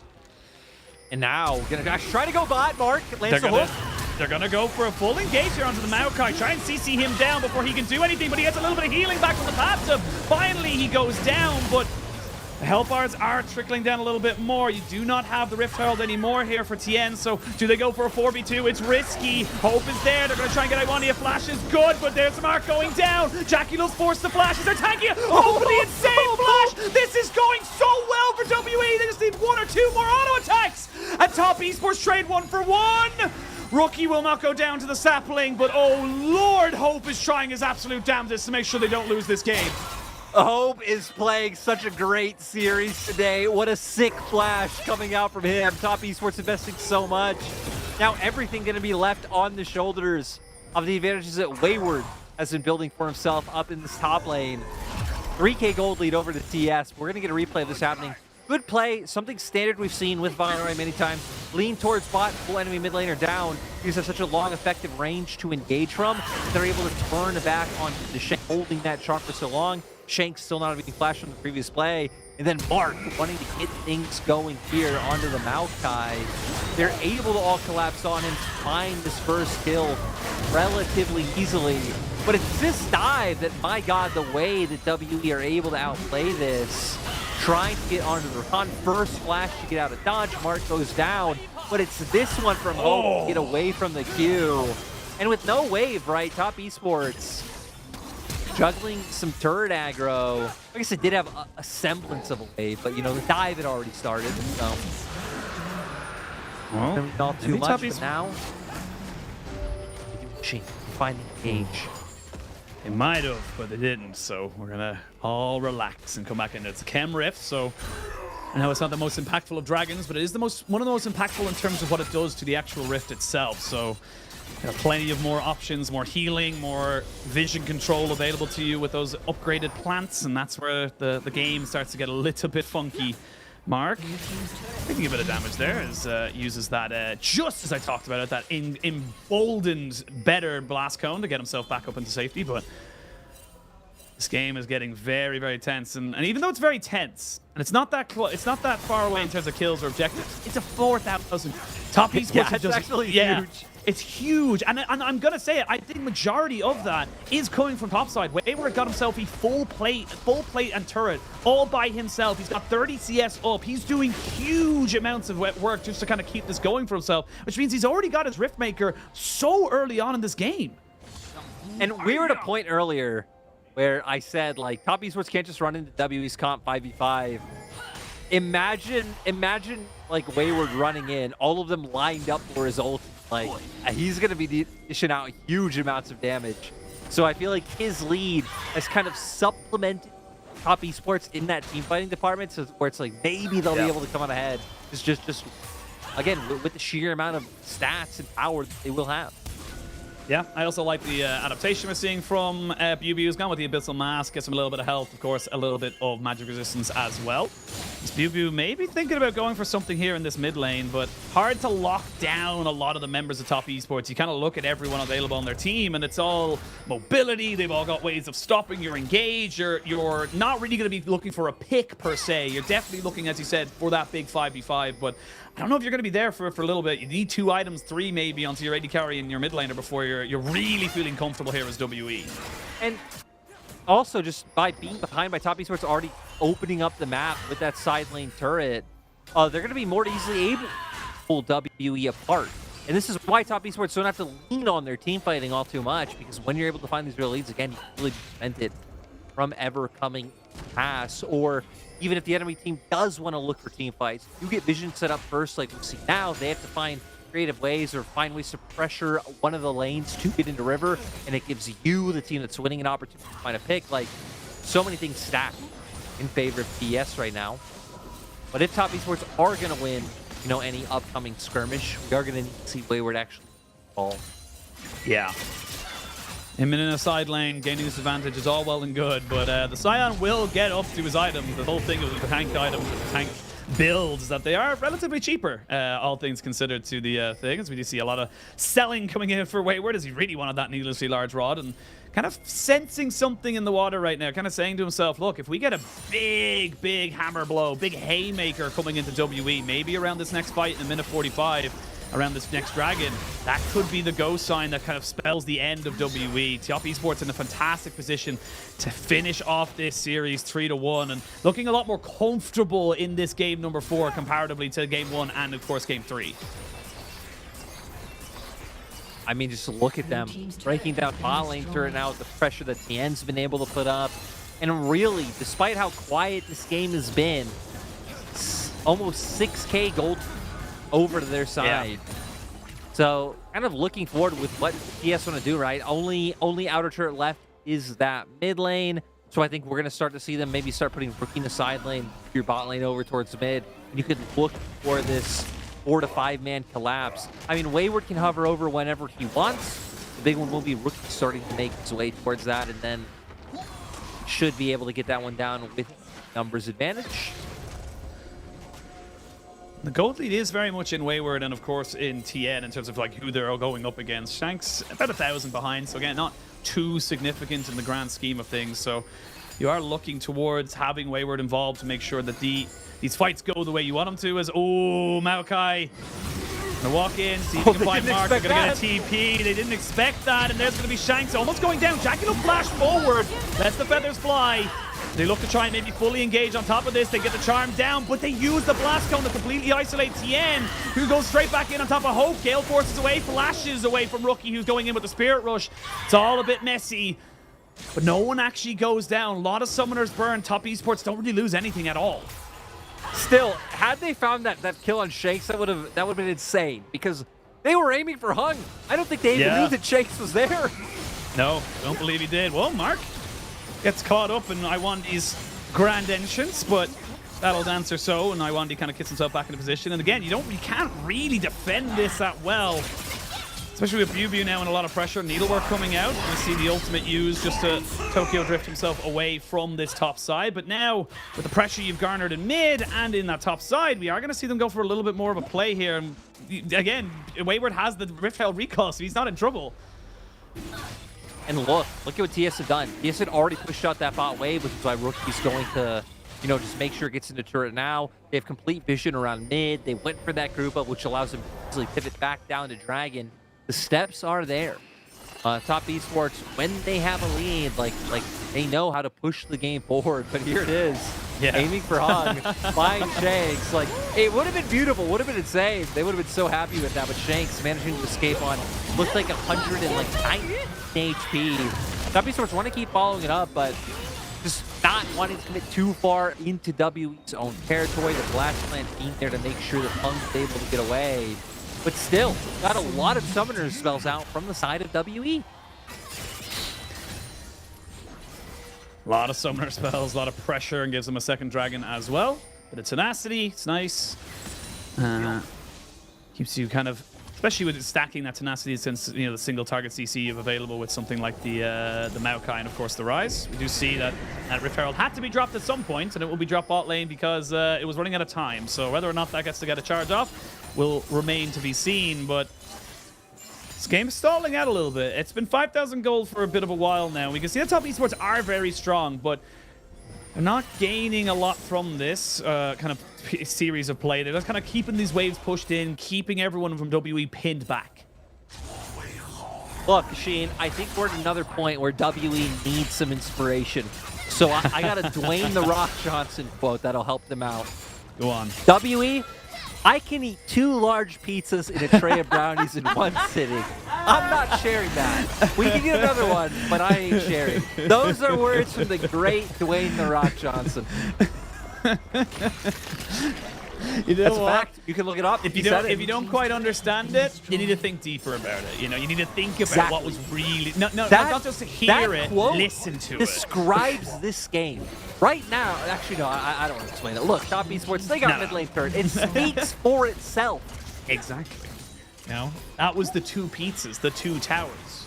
They ain't sharing nothing. They ain't trading back anything. Let's be real. The Rock can eat much more than 2 large pizzas and a tray of brownies in one sitting. The amount of calories that guy needs to get in a day. Oh, 100%. yeah. To maintain that kind of physique, absolutely he is eating way more than just that. But, you know, gotta get that grind set. And I'll say Bubu is getting pretty big. He's eating up all these minions. Trying to get up to his second item here, but then they go for something there. I believe we were hearing bot side as the audio got very distorted there as Wayward popped the ghost, which means Bubu loses his flash. Wayward owns this bot side. With that Void Staff, you just cannot deal with this Gwen on the side lane. No, not able to deal with it whatsoever. And now TS just doing the game of trying to deny information from WE in this topside river, being funneled to their own jungle. And now it'll be about if you can find camps elsewhere, right? Like if Wayward is actually replay of Wayward, able to cancel out Bubu's ulti and just run him down, forcing out summoners left and right. But yeah, for TS now, we're going to be looking at them pushing that vision line deeper, taking away more jungle camps from WE, denying them more golden experience, only furthering their lead because now we're at 2 items pretty much across the board except for Mark. So, I mean, jungle, 80 carry, a whole item up. Shanks and Bubu have been able to keep up in terms of that stuff. But like you said, even Wayward having more expensive items. You on the opposite side? Definitely feels a bit of an uphill battle here for WE. They need to try and find those big team fights, as you mentioned. But yeah, I was gonna say maybe they want to go for this. This is a difficult one to really make stick because you've already got the Radiant Virtue. TP comes in from Bubu, but you're gonna get no purchase from that. Rookie off to the side, waiting for someone to step too far forward, and that means that Wayward has teleport advantage on a side lane. So now your inhibitors are at risk now for the side of WE. They just don't know what to do. They don't know how to deal with the side lane pressure. I will say, at least now getting more of their items online. Bloodthirster just picked up by Hope. It seems like still a little bit away from a point where they can safely look for the side. Wandy, though, He's not going to get away from that. The quickness just keep him off. Away from the charm. That means you've lost a massive engaged tool now, and this is where the game starts to get a bit funky. Top Esports, they still need to win this one. They haven't gotten out of the woods just yet, but they are in total control as BuBu just struggles to find a way to kind of, contain this Gwen side push. Isn't in any danger of dying, you would imagine, but the way we're getting his ghost up very, very soon, that might change very quickly. We're almost catapulting himself towards that death cap. It's going to be so difficult to keep him under wraps. And third Dragon, Soul Point going over to Top Esports now as well. Yeah, and he already has Void Staff, so once he has that death cap, like, he already can hurt BuBu, like we saw from the replay before when he forced the flash. He's only going to do more. So WE, knowing they need the Hail Mary, looking for the Baron. He's already here, and the rest of Top Esports are following up. Yeah, they're going for it. Red, white, let's fight. That's what you want to do here as WE. You're going to try and make this one work. They're going to pop down a little bit of a decimating smash. Rookie has the Spirit Rush, keeps himself alive and well. They're going to get the Baron down to 3,000, 2,000. Oh, it's taken! And that's a huge objective bounty as well. Get everyone on the realm bar. Get the hell out! Oh my god, the charm landed. But it is a massive W here for WE as they get themselves a sneaky Baron and they can delay the game even further. This could be all they need, right? They're still at a pretty significant deficit, but this should be able to buy them time. This will allow them to take space by grouping up, using the Baron minions, pushing in TES. But the thing is, what are you able to do beyond that? Dragon, not going to be up for a little bit. For WE to effectively use the Baron and take down structures, they're going to be putting themselves at risk of an engage coming out from TES. So for TS now, I think you need to see how WE go for their lane allocations and match accordingly. Looks like they are going to throw Shanks up towards top and try to use this Baron, get pressure in multiple lanes, which I think is a little bit better for TS than having to worry about them like full-on deathballing them and at least getting some siege down. Because other than the fact that they were out on the map first, so they're going to be able to get these initial pushes, I don't know how much WE will actually be able to use this Baron to take down structures. Yeah, I think the big thing is that when we're looking at this Baron, it wasn't about taking this Baron to like crack open the base or get an inhibitor or something. This Baron gave you time. That's what this did. It gave you time to be able to set yourself up and maybe get your onto 3 items for your Rise, get to 3 items for the Aphelios, and then have, a BuBu tank that can do something. But looks like it's going to be the top turret itself. That should be a start. That's all you need. Instead of a 7,000 gold lead, it's a 5,000 gold lead. You've put it down by 2. This is where Top Esports need to make sure they are coming out on top. They can't let that happen again, because that was just straight up just bad recall timings where you hadn't got your mark putting down, vision. You didn't have any way of, knowing that the Baron was being taken, and you just got caught. Honestly, just falling prey to how fast WE do it, because Rookie was in Tribrush. They were TPing almost immediately, just not expecting how fast the Baron take was able to come out. But there it is. Rabadon's death cap built up for Wayward. I want to see how much damage he does if he gets right onto someone like Hope. This Hope might just be gone. At oh wait. Tien? They're looking for something right now. They know that they really want to get this going. Yeah, they've done this a couple of times now. Anytime WE have gotten a Baron, they've actually lost out on the ensuing push afterwards. But WE recognizing that they've been caught a couple of times in this exact situation, they back themselves away. Nobody goes down, and everyone just resets themselves. So we take a little bit of a deep breath. Reset ourselves. This Baron's going to end up being a 2,000 plus play here for WE. Delays them off, gets them closer to those big items. And again, you want to get that death cap finish. You need that Infinity Edge finish up here. But honestly, if I'm being a WE fan or a WE kind of hopeful, screw the Dragon. You don't care about it in a minute 30. You need to just keep this game alive as best you can.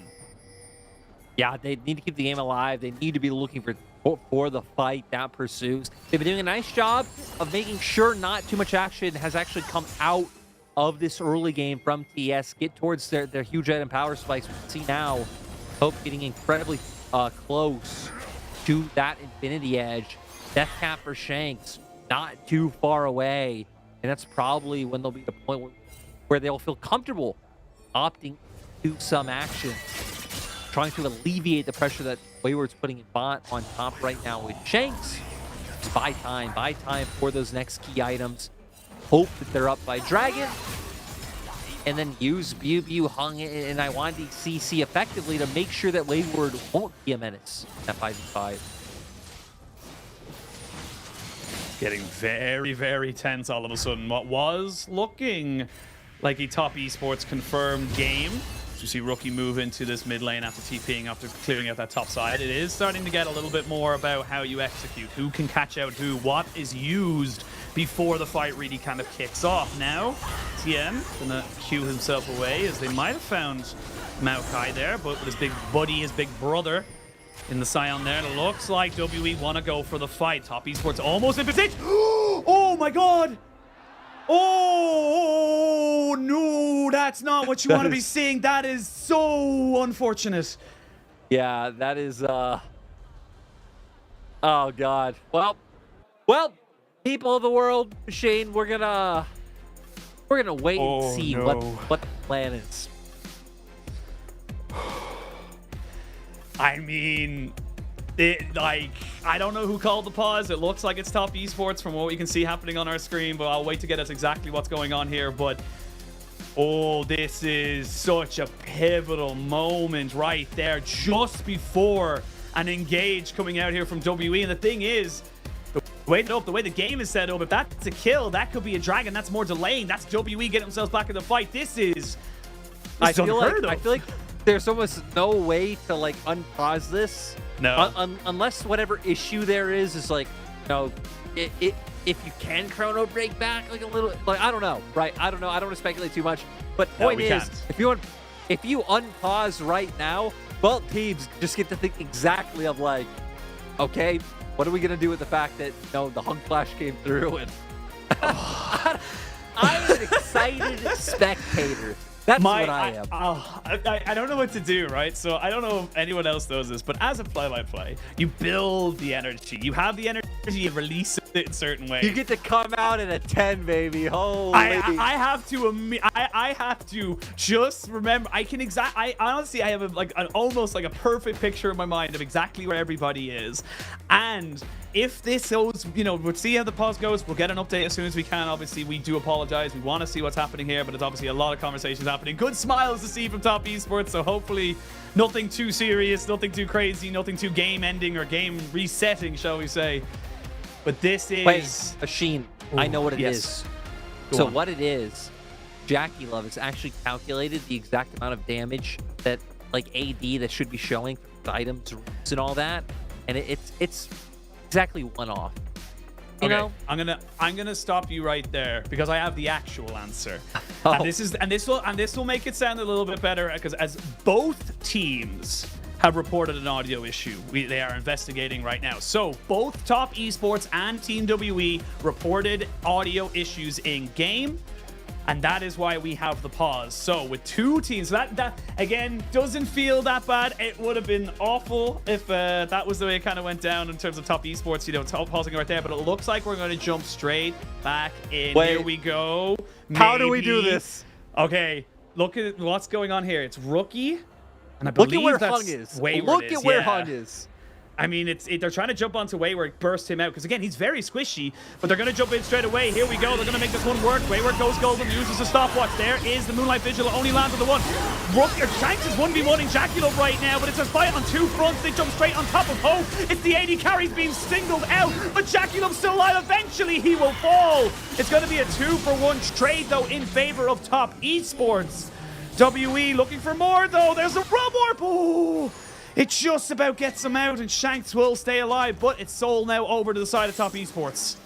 I mean, just too big, right? The Gwen running them down, Rookie able to follow up. Tien, you guys just cover so much distance, managed to get two, convert it into Soul, and hopefully, for TES, this should be enough to bring them across the finish line. But WE, they've been resilient. We're going to get to see the replay here. They wanted to jump right onto Wayward, take him down. QB's ult doesn't connect with anyone.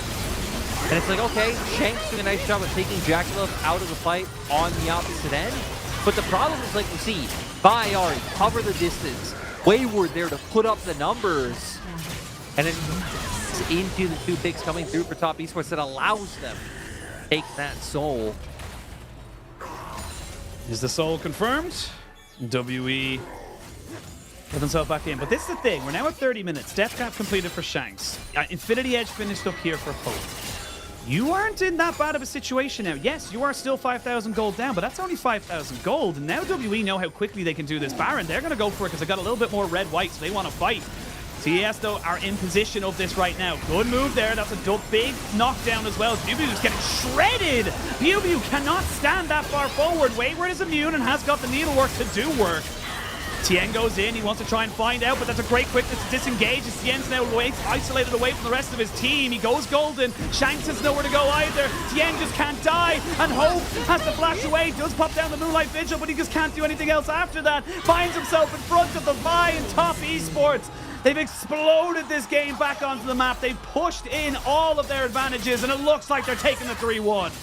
Yeah, Top Esports take the fight. They're going to start breaking down more of WE's base. High pressure on this team for the roster they have. For the fact that they were in both finals last year. The fact that this is the first playoffs they're playing without Knight. But at least in this first series, Machine, they're meeting expectations. Meeting expectations. It took a while. They definitely ramped up as they look to try and end this game. It's not over just yet. You do have plenty of tanks in front of you, but not enough people to kind of really do much damage to these minions. Double, triple. The minions are all going to do everything there. You're just getting them set up and ready to go. Top Esports will 3-1, and Top Esports will move on in the bracket. TES came out a bit dicey in game 1, but showed resilience. Game 2, an absolute massacre of WE. They lost game 3, but now in game 4 showing another convincing win. This is the bounce back you wanted to see. They went on a 5-series loss streak towards the end of the split, won their very last series against FPX to break that curse, brought in Wayward to do so, and now with Wayward keeping the momentum up. And it's exactly what TES need. TES need to build on it even further, because I'll be honest, great win today. I don't know if this is enough to take down OMG, but I will say the good thing is that, like, we know Top Esports, like, their ceiling, their heights are incredible late game.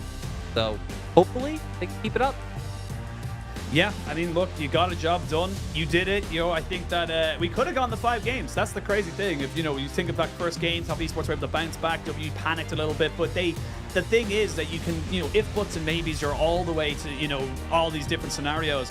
That's not how it went down. Top Esports capitalized. They made the most out of the mistakes that WE kind of presented to them, and then Top Esports kind of moved that momentum forward, kept themselves up on the up and up, and really kept themselves alive in this series. So great to see them kind of, you know, building upon that. But like you said, still a lot of things to come out, you know, to kind of talk about here. I think that the Top Esports are going to have a lot to do in the next 2 days in order to be prepared and ready for a very resilient OMG squad.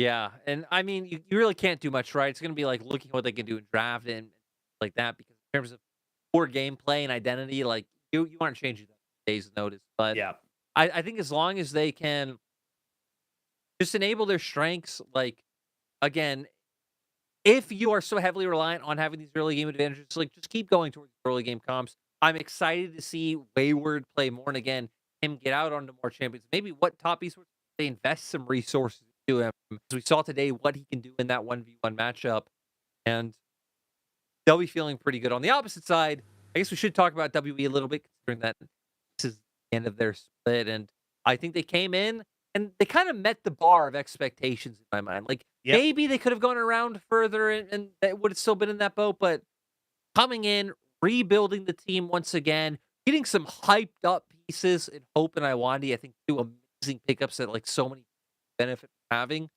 And we got to see their strengths today, but clearly still some growing pains. I think especially with Hong's a rookie player. He's going to need more time. Shows a lot of mechanical prowess, but I think you can also see some weaknesses in him.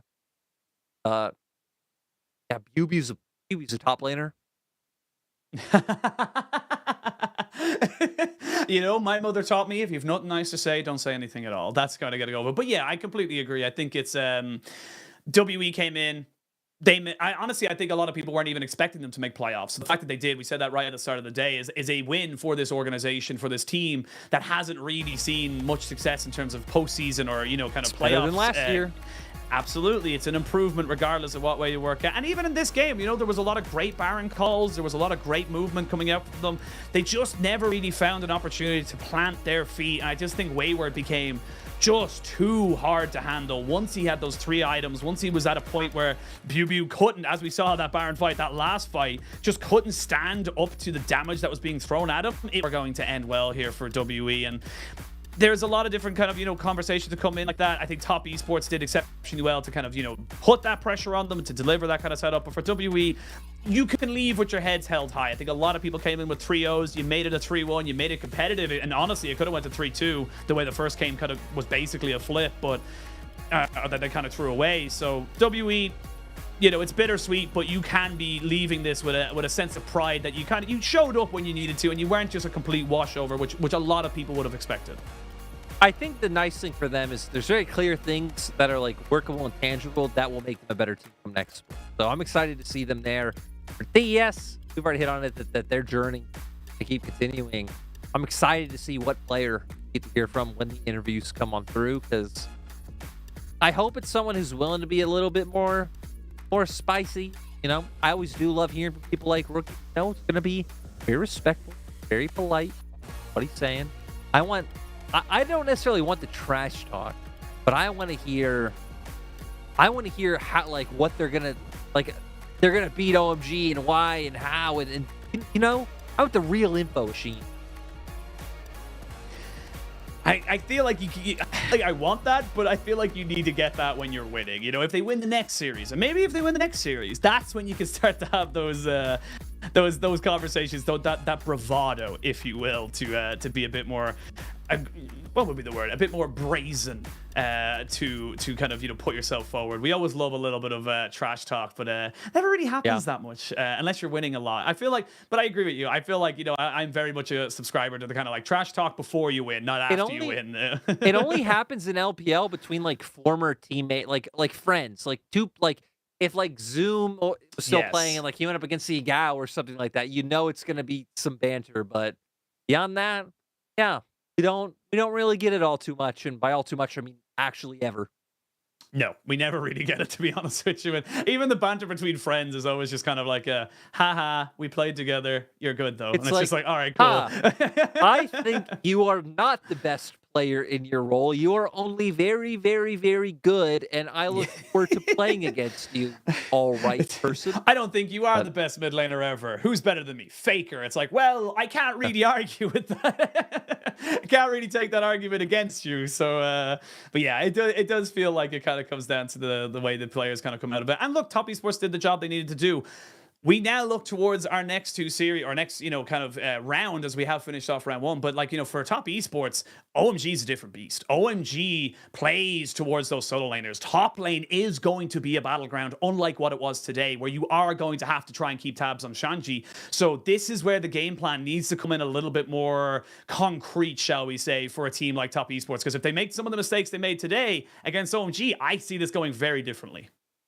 And you hit on the bracket earlier. OMG to LNG into EDG. It really is nice how, you know, like the bracket's built to where it's supposed to get harder. But I don't necessarily feel like that's always the way the bracket pans out in the LPL. But this one, especially this side for TES, honestly, both sides, it really does feel like each round is like a solid notch up in the quality of opponent that you're facing. So yeah, I think looking at OMG, they're a team that is pretty easy to read. And it's, you know exactly what you're getting with OMG. You know their comfort picks. You know their all-in play style. And yeah, for Top Esports to win, it's going to be on the back of our MVP, which is Tien. Kind of surprising me. Honestly, I kind of was expecting it to go Wayward. I thought so too. Which, I mean, Tien had a great game again. Him and Rookie setting up those long-range picks was completely pivotal to them winning the game. But God, I don't know. That Gwen was just scary. Yeah, I mean, look, we have no say in this. It all comes from you know, the kind of the studio side, the Chinese language side. But I mean, like you said, it kind of made things a lot work. We actually didn't really get to see this live because of the way things were working. But it was just him and Rookie comboing up. We saw this in game 2 as well. The Ari Vi combination. is a big thing here for the side of for Top Esports, and it does feel like, you know, the one game they lost was the one where Vi was banned. Yeah, it was. I